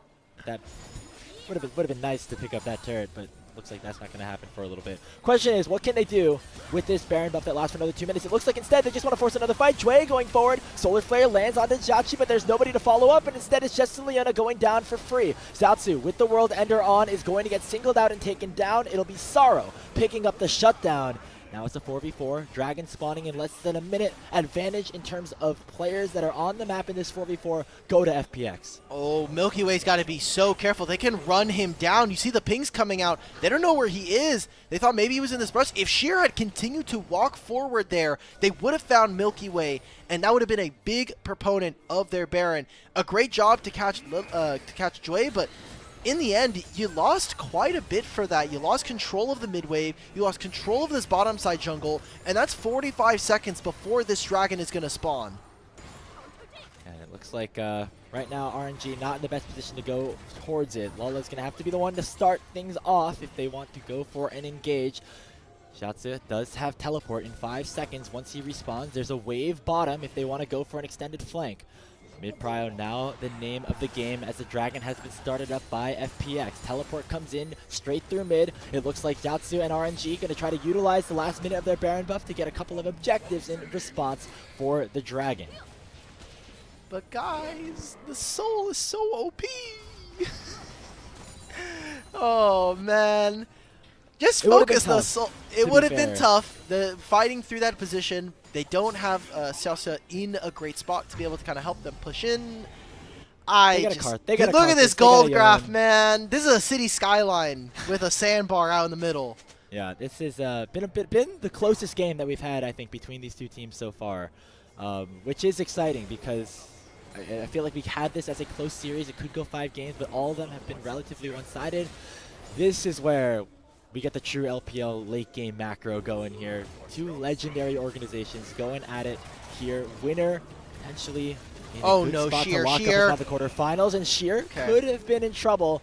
Burns the flash, has some of the CC immunity with the Ram stance to make sure he is not going to fall. That's the last of the Barons, so 3 minutes before that objective is up and available again. They really just, guys, Jachi, do the thing. 1 auto. That's all you need. 1 auto. Milky Way knows. Milky Way just auto attack it, bro. Thank you. All right.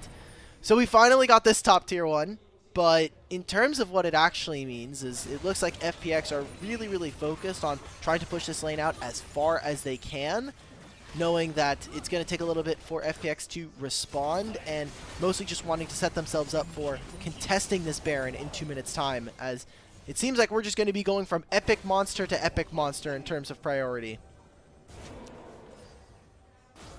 That means that we got a couple minutes to kind of set the stage again. I mean, what have you liked the most from each team in terms of how they're playing these fights? I feel like, in general, it's been both AD carries actually having really solid team fighting over these last couple of minutes. I mean, they have to team fight in different manners. Jachi with this Tristana can be a lot more aggressive and has so much more damage in his back pocket versus someone like Bot on the Sivir, who can eventually get to that mark but requires a very long team fight.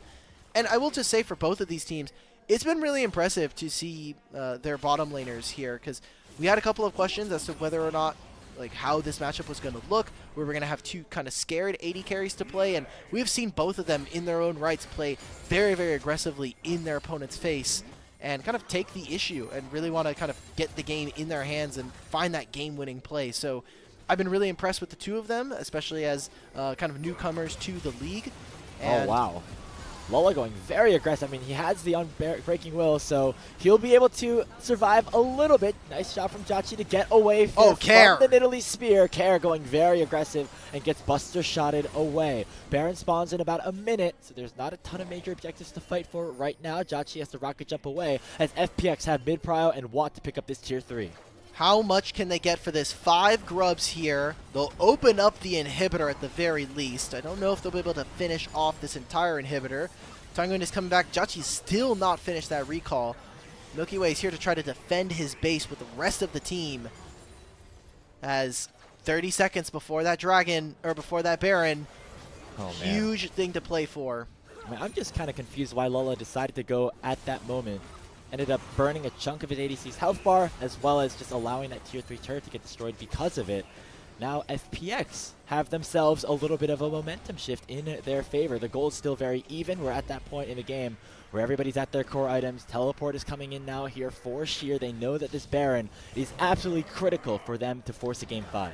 It's time to do the dance around this mid lane. Now, Tongyuan is trying to find Q3 over this wall, gets it off of the Raptors, is able to push Sheer off, and maybe they just try to find Xiaoxia to go and farm one of these waves. Oh. Finally, Milkyway invests the flash. Yeah, because And it's 45 seconds before another dragon. This game could have definitely been over. Q3 misses from Tongyuan once again. The Nidalee Spears have 4 shots to go back to base and teleport right back into the fight. Dragon is now also approaching its spawn. It would be once again Soul for RNG, but the Baron remains the priority for both of these sides. Topside River is a battleground right now for vision, for control, for any ounce of space that either side is willing to relent. Right now it's Sorrow throwing out the spears, trying to be as much of a nuisance as possible, but nobody willing to pull the trigger. Now, I have been complaining, obviously, that Mountain Soul is just broken. FPX, though, are in a situation where if they go and contest for the Mountain Soul, FPX can pull them apart on the map by having Care and Sheer on side lanes with 5 Grubs and a Baron. They will open up this base and make it very difficult for the side of RNG to play this game. Tongyuan is trying to find Q3, but he is in the bottom side. He's going to solo this objective. So RNG need to be creative and stop FPX from immediately obliterating this Baron. And FPX, no, they gotta send this quick. Requiem comes out. Let's see how much damage it does. Not too much, especially with the healing and the spell shields. But that's Mountain Soul chunking things in. Mountain Soul now claimed. Can Tongyuan get to the fight first? Lola starts the engage onto Care, but he's able to back away.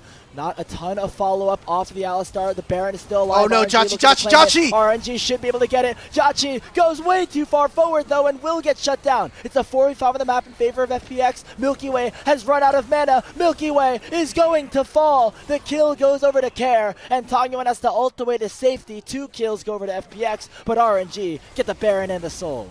Jway played that so well. He tanks just enough damage from Joshua to stop him from taking him down. And then Joshua's just like, okay, I'm jumping forward, puts himself in a really bad spot. And that might just send us to game 5 here as FPX are now looking to push with this Baron buff and those 5 Grubs. It'll at least be the inhibitor. Tongyuan doing a nice job to clear out the wave in mid to make sure it would be way too long until the next wave arrives and FPX cannot go for the end. Very nicely done with the Soul Unbound there from the Yone, the mid laner for RNG, to allow his team to get one last chance. Hey, and remember, Baron buff still available for the next 2 minutes on these 3 players. Yatsu, Tongyuan, and Lala will all have that buff, will all have the ability to throw out these empowered minions as we send it to this replay around the Baron buff. Oh man, great locket coming in from Jway, and then Jacha just gets this damage down.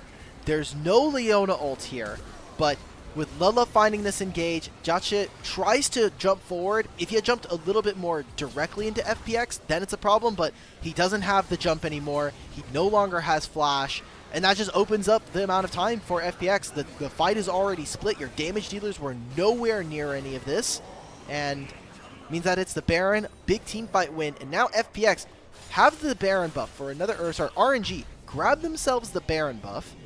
They're able to push out some of these waves, but this is more of a stopgap measure versus FPX. Yeah, this is kind of a push in terms of a trade right now. The inhibitor definitely stifling things, as well as, of course, the death timers on both Jachi and Milkyway. So they're not going to be able to use the Baron buff that they were able to claim very effectively. And that'll send us to another situation where major objectives are going to be available for the taking. Elder Dragon now also on the menu, as well as what could be the 3rd Baron buff available. I wonder now, because Jacha's already finished 5 items here. He'll have his boots. I wonder if he actually just forgoes the Feats of Strength Tier 3 boots and the Gunmetal Greaves, and just decides to go for either the Zephyr or maybe even kind of maybe going for the Merc Oh, Shred look boost. at Care! Oh my god, Care's Care! dead! Care's dead! Tongyuan one-shot him with the Flash Ultimate! That is a big member for Fun plus Phoenix, down for the count for the next 55 seconds and change. 4v5 on the map. Tongyuan sending his way back towards mid lane to clear this wave, try to pick up as many objectives as possible. The top lane inhibitor is dead, and mid lane wave is being escorted to try to make it a 2-for-1 special on the inhibs. And all this time we've been talking about these two rookie AD carries, and it is Tongyuan who finally finds his angle on this Yone. I mean, the franchise player coming in for RNG, he's been in their development pipeline for such a long time, and he's finally kind of making good. It is a single series that we've been able to see from him. It was a rough 2024.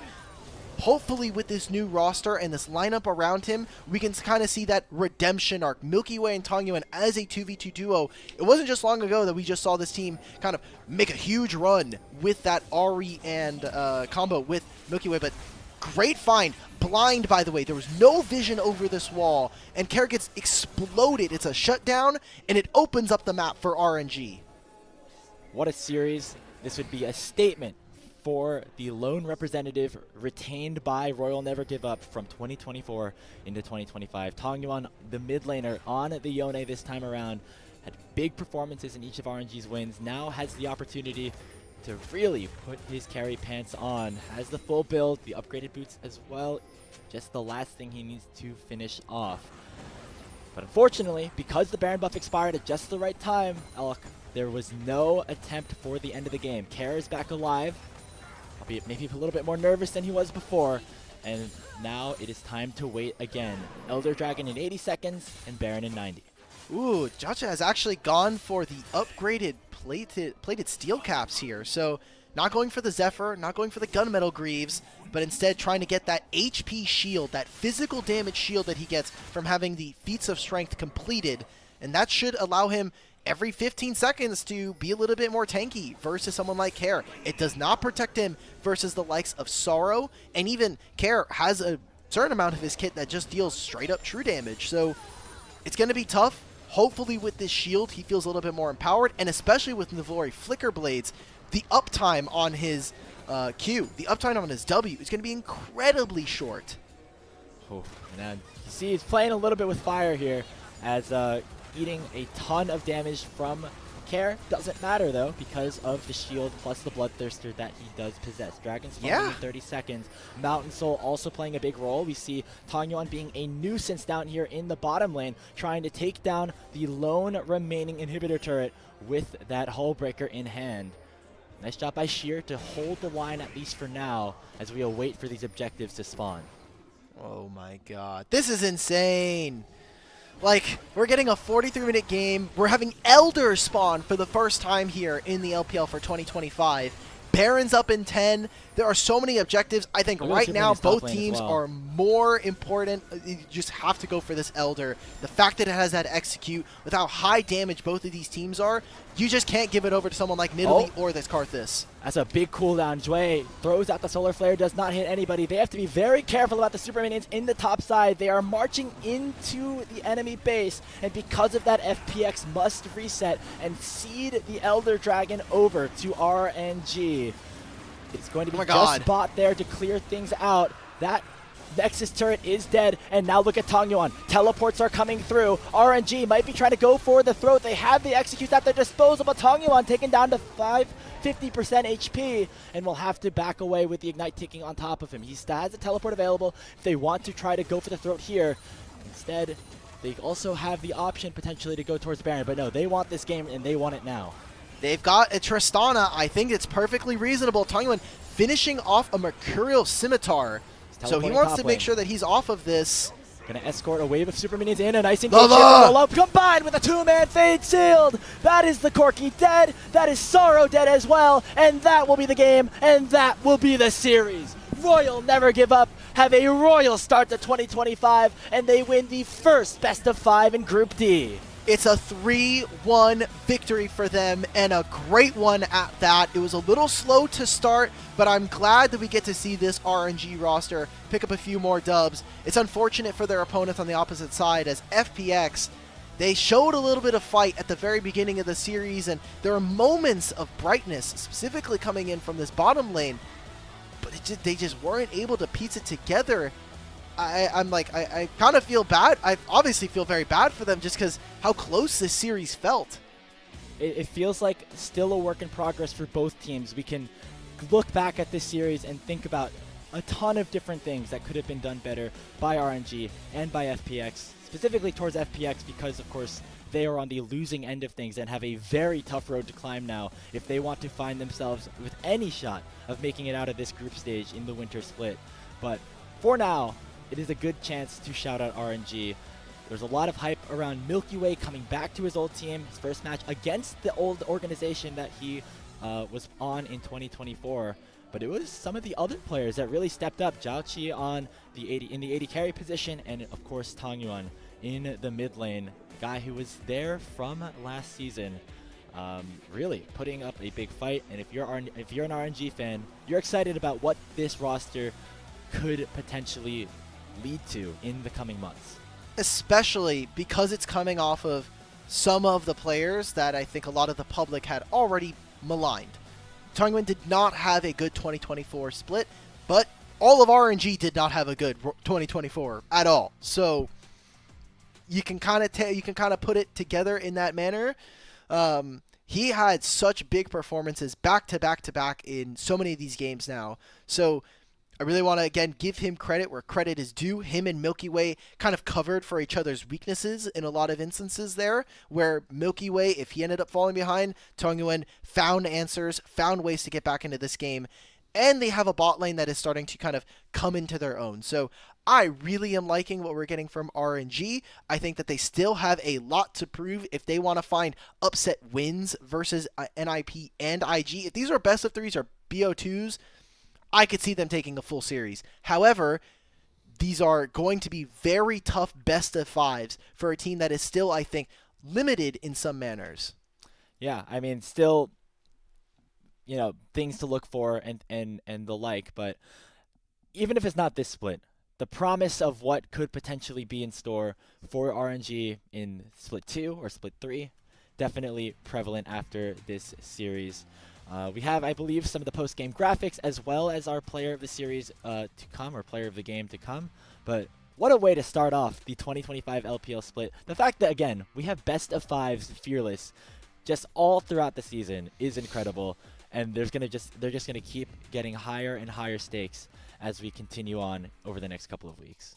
Yeah, when we're talking about these groups, for anybody who's maybe unfamiliar with the format, you have 4 groups of 4. Top 2 advance to playoffs. All the bottom 2 teams, just done. They're done for split 1. And that is a really tough pill to swallow. I've talked about it earlier in the show, but every time I come on, I want to just say this LPL format is extremely cutthroat. It is not one where if you don't get the ball rolling, you can say, okay, hey, look, we suck spring. We can do better in summer. There will just be a lot of games we can play. Your season might even be done in June. You have to be able to kind of find some kind of ways of winning and very quickly adapt around that. Yeah, I mean, it's very cutthroat, and that's why it is crushing for FPX to drop a series this early against a team that they definitely came into this day thinking that they could beat. Still a lot to look forward to from this roster. I think Care really showed up in that last game in terms of the damage that he was able to output on the Corki. Sheer, I think, overall is still a very promising player, although was put on weak side a little bit more than maybe I expected as we get a look at some of these replays here.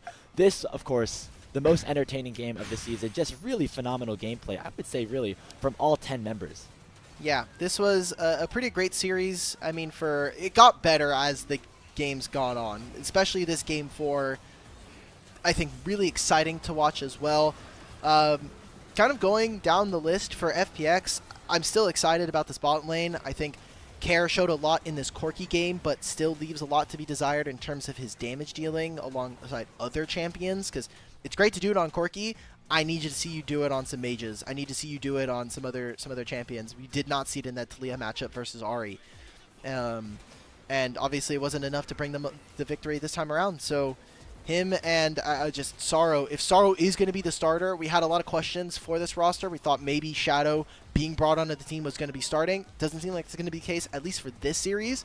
Maybe that's going to be a change in the future, but even if they do change Sorrow out, does that really fix what FPX problems are?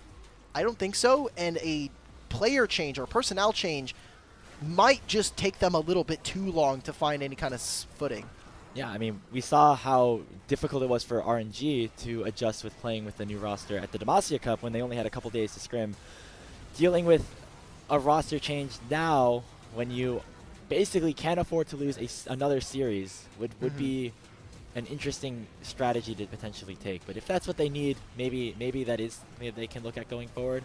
But it's so hard to tell, especially because we didn't see Shadow play, I don't think, all of last season. So we don't really know what he's going to be looking like and things like that. I think in general, we saw decent stuff from Sorrow across some of these games. I think the Nidalee in the early game definitely worked well in this one. But again, RNG just had a little bit too much juice. And one more shout out to this guy on the Yon. I think it's very funny that you bring up Juice and RNG. They had a player formerly Juice playing on the team. Oh. It was not great, but the reference is there for people who watched RNG, unfortunately, last year. RNG, though, it's good to see. I want to be, very realistic. It's great that they found the win versus FPX, but this is also a team that showed, I think, a lot of mid-game weakness. Milkyway in particular, we slammed this Karthus very early on into this draft, and it looked very useless for 25 minutes. And even, I think you can make arguments, was pretty useless for most of the game. Yeah. Because he kept getting caught out by Leona ult. He kept getting invaded by Sorrow's Nidalee. I think, again, these AP champions are just not really in the wheelhouse of someone like Milkyway. And I'm glad to see him kind of continue to branch out and put games, put reps. But it is at potentially a deficit of, do we potentially give a game away because we're doing this? We never gave our MVP. He deserves it, man. That ult at the end, we were on the same page he found there. care. Yeah. Okay. It was either going to be him or Jatsia, so we'll say we're 4 for 4 then. Yeah. We'll just roll with that. Yeah. Again, really nice job from Tangyeon in that game. Back to Milky Way though. Could be a potential concern. Remember, we are in this fearless format for these best of fives. If you are IG or you're NIP watching this and you kind of realize that there's a very specific class of champions that this guy really likes to play, yeah, that can definitely be targeted, especially in fearless. Could be a big issue as all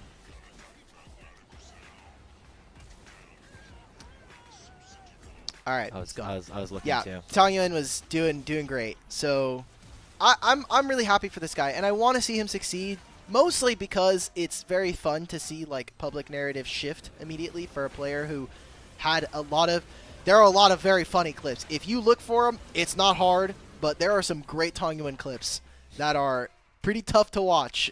But if you can get performances like this is the upside, and I think can show some of the reward for a player who has been on the RNG development pathline for such a long time, and even see reflected in the votes. I think only rightfully so. Congrats to the one person who also tried to give it to Dutch. I agree with that person, but Tangyeon had way too much of a impact on this game to kind of be denied.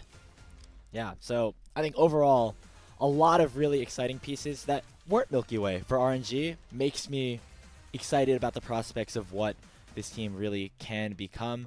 Of course, they still have to play NIP and IG. That's when things could get, a little bit interesting in terms of what their schedule looks like. I don't remember exactly who's next up on the menu for them, but it will be one of those two teams, and they're going to need at least one upset, most likely, to make their way into the quarterfinals. But that's going to do it all for another day on LPL English. Once again, we'd like to thank all the viewers who are supporting us back home, watching, tuning in, all the like. We can take a look at our schedule for the rest of the week just to see what series are up next. I believe Weibo versus Ultra Prime will be at the same time tomorrow. That is 4 a.m. Eastern Time, 1 a.m. Pacific, 10 a.m. I think, Central European. I'm not the best with this. It's okay. We can let the EU frogs figure that one out. That's not for me to figure out. I'm here for my PST and exactly. China Standard Time. That matchup is going to be fun. you might say, if you looked at it, why are we excited about a Weibo and Ultra Prime game? They're just going to get stomped like OMG did. Well, one, fair. But Ultra Prime were the blue shell for Weibo last year. So I know the Weibo social media guy was having a little bit of fun with it. They're great. And maybe we get to see what the Asia Pacific region has been cooking. Maybe this is going to be the upset of the tournament. We'll see. I mean, that would be a crazy story, given all of Weibo's success and some of the players that are on that roster. I think the biggest matchup that we're looking at for the rest of this week is the end of the week with Invictus Gaming taking on NIP, the other half of this group, Group D.